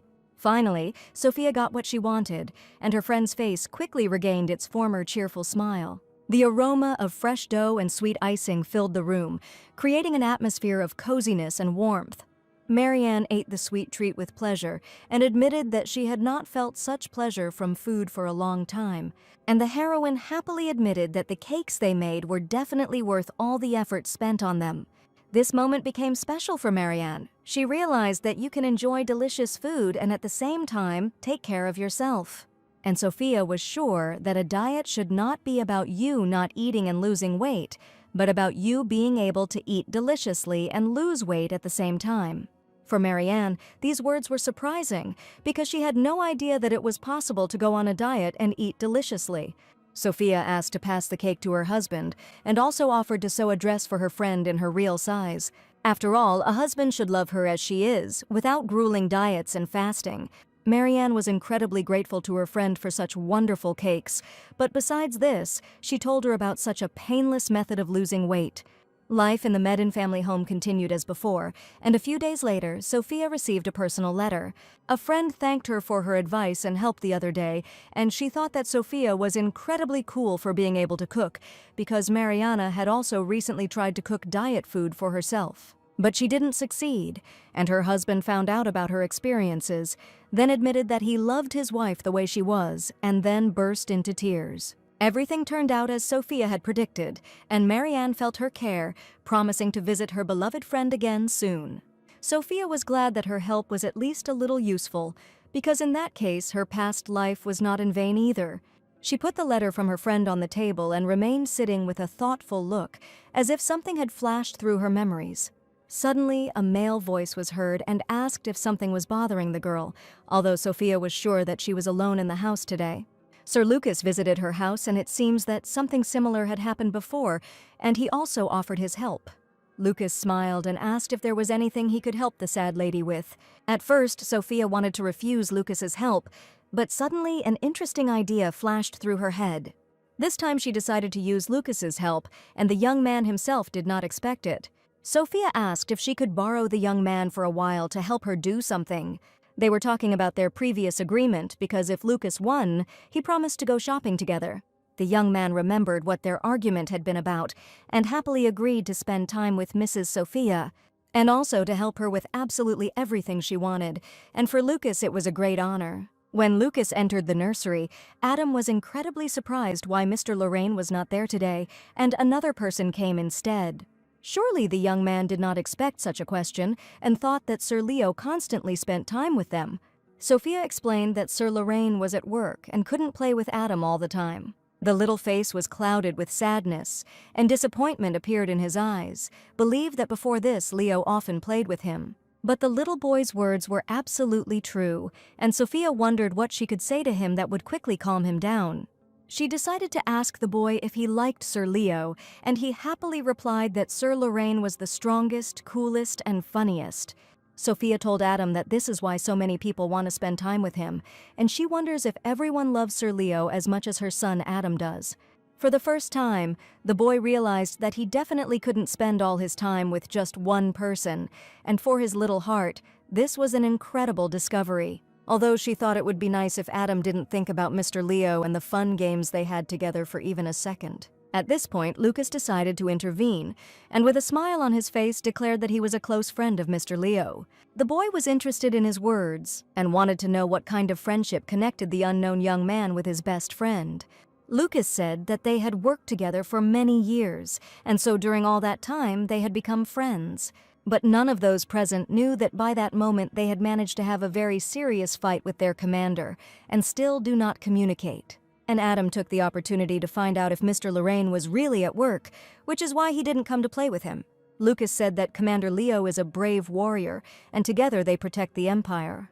But since Lucas had a day off today, he promised the boy to protect only him and his beautiful mother. Adam quietly lowered his head and sighed, hoping that Sir Leo would come soon so they could play together again. He hugged his mother Sophia and confidently declared that he himself was able to protect her, because he was already big and grown up enough. Lucas was about to get out of the carriage. He carefully adjusted his suit and looked around, preparing to help Sophia and Adam get to the ground. But Adam decided to get out of the carriage first and offer his hand to his mother, his eyes shining with joy and excitement.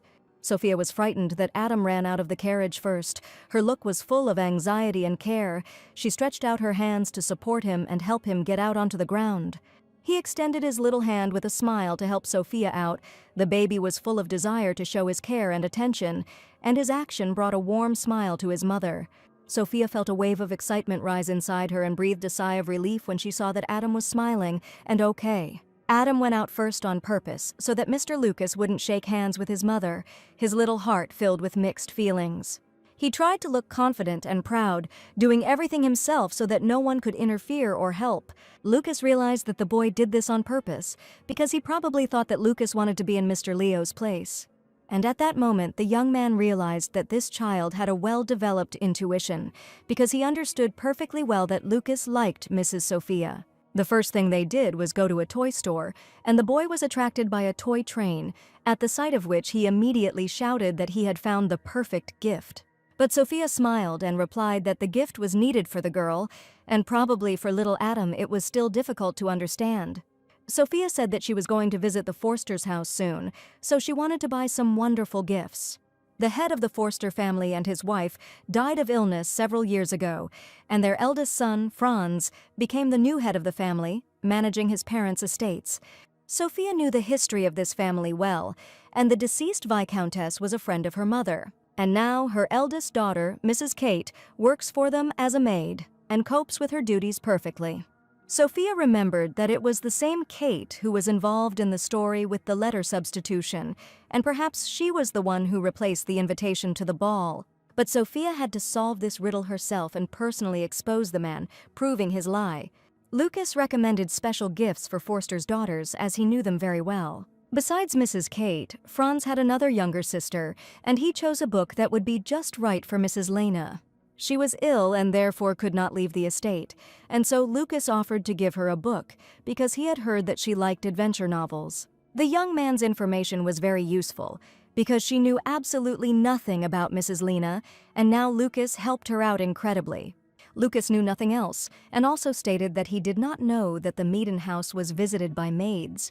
Sophia asked. The information that the young man possessed was certainly valuable knowledge, so why did the young man share it with the lady so easily and casually? Lucas whispered in Sophia's ear that she should not worry under any circumstances, and he considers this his duty. Sophia promised that if those people liked the gift, she would definitely thank Lucas for his help. But the young man suddenly declared that he would like these to be the case. She thanked him in advance and offered to take him with her when she went to the Forster family. Despite the strange conditions, Sophia did not understand what benefit Mr. Lucas would find in this. The young man smiled and admitted that his only benefit was to spend as much time together as possible with Madame Sophia. After all, in order to achieve a true goal, you need to perform actions at the same time. At that moment, Adam grabbed his mother's hand and shouted that he was also going to go with her. In that case, Lucas suggested that they all go together, since he just happened to have a crew ready that could take everyone. Sophia gratefully agreed to the knight's terms, and he continued to talk to her in a gentle voice. Adam looked at them quietly, trying to hide his jealousy, but there was a little sadness in his eyes. His little heart was aching with unpleasant feelings, and he was noticeably upset to see how his mother was paying attention to Lucas. A few days later, Mrs. Medine, her son, and Lucas visited the Forster family home. The family's eldest daughter, Kate Forster, greeted the distinguished guests who had come to visit them. Smiling warmly at Mr. Lucas, she greeted the young man and was probably already familiar with him. Sophia thanked him for the welcome, asking if the head of the family, Sir Franz, had been absent for a long time. Now Kate was acting as his host and asked the guests to make themselves at home, thanking them for the nice gifts. While the ladies were talking among themselves, something caught Adam's attention, and he turned in the other direction to see what was going on. Nearby, he saw a girl with short hair hiding behind one of the columns. But as soon as she saw Adam's gaze on her, she immediately started running, afraid that she had been noticed. Little Adam did not understand anything at all, but now he was overcome with great curiosity and wanted to know what kind of girl this was. Sophia asked where Mrs. Reyna was, and she thought that since Adam had come with her, they could get acquainted. Kate said that unfortunately, her sister hardly leaves her room, so it is unlikely that she will be able to see her today. There were a lot of sweet treats on the table, and the boy was very excited at the reception, asking his mother to eat some sweets. Adam enjoyed the delicious cookies, but his thoughts were still on the strange girl who ran away so quickly. Lady Kate offered the boy other treats to try, and the boy was incredibly happy to try something new. Adam felt warm and happy because it was so delicious, and he was happy that he could try such a tasty treat. Kate saw Sophia carefully wiping your crumbs from her son's face, and she immediately remembered her sister. When she tried to clean the crumbs from Rena's face, she only screamed for no one to touch her. The girl always reacted furiously to any attention, and only angrily asked no one to ever touch her. Lucas noticed Lady Kate's distress and asked if something had happened. Kate asked if Sophia and Adam always acted like this, and she noted that the family was very close to each other. Sophia and her son looked like a happy family who live in perfect harmony and as if they never quarrel. Kate heard from one of her maids that Sophia had changed, but she only knew about Sophia from those times when everyone called her a villain, but in fact she turned out to be a different person. She had not yet been able to meet the Medine family, and she had heard that things might not be going well with them. Lucas said that it was actually better to ask Sophia directly, especially when she was sitting right in front of her. If Kate has any questions, she can ask Mrs. Medine personally rather than believe stupid rumors. Having collected her thoughts, Kate decided to ask the question that had been bothering her for a long time and to which she would like to know the answer. She turned to Madame Sophia and told her that she had heard that the noble life of Mr. Adam was a little difficult, but she couldn't understand why. If their life was going well, Sophia continued to be so carefree and happy and laugh at everything that was happening. And according to Kate, if a person is in a bad situation, he should probably sit and be sad. Adam suddenly felt sad after Kate's words. He quietly lowered his head and felt a wave of sadness and disappointment rise up inside him. Perhaps Kate's words struck a chord with him or reminded him of something important to him. Kate felt awkward after her question to Sophia.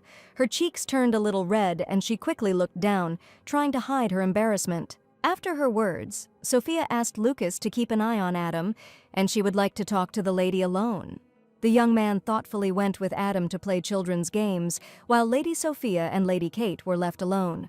Sophia asked if the lady really wanted to know the reason why she and Adam remained so cheerful despite all the difficulties in life. Sophia's answer was simple, because the mere existence of the Adam made her incredibly happy, and every minute spent with her son gave her only joy.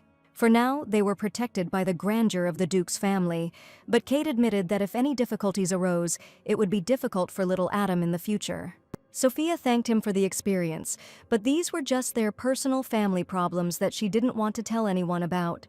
And suddenly she asked if Kate really wanted to bring her sister and young Master Adam together so that the children could get acquainted.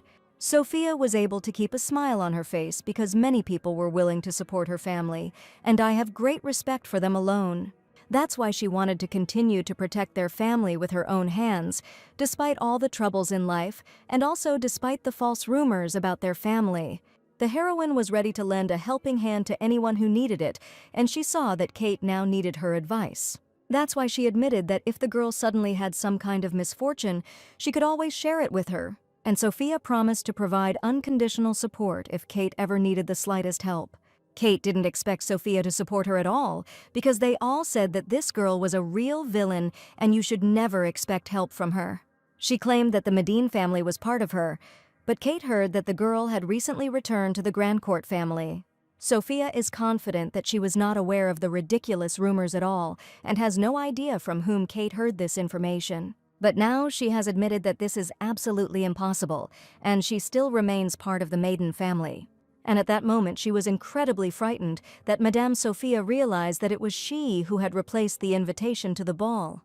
Jumping up abruptly from the table, Kate asked Mrs. Sophia to forgive her, promising to return soon. Still, there was definitely something wrong here, and the heroine decided not to pay too much attention to it, but still her soul was uneasy.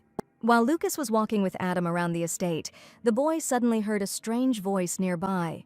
Near one of the doors, he saw a teddy bear lying on the floor and immediately approached it. He took the toys in his hands, and as soon as he opened the door, he realized that the same mysterious girl was sitting in front of him and asking him to come here. Adam apologized, admitting that he wanted to take the toys to another room, and asked the girl for forgiveness. But as soon as he looked at this girl, he noticed the scars on her hands. Her face looked very rough and angry, as if someone was constantly offending her. Adam stood in the doorway, frightened, and the girl screamed, asking if there was something he didn't like. The young lady was afraid that Adam would think she was dirty and would not want to approach her, but instead the boy went into her room and asked if she didn't want to read the rest of the book. The young lady was sure that the boy would not even want to talk to her, but on the contrary, he really wanted to meet her. She was even surprised that the boy didn't think she was nasty, since probably all the other kids bullied her. Lucas introduced the young gentleman and said that they were accompanying Madame Sophia, who had come to their house today for a visit. The young gentleman even brought her toys, but she only turned away and angrily declared that she no longer needed them. She felt dirty and scarred, and she couldn't understand why such a sweet boy would suddenly show interest in her for the first time. Looking at the toys, Adam admitted in surprise that the toys were wearing very beautiful clothes and that the girl probably took great care of them. But Rena admitted that these toys were not at all dear to her, and she no longer needed them. Adam didn't care at all why the girl continued to be angry, and he happily arranged the toys in her room. The boy found a great place for the teddy bears and sat them on chairs opposite each other. He was delighted and declared that this was the most ideal place for them, and that the girl should under no circumstances stop playing with them. The toys seemed to be telling the girl that they had finally made a house for themselves, and that they now had a full-fledged family. The young lady also became very sad, because just recently she was going to throw away these toys, which actually meant a lot to her. Smiling, Adam asked him not to thank him, because he knew that the girl would still want to play with these toys. Usually everyone would notice the young lady's scars and think she was disgusting, but she noticed that the boy, on the contrary, didn't care at all. He even noticed what a beautiful dress she had, and Rena couldn't even remember the comma of the last time she looked someone in the eye and talked. Seeing the book in the girl's hands, Adam asked if she hadn't read the whole story yet, and in fact, Rena hadn't finished reading the book yet. But unexpectedly, the boy confessed that he couldn't read yet, and all the books were read to him by his beloved mother. And as soon as Rena found out about this, she suggested that the young gentleman read a little. All this time, Lucas closely followed their communication, and finally the young gentleman met a child of his own age. Rena began to read the story about how the dragon rose on the currents of wind to the window. While the old pages were turning, he began his story. The young gentleman did not yet fully understand the meaning of some phrases, and when Rena began to read about the wind streams, she explained that this meant that the dragon had flown even higher, right up to the window. And now the boy understood how the big magic dragon was able to climb right into the window. Rena enjoyed reading the book about the dragon to Adam. Every word seemed captivating to her, and the illustrations in the book complemented the bright picture of the fantasy world. Rena felt a desire burning inside her to learn more about the dragon's adventures and his brave deeds. And Adam looked at the pictures with great interest and listened with pleasure to the girl who was reading about fantastic adventures. Suddenly, the young gentleman looked out the window and saw that there was some strange piece of paper lying behind it. He immediately asked the girl with great curiosity what it was, but Rena did not immediately understand what they were talking about. She opened the window, and in an instant that same mysterious piece of paper flew into her room. When Adam picked up this piece of paper, he realized that this was a real treasure map, and they needed to go on a journey right now. Rena had never felt anything like this, but for some reason she found it very pleasant to communicate with Adam. When the boy suggested going on a trip, she was upset because her older sister did not allow her to leave the room. Rena said that Kate said that she should not cause trouble to the guests, and that is why she should always stay in her room and not show herself to anyone. Adam was surprised to hear this because the girl had not harmed him, and after his words, Rena began to think that maybe she really could leave her room, at least for a short while. Taking the map in his hands and persuading the young lady, Adam exclaimed that right now they were going in search of real treasures and an exciting adventure awaited them. The first thing he did was go into the kitchen to see the cooks and say that he urgently needed their help. He asked the cooks to prepare food for them because he and the young lady were going on a journey right now. The cooks smiled and began to prepare a delicious treat, but what surprised them most was that the young lady also left the room. The caring cook gave the boy a basket of fruit and sweets and asked him to take care of Madame Renee. They walked slowly down the corridor with a basket of treats, and at that moment they were seen by the maids, who were also surprised that the young lady had left her room. Upon meeting the maids, Adam was both closely monitoring the treasure map and also wanted to give them a pleasant surprise. He quickly took out small gifts from the basket and handed them to the maids, who looked at the young master with great surprise. He said that he and the young lady were looking for treasure using a treasure map and asked not to tell anyone that they had just been there. The maids looked at each other and whispered to the boy that they would not tell anyone about their little secret. It was as if a new world had opened up for little Rena when she left the room with Adam to hunt for treasure.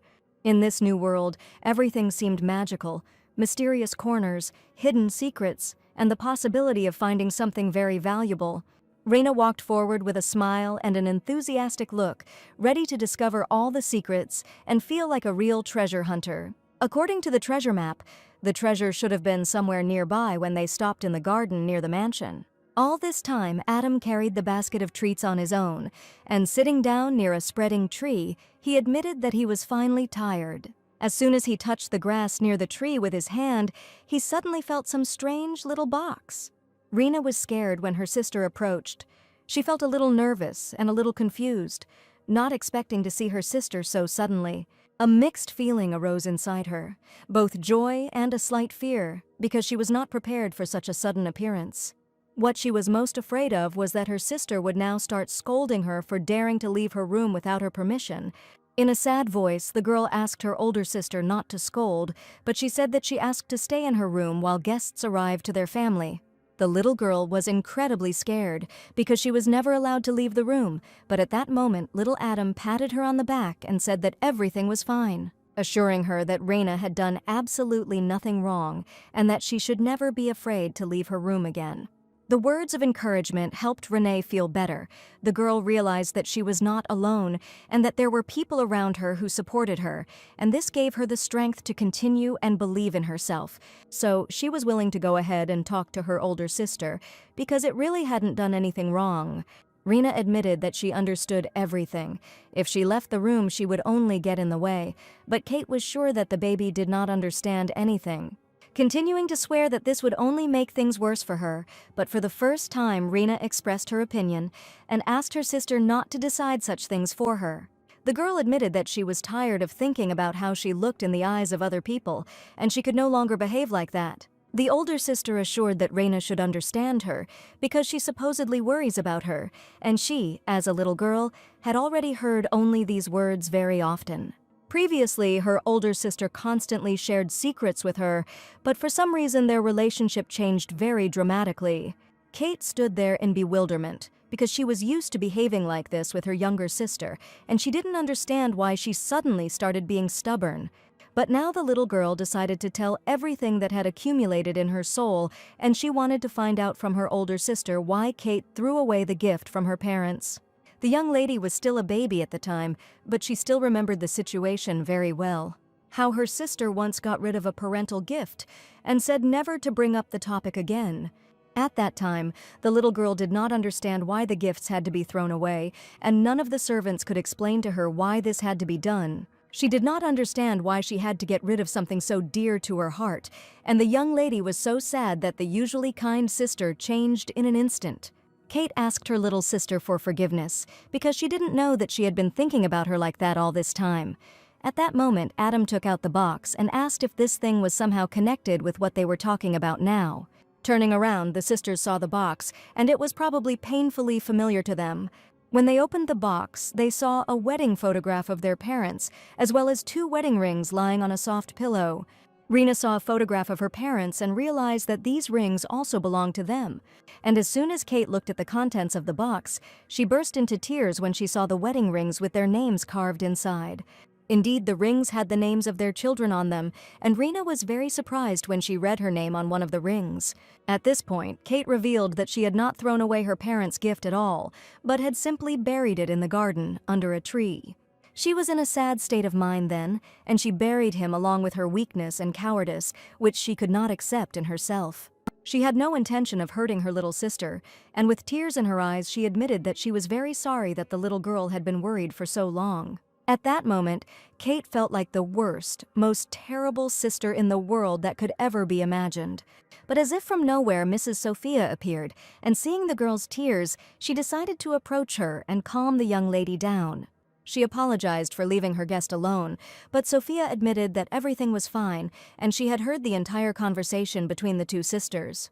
Their parents died when the girls were only 14 years old, and since then, Kate has been taking care of her younger sister, while her older brother served in the army and was rarely at home. Therefore, Kate had to replace the girls' parents, also take responsibility for her upbringing, and Sophia admitted that it was high time for her to let her sister go and mentally prepare for this. Kate couldn't believe that it was really time to stop making decisions for her little sister as she entered adulthood. Sophia asked Kate to listen to her carefully because raising Rena was far from her job, and she did not need to put such responsibility on her young shoulders. The young lady could not understand how she could let her little sister go, because she only had an older sister left, who had to bear responsibility. From Sophia's side, it was completely different, and she was sure that Kate was still a child herself. All this time she tried to become an adult faster so as not to be a burden to the whole family, and decided to grow up too early, taking on the burden of responsibility. Having learned the story of this girl, Sophia admitted that now she has appeared and is ready to lend a helping hand. No one had ever said anything like that to Kate before, and she thought it was only natural that since she was the older sister, all the responsibility should fall on her. Hugging her son, Sophia said that they would now tell the girl completely different things so that she would no longer feel guilty. Rena stood nearby the whole time, holding the family box in her hands and looking excitedly at her older sister. Some felt that all this time her younger sister simply lacked her attention, and she thought that Kate had simply become serious in an instant. Kate began to worry that she had said too much today, both to Mrs. Sophia and to young Master Adam. Smiling sweetly, Sophia sincerely admitted that they had long forgotten about everything, and it didn't matter at all. And now everything was absolutely in order, and Adam was most glad that the young lady Rena had finally come out of her room for the first time today and made peace with her sister. Sophia's warm words and care helped Kate get rid of sadness and anxiety and filled her soul with peace and confidence. Kate began to believe that there were true friends nearby who were always ready to support her in difficult times. Adam and Rena ate the delicious treats with gusto, and their cheerful voices and laughter sounded around them. This moment was filled with warmth, friendship, and joy, and the kids felt truly happy. Kate wanted to talk to Mrs. Sophia and asked her to listen to what had accumulated in her soul, and it was for this reason that the heroine probably came to them today. Kate no longer wanted to hide the lie that weighed on her heart and decided to confess everything to Mrs. Medine. That it was she who, that day, replaced the invitation to the ball held at the royal palace with a fake letter. In fact, Sophia knew everything perfectly well for a long time, but she really wanted to hear the girl's sincere confession. And as it turned out, Kate recently made a deal with a certain person who asked her to replace the invitation with a fake one. She said that the very person with whom it made a deal was Mr. Tristan. At that time, their family needed medicine for Rena, so she could not refuse him and agreed to any of his conditions. And Sophia was surprised because the Maiden family provided them with financial support. But recently, the price of medicine has increased greatly. While Lucas was busy with the kids, the girls were talking, and Sophia now learned a terrible secret that Kate probably should have told. Kate was endlessly grateful to the Medine household for hiring them and keeping them alive, but she could never ask for more, and Tristan always targeted the weakest people. Kate felt guilty, and in order for everything to go as the master said, she was sure that she had to follow his instructions. But now Sophia seemed to have opened her eyes to the whole truth of what was happening, and the girl realized how many mistakes she had made. The words about everything going as Mr. Tristan said made Sophia think deeply, because she didn't even suspect what else this man could do. The chest they found really did contain treasure, but Kate said that on the map, the treasure was in a completely different place. And this meant that the exciting adventure was not over yet, and the joyful Adam again called Rena to go look for him. Adam and Rena continued to search for the treasure and enjoyed the adventure, their eyes shining with delight and anticipation, and their hearts beating in time with each new discovery. Kate was still worried about their conversation, and Sophia understood that any lie had to be punished. So she admitted that the lady would have to receive the appropriate punishment because she almost disgraced the honor of the family of the house that had given her the job. Kate was ready for any punishment because she understood perfectly well that she had done a very bad thing. She was afraid that she would most likely be fired or even put in jail, although she would not be surprised looking at her actions. Sadness and despair had already consumed the girl, but suddenly Sophia offered her to quit and get a job with her. Kate expected any punishment, but not such a surprising offer that the mistress told her about. It has become quite dangerous now, so the heroine decided to take the girl under her wing and asked her not to worry about medicine for her younger sister anymore, and in turn, she asked Kate to promise that she would not conspire with Tristan a second time. Kate couldn't believe her luck, because she was ready to go to a cold, damp dungeon and spend many years there for her misdeed. Instead of punishment, she felt only incredible care and support, despite the fact that she almost set up the Medine family. Adam and Rena continued to search for treasures. The wind quietly rustled the leaves, creating a magical atmosphere around them, and the kids were looking forward to new discoveries in this mysterious garden. According to the map, the treasure was located right in the flower garden, and the children could not figure out what kind of treasure was hidden here. It was a gardener's map, so Rena wondered if perhaps there was no treasure marked there originally, and they had only managed to find a healing herb. While the sisters were busy searching for the treasure, a male voice was heard behind them calling the girls by name. An older brother, whom they had not seen for a long time, appeared next to the sisters. His face immediately lit up with a smile, and his eyes sparkled with the joy of meeting. The sisters looked at their brother with surprise and happiness, feeling that their hearts were filled with warmth and love. The head of the family's elder brother, Franz, had not been in the house for a long time, and he immediately apologized for not visiting his sisters for so long. Kate understood perfectly well that the young man was busy at his job, but he was sure that he could have returned earlier. She asked what he had been doing all this time, but Franz asked her not to say that in front of the guests, because this time everything was fine. This time he delved into the study of medicinal plants, and his case dragged on for a long time, so he could not return to his family. He was the one who planted these plants in the garden bed and wanted to find herbs that would help cope with his little sister's illness, and as soon as he found such a plant, he immediately returned home. Rena couldn't believe that just one small plant could heal her, and no one believed her brother's words. All this time, due to Ren's illness, he and his sister did not get along for a long time, so all he could do was look for medicine on his own. And only now Kate found out that her older brother also noticed that their relationship had changed a lot from one moment. In fact, he just wanted the sisters to never fight again. Now he saw that Rena came out of her room. Her sister was standing next to her. Kate said that she and her sister had recently had a good talk and realized that her illness was not the cause at all. Feeling guilty, Kate wanted to tell the reason, but Sophia intervened and stated that the reason was warm feelings for her sister and concerns about her health. Franz was worried that he had been absent from the family all this time, but only thanks to his absence will they now be able to help little Renee. Having learned the news about the healing plant, Rena was delighted somewhere deep down inside and believed that she would really feel better soon. At that moment, the family finally understood what they needed to strive for, and they were all finally happy because they had made peace. And Sophia was only glad that from this moment on, everything would definitely be fine for the Forster family. And that treasure turned out to be the healing plant that would help the girl cope with her illness. Adam was incredibly happy that they had finally found the long-awaited treasure they had been looking for all day. Finally, little Irina believed that her life could change for the better, and all this was thanks to the appearance of her new friend. The brother and sister could not believe that the girl finally had a good friend with whom she laughed, and the Forster family was happy that everything was fine with them now. Their faces were shining with happiness and calm, because they felt that they had overcome difficulties and were together again. A few days later, at Madine's house, Kate arrived to her mistress, announcing her intention to leave, but Sophia could not understand whether the girl no longer wanted to be a maid. But Kate insisted that this was not the case at all, and only asked for permission to resign from this position. Kate made a responsible decision and decided to leave only because she knew that Rena now had such a wonderful friend as young Master Adam. She smiled and really hoped that they would definitely see each other in the future, but now Keith decided to arrange his independent life. Adam happily waved his little hand to the maid, promising that they would definitely see each other soon.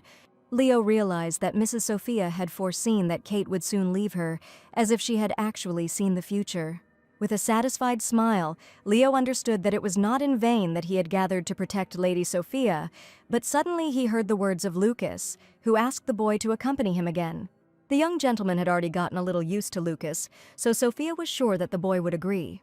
Upon hearing their conversation, Mr. Leo thought it was an incredible misunderstanding, and he did not understand how everything could have changed so much. After all, from the very beginning, this place did not belong to him at all, and now the young man was going to act by other methods to achieve what he wanted.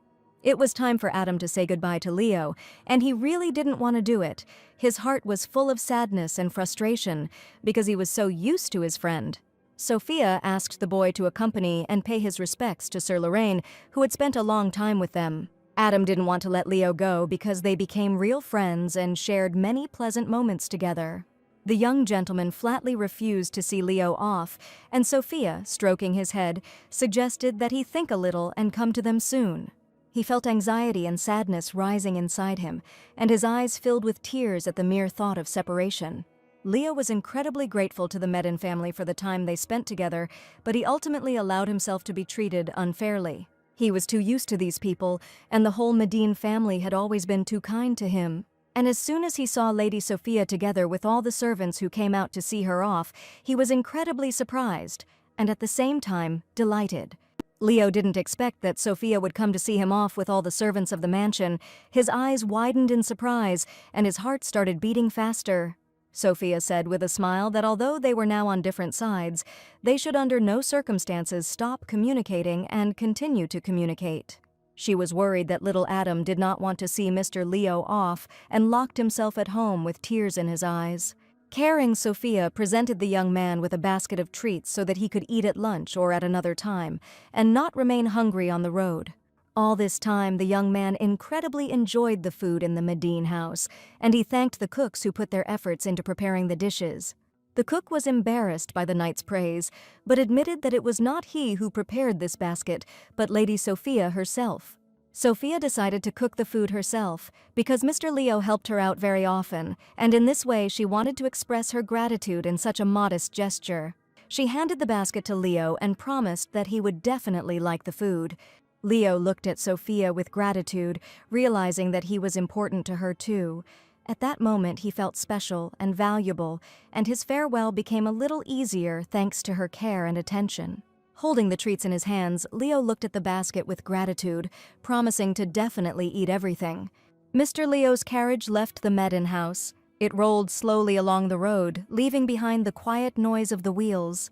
At that moment, Sophia felt her heart squeeze from separation, but she knew that it was temporary and that they would definitely see each other again. When the carriage left, Adam ran out to meet it and cried because Mr. Leo had left. Sophia smiled at her son and promised that the boy would definitely see Mr. Adam soon, and that he should not be too upset under any circumstances. He stood there sobbing and watching the carriage leave, hoping that Leo would return soon. Adam cried a lot after Leo left. His little heart was full of sadness and sorrow. He felt tears welling up in his eyes. Leo watched her go with sadness and longing in his heart, realizing that he would have to leave this house and all those who were important to him. Suddenly, the coachman announced that the passage was blocked by a fallen tree, and they would have to go around the road, making a huge detour.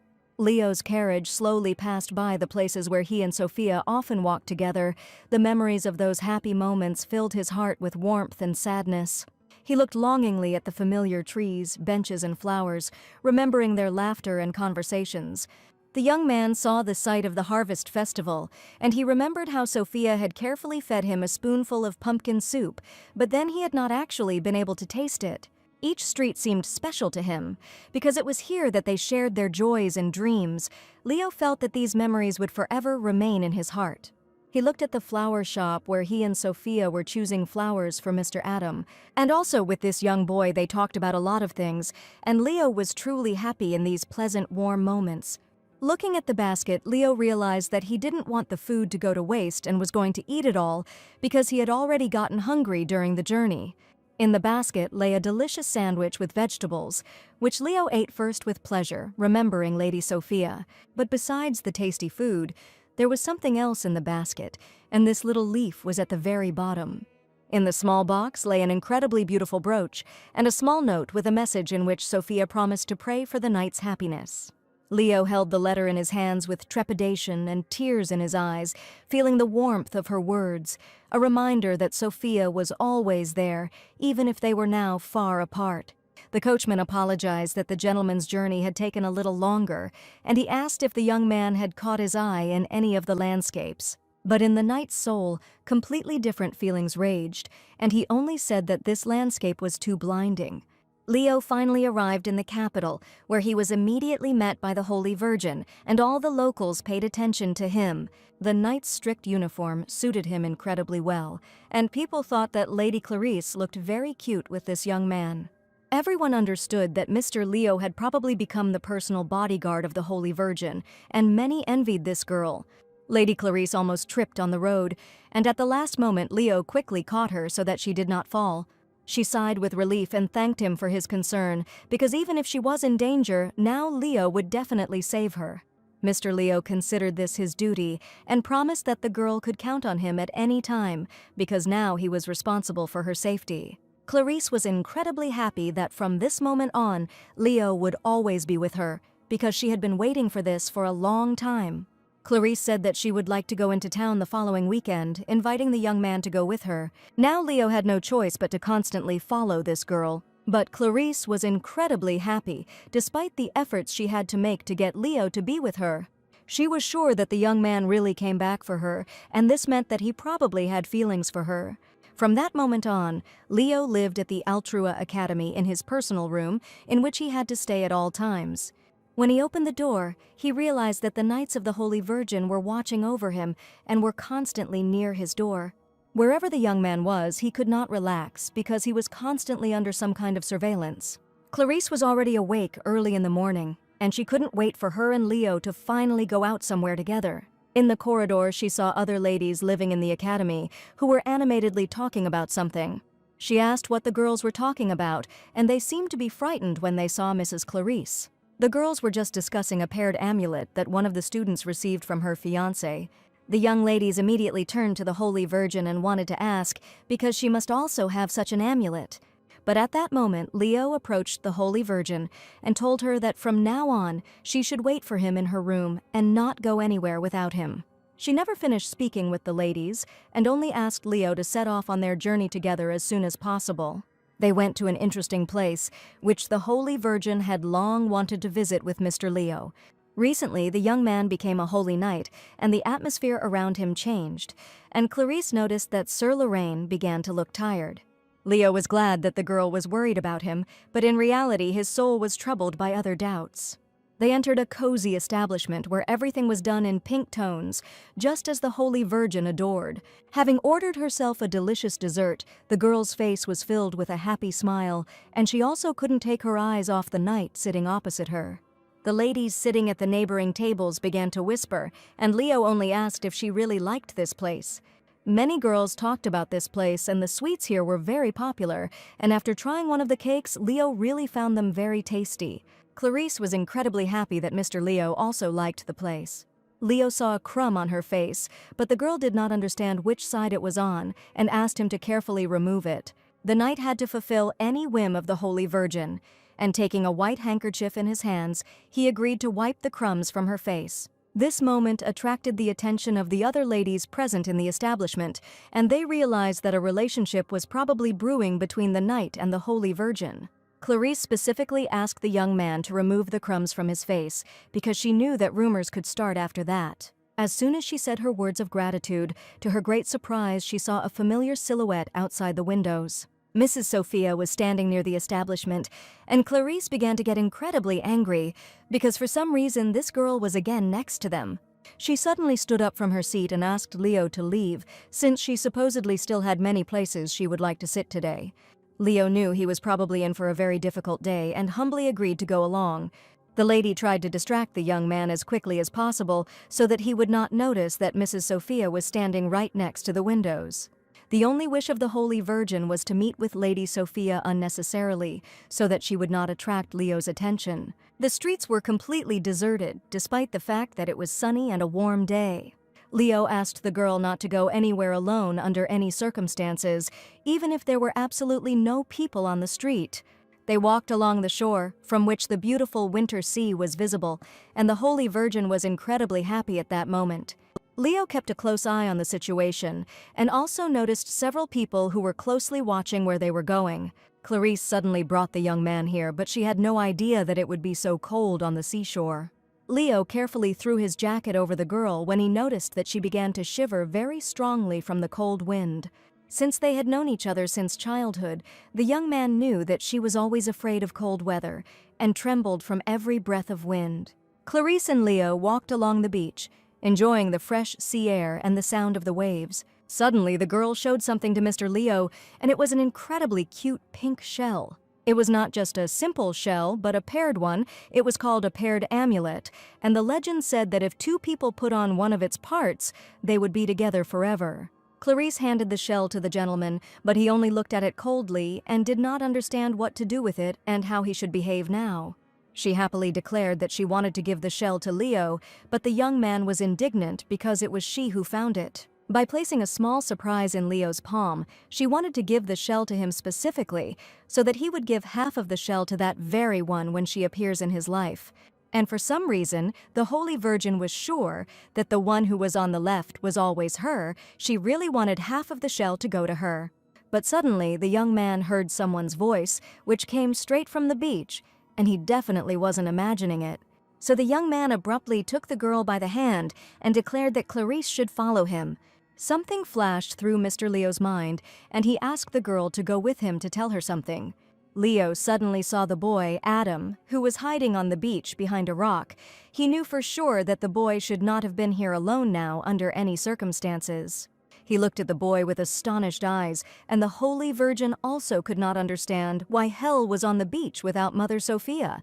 The boy admitted that he thought Mr. Leo was there, so he chased after him and wanted to say goodbye. But seeing the boy's scraped knees, Leo sternly declared that this was no place for children's games. Adam did not expect that he would be greeted so coldly, because for a long time they had been the best of friends and played different games. And now the young man turned away and only dryly asked him to return to the mansion so that nothing would happen to the master under any circumstances.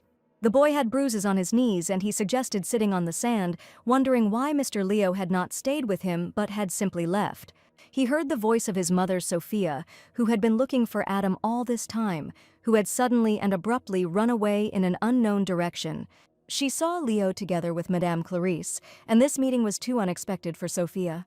Leo stated that he had just wanted to tell them both something, and it was good that this meeting had turned out to be so accidental. Sophia had no idea what Mr. Leo wanted to talk about, but she prepared to listen to him carefully. Suddenly the young man declared that he would not at all like the Medin family to have any connections with him in the future. Her heart sank with pain and surprise when he said these words. She looked at him with sadness and despair, not understanding why he decided so. Looking at Leo, she felt a sense of loss and hopelessness inside her, because she valued their friendship so much and hoped for a better future together. After these words, he silently left with the Holy Virgin. He responsibly escorted her to the room, because their time together was over for today. Clarice was looking forward to my future meetings, but at that moment, Leo asked her to stay for a while. He held a cute pink shell in his hands and admitted that, to his great regret, he could not accept such a gift.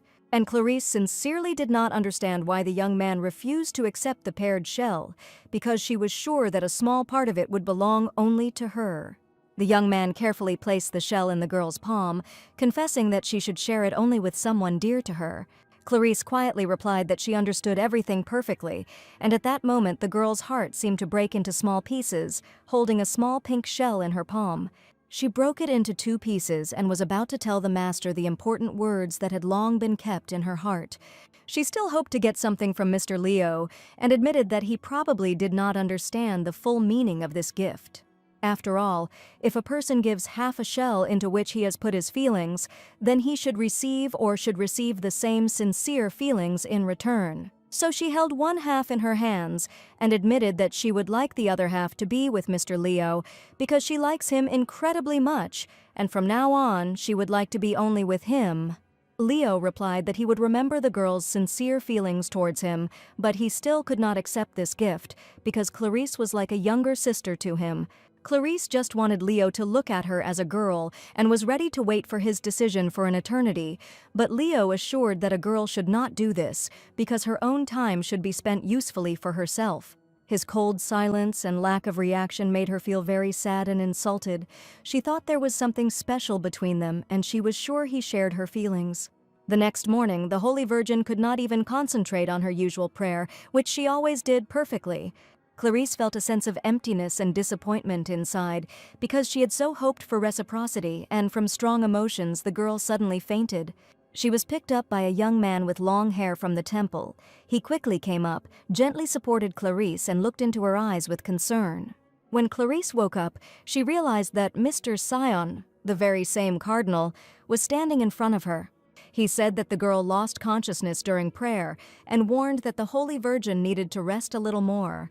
The Holy Virgin was sure that despite her condition she needed to pray, but the cardinal declared that this was not so at all because her existence was a light for them. He noticed that the girl was very worried about something, and she admitted that the person she had liked for a long time had refused his feelings. She was sure that Leo had distanced himself from others and had come to her only for one reason, that he really liked her and had chosen her. Her eyes filled with tears, and she felt how hard it was for her to accept this pain. But the cardinal asked her not to worry, because the Holy Virgin must be sure that he would definitely see the magical charm in her. But Clarice cried and said that Leo had refused her feelings, and there could definitely be nothing more between them. The cardinal quietly stated that the object of her adoration valued her more than anyone else, and isn't that the very feeling of love? He stated that the girl was giving up too quickly, and there could be no man who would refuse feelings for the Holy Virgin. He extended his hand to her and offered to guide the girl on the right path, after which it would definitely become easier for her to accept this pain. In his heart burned the desire to guide her to light and truth so that she could find inner peace, while the Holy Virgin listened attentively to his words, feeling the imaginary care emanating from the cardinal.